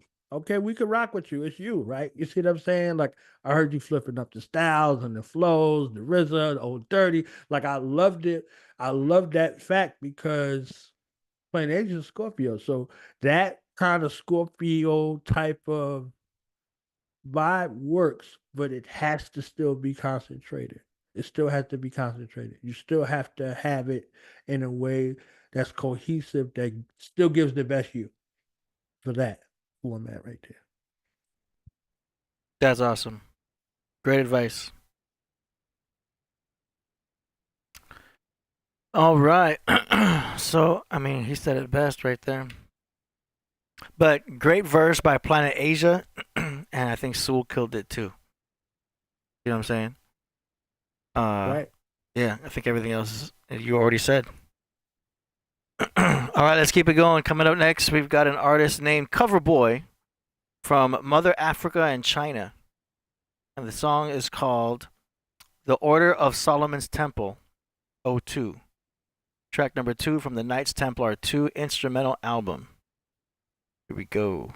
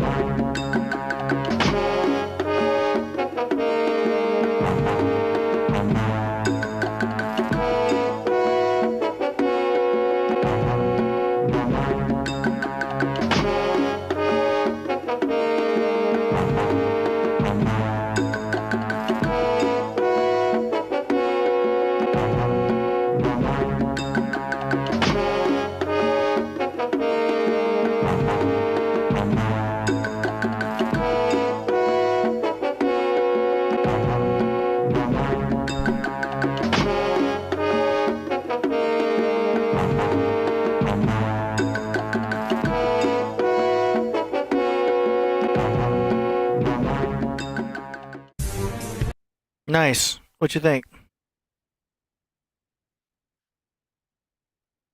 Welcome back, Cover Boy. You know what I'm saying? It's been a minute. So this Yep. is one of those, he makes beats for Killah Priest. Yeah. So I can hear Killah Priest all over this. And especially with this particular subject matter. Yeah. So it's perfect. It's perfect for telling an ancient story in the now. Perfect for telling an ancient story in the now. You know what I'm saying? Glad to see him back in rotation, being who he is on the production and in the chat room goon. I mean,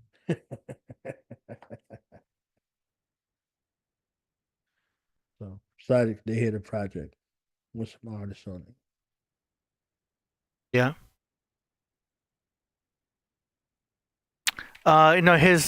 His beat making has always been unique, uncomparable. I think but definitely like a specialty type beats. Like you need a special artist like Priest for a lot of his tracks. A lot of room for artistic expression. But definitely paints a picture. Definitely puts you into an environment.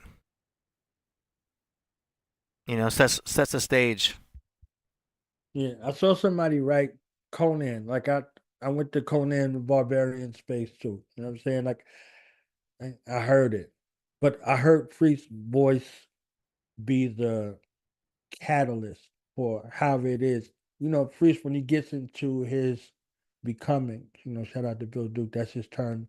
He hates the term actor, actress. He said you don't act. He said you become.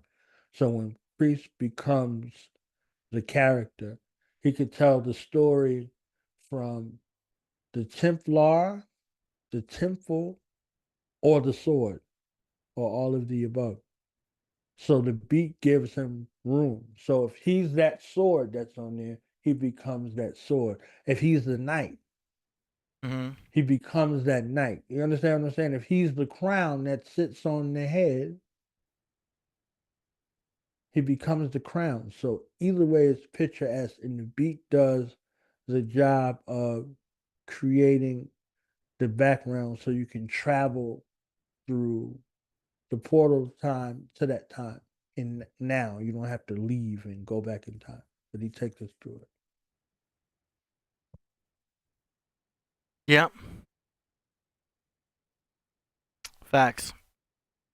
All right, let's go. A couple more to go here. Let's see.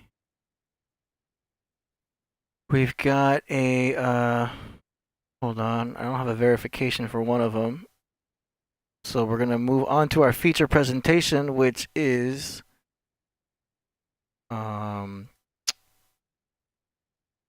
Blue. Crip Jesus. Hold on. Yep. That's right. Let's see. Hold on. Where did he send that to? Okay, here we go. Holy Blue Water featuring Crip Jesus.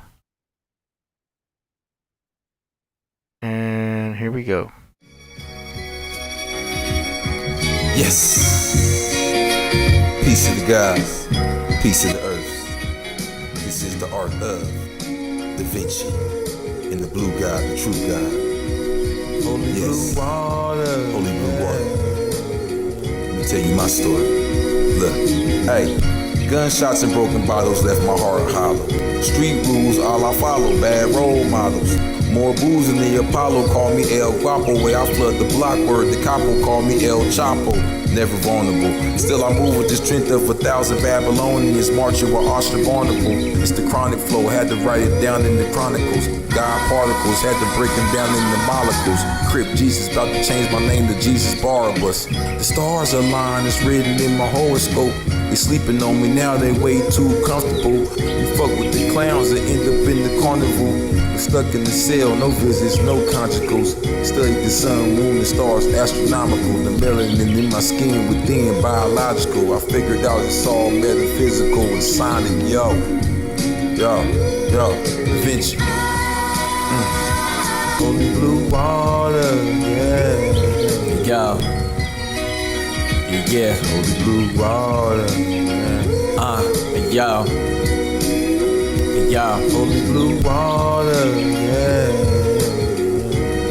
Lil Da Vinci, holy blue water, yeah.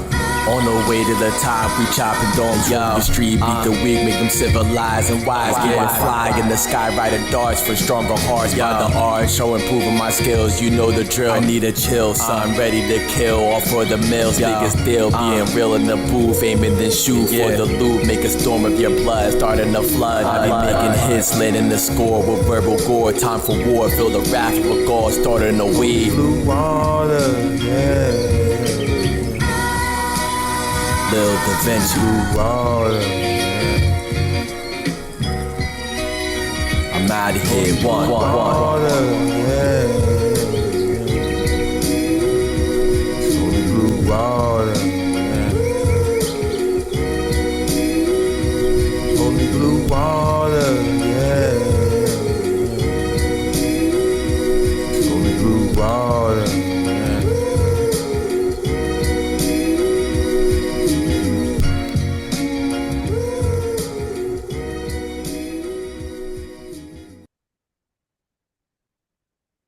Holy Blue Water. That's a catchy hook. Yeah. I want to see the video.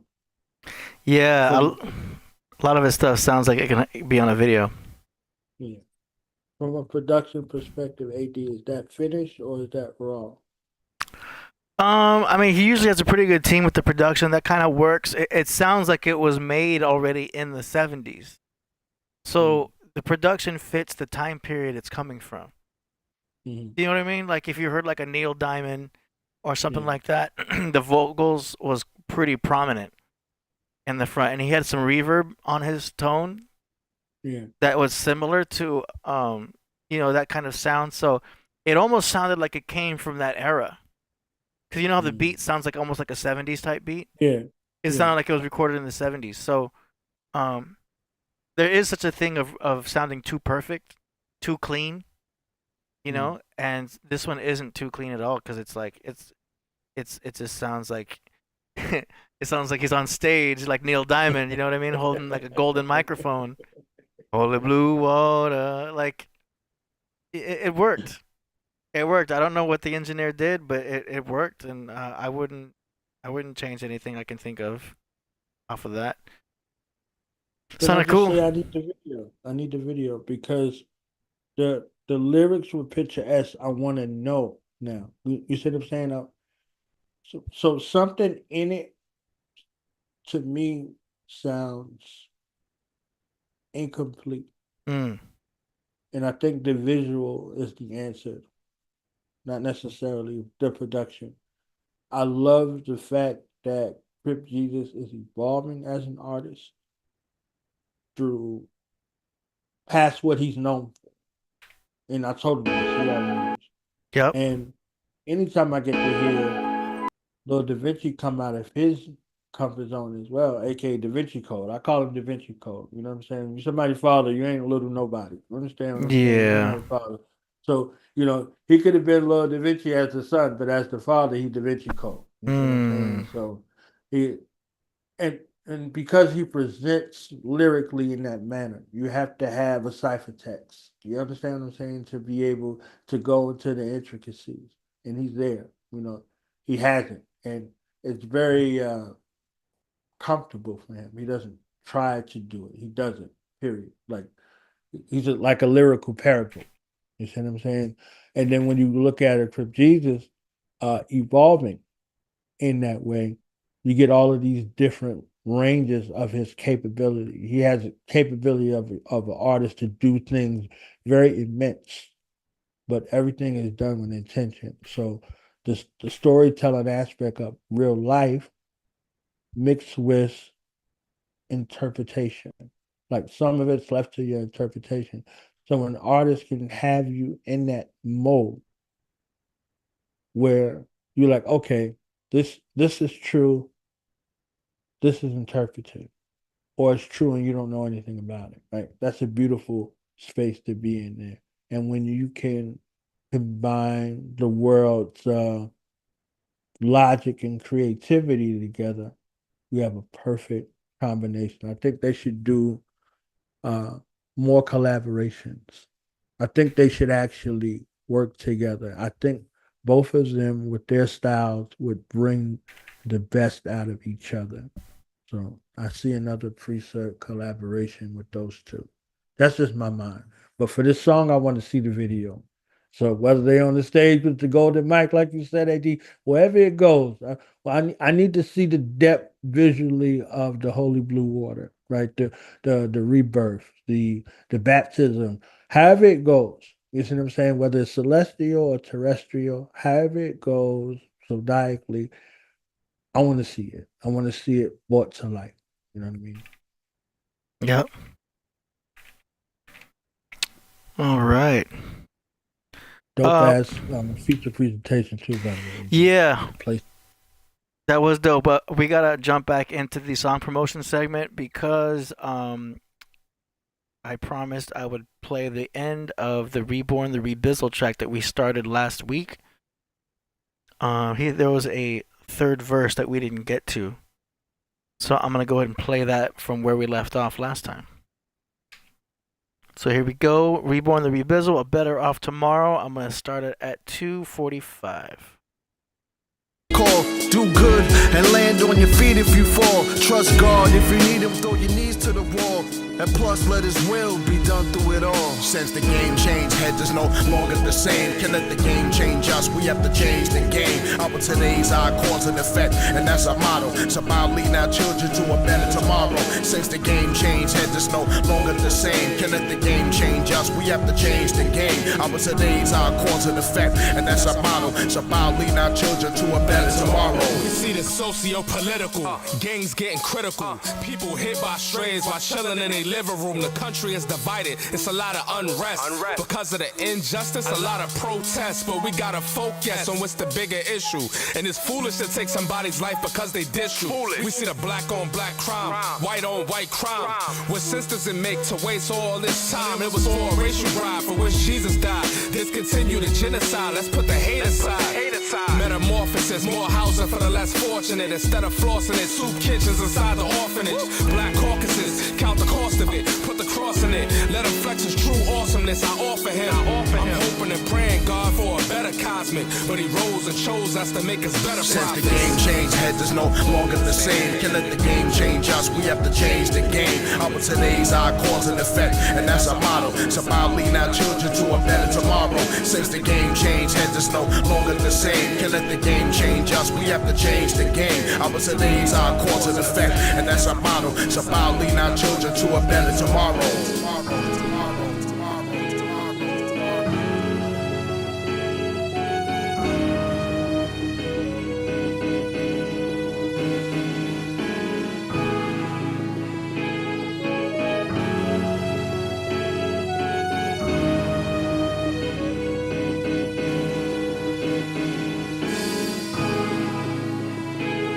All right.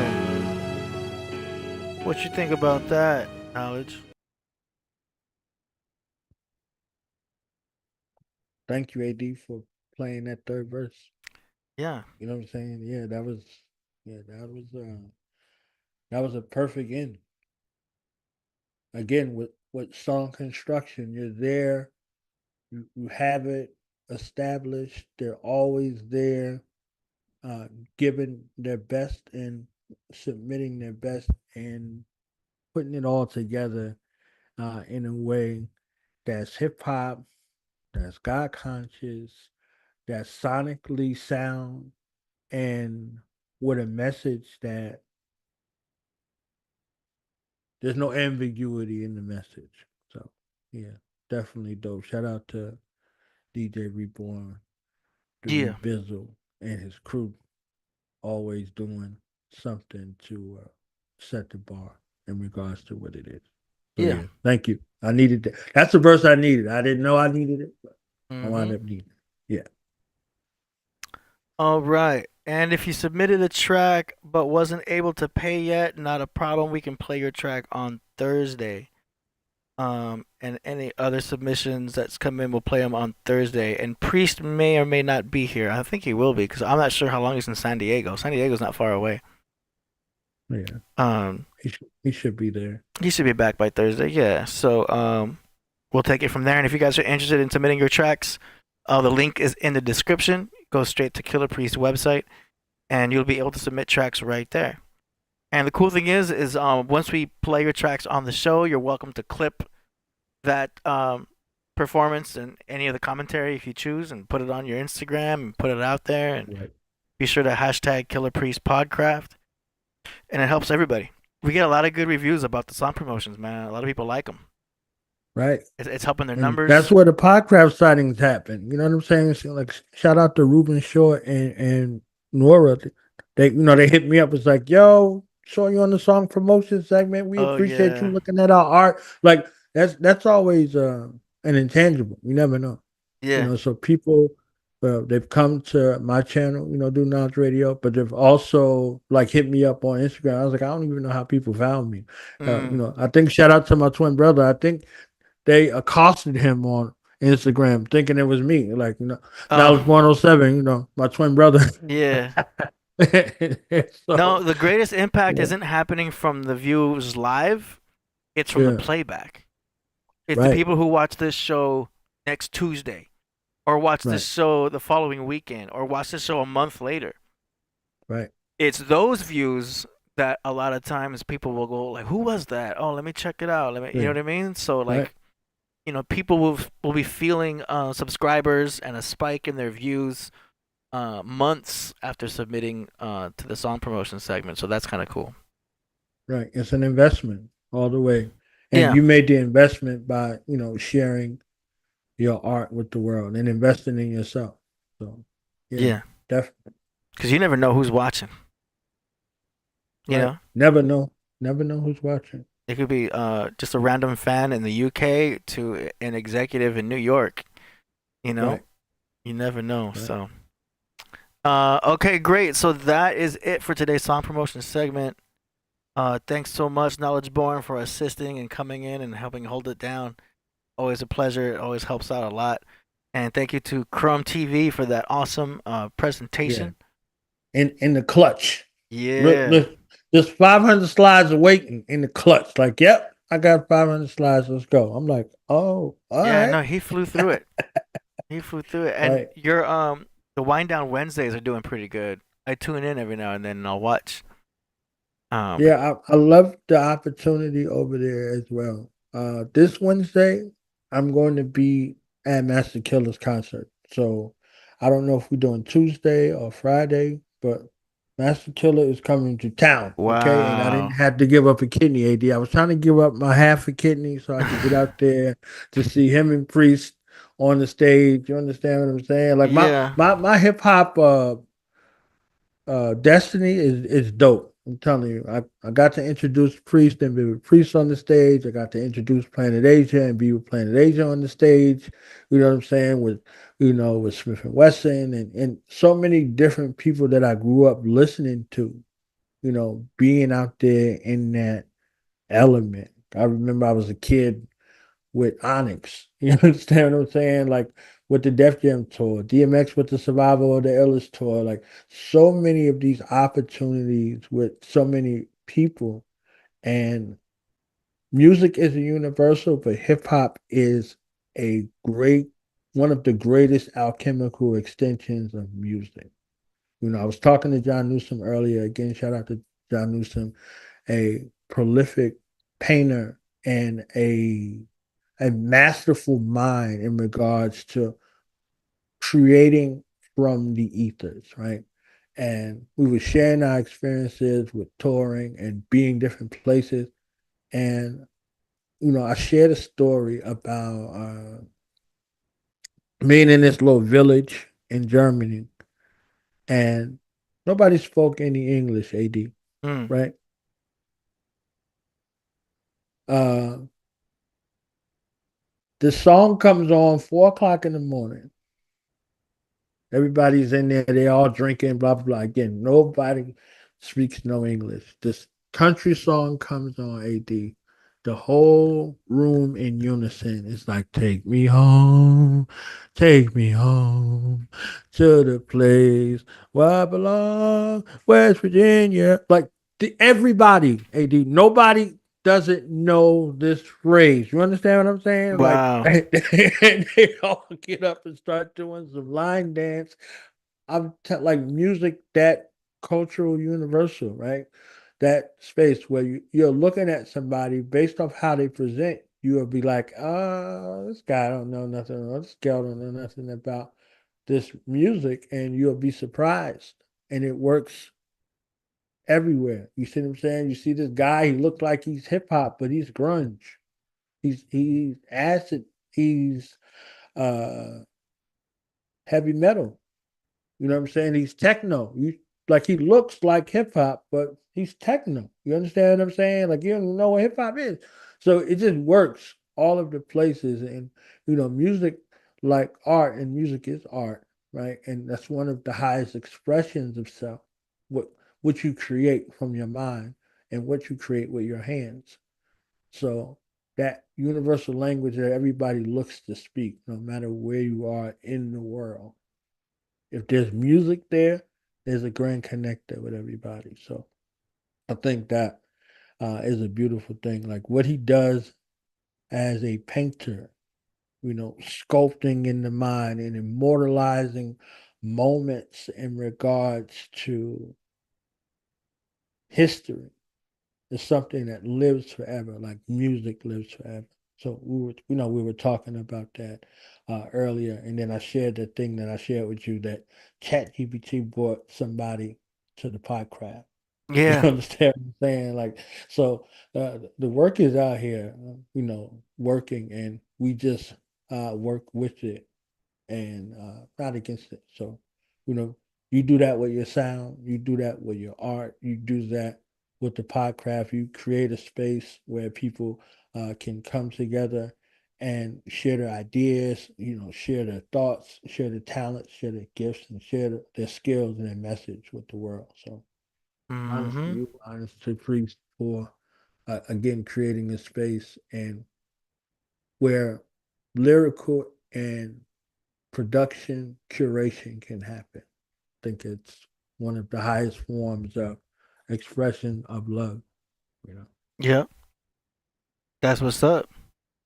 And with that, we'll let y'all go. Thanks so much for everything. Yeah, that's about it. Y'all be sure to check out the links in the description.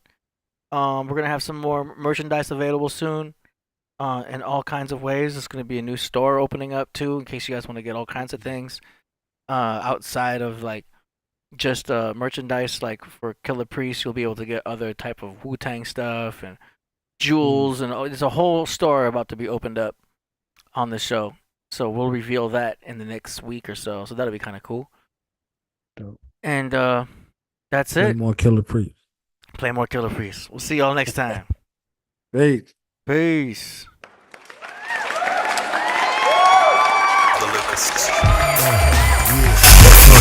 Summer futuristic district, acidic mystic. My name in crucifixes. The game is like a voodoo business. I think a stranger, think a guru. Listen, I'm sipping guru riches. About to lose my spirit. Choose your riches. I'm so slick, I can move in pitches. Malabees beneath the olive tree. A Buddha's vision. Kabbalah reads astrology. Harsh reality. Recite the mantras to conquer the monsters. Forefathers brought upon us. Ultramagnetic, Semitic. The world spinning hectic. I Pearl Jam in my records. Refreshing. God genetics. Curses and blessings. God greatest design. The world noticed me. I plant seeds in your mind and grow poetries.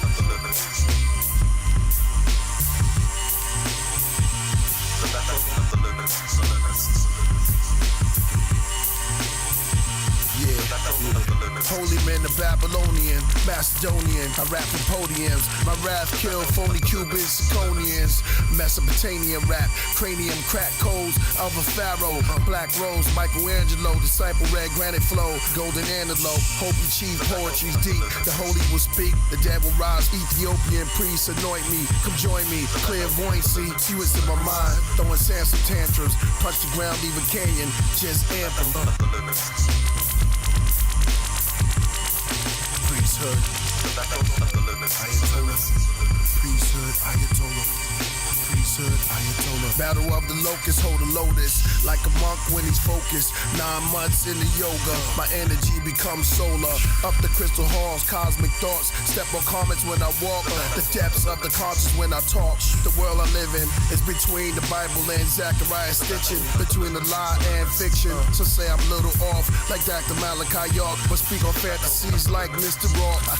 We from different forks. Solar, polar regions. I kill ultra demons. My spaceship's here. See the frost, I'm leaving. Priest, yeah. Ayatollah. Priesthood. Ayatollah. Priesthood. Ayatollah. Priesthood. Ayatollah. Priesthood. Priesthood. Priesthood. Priesthood.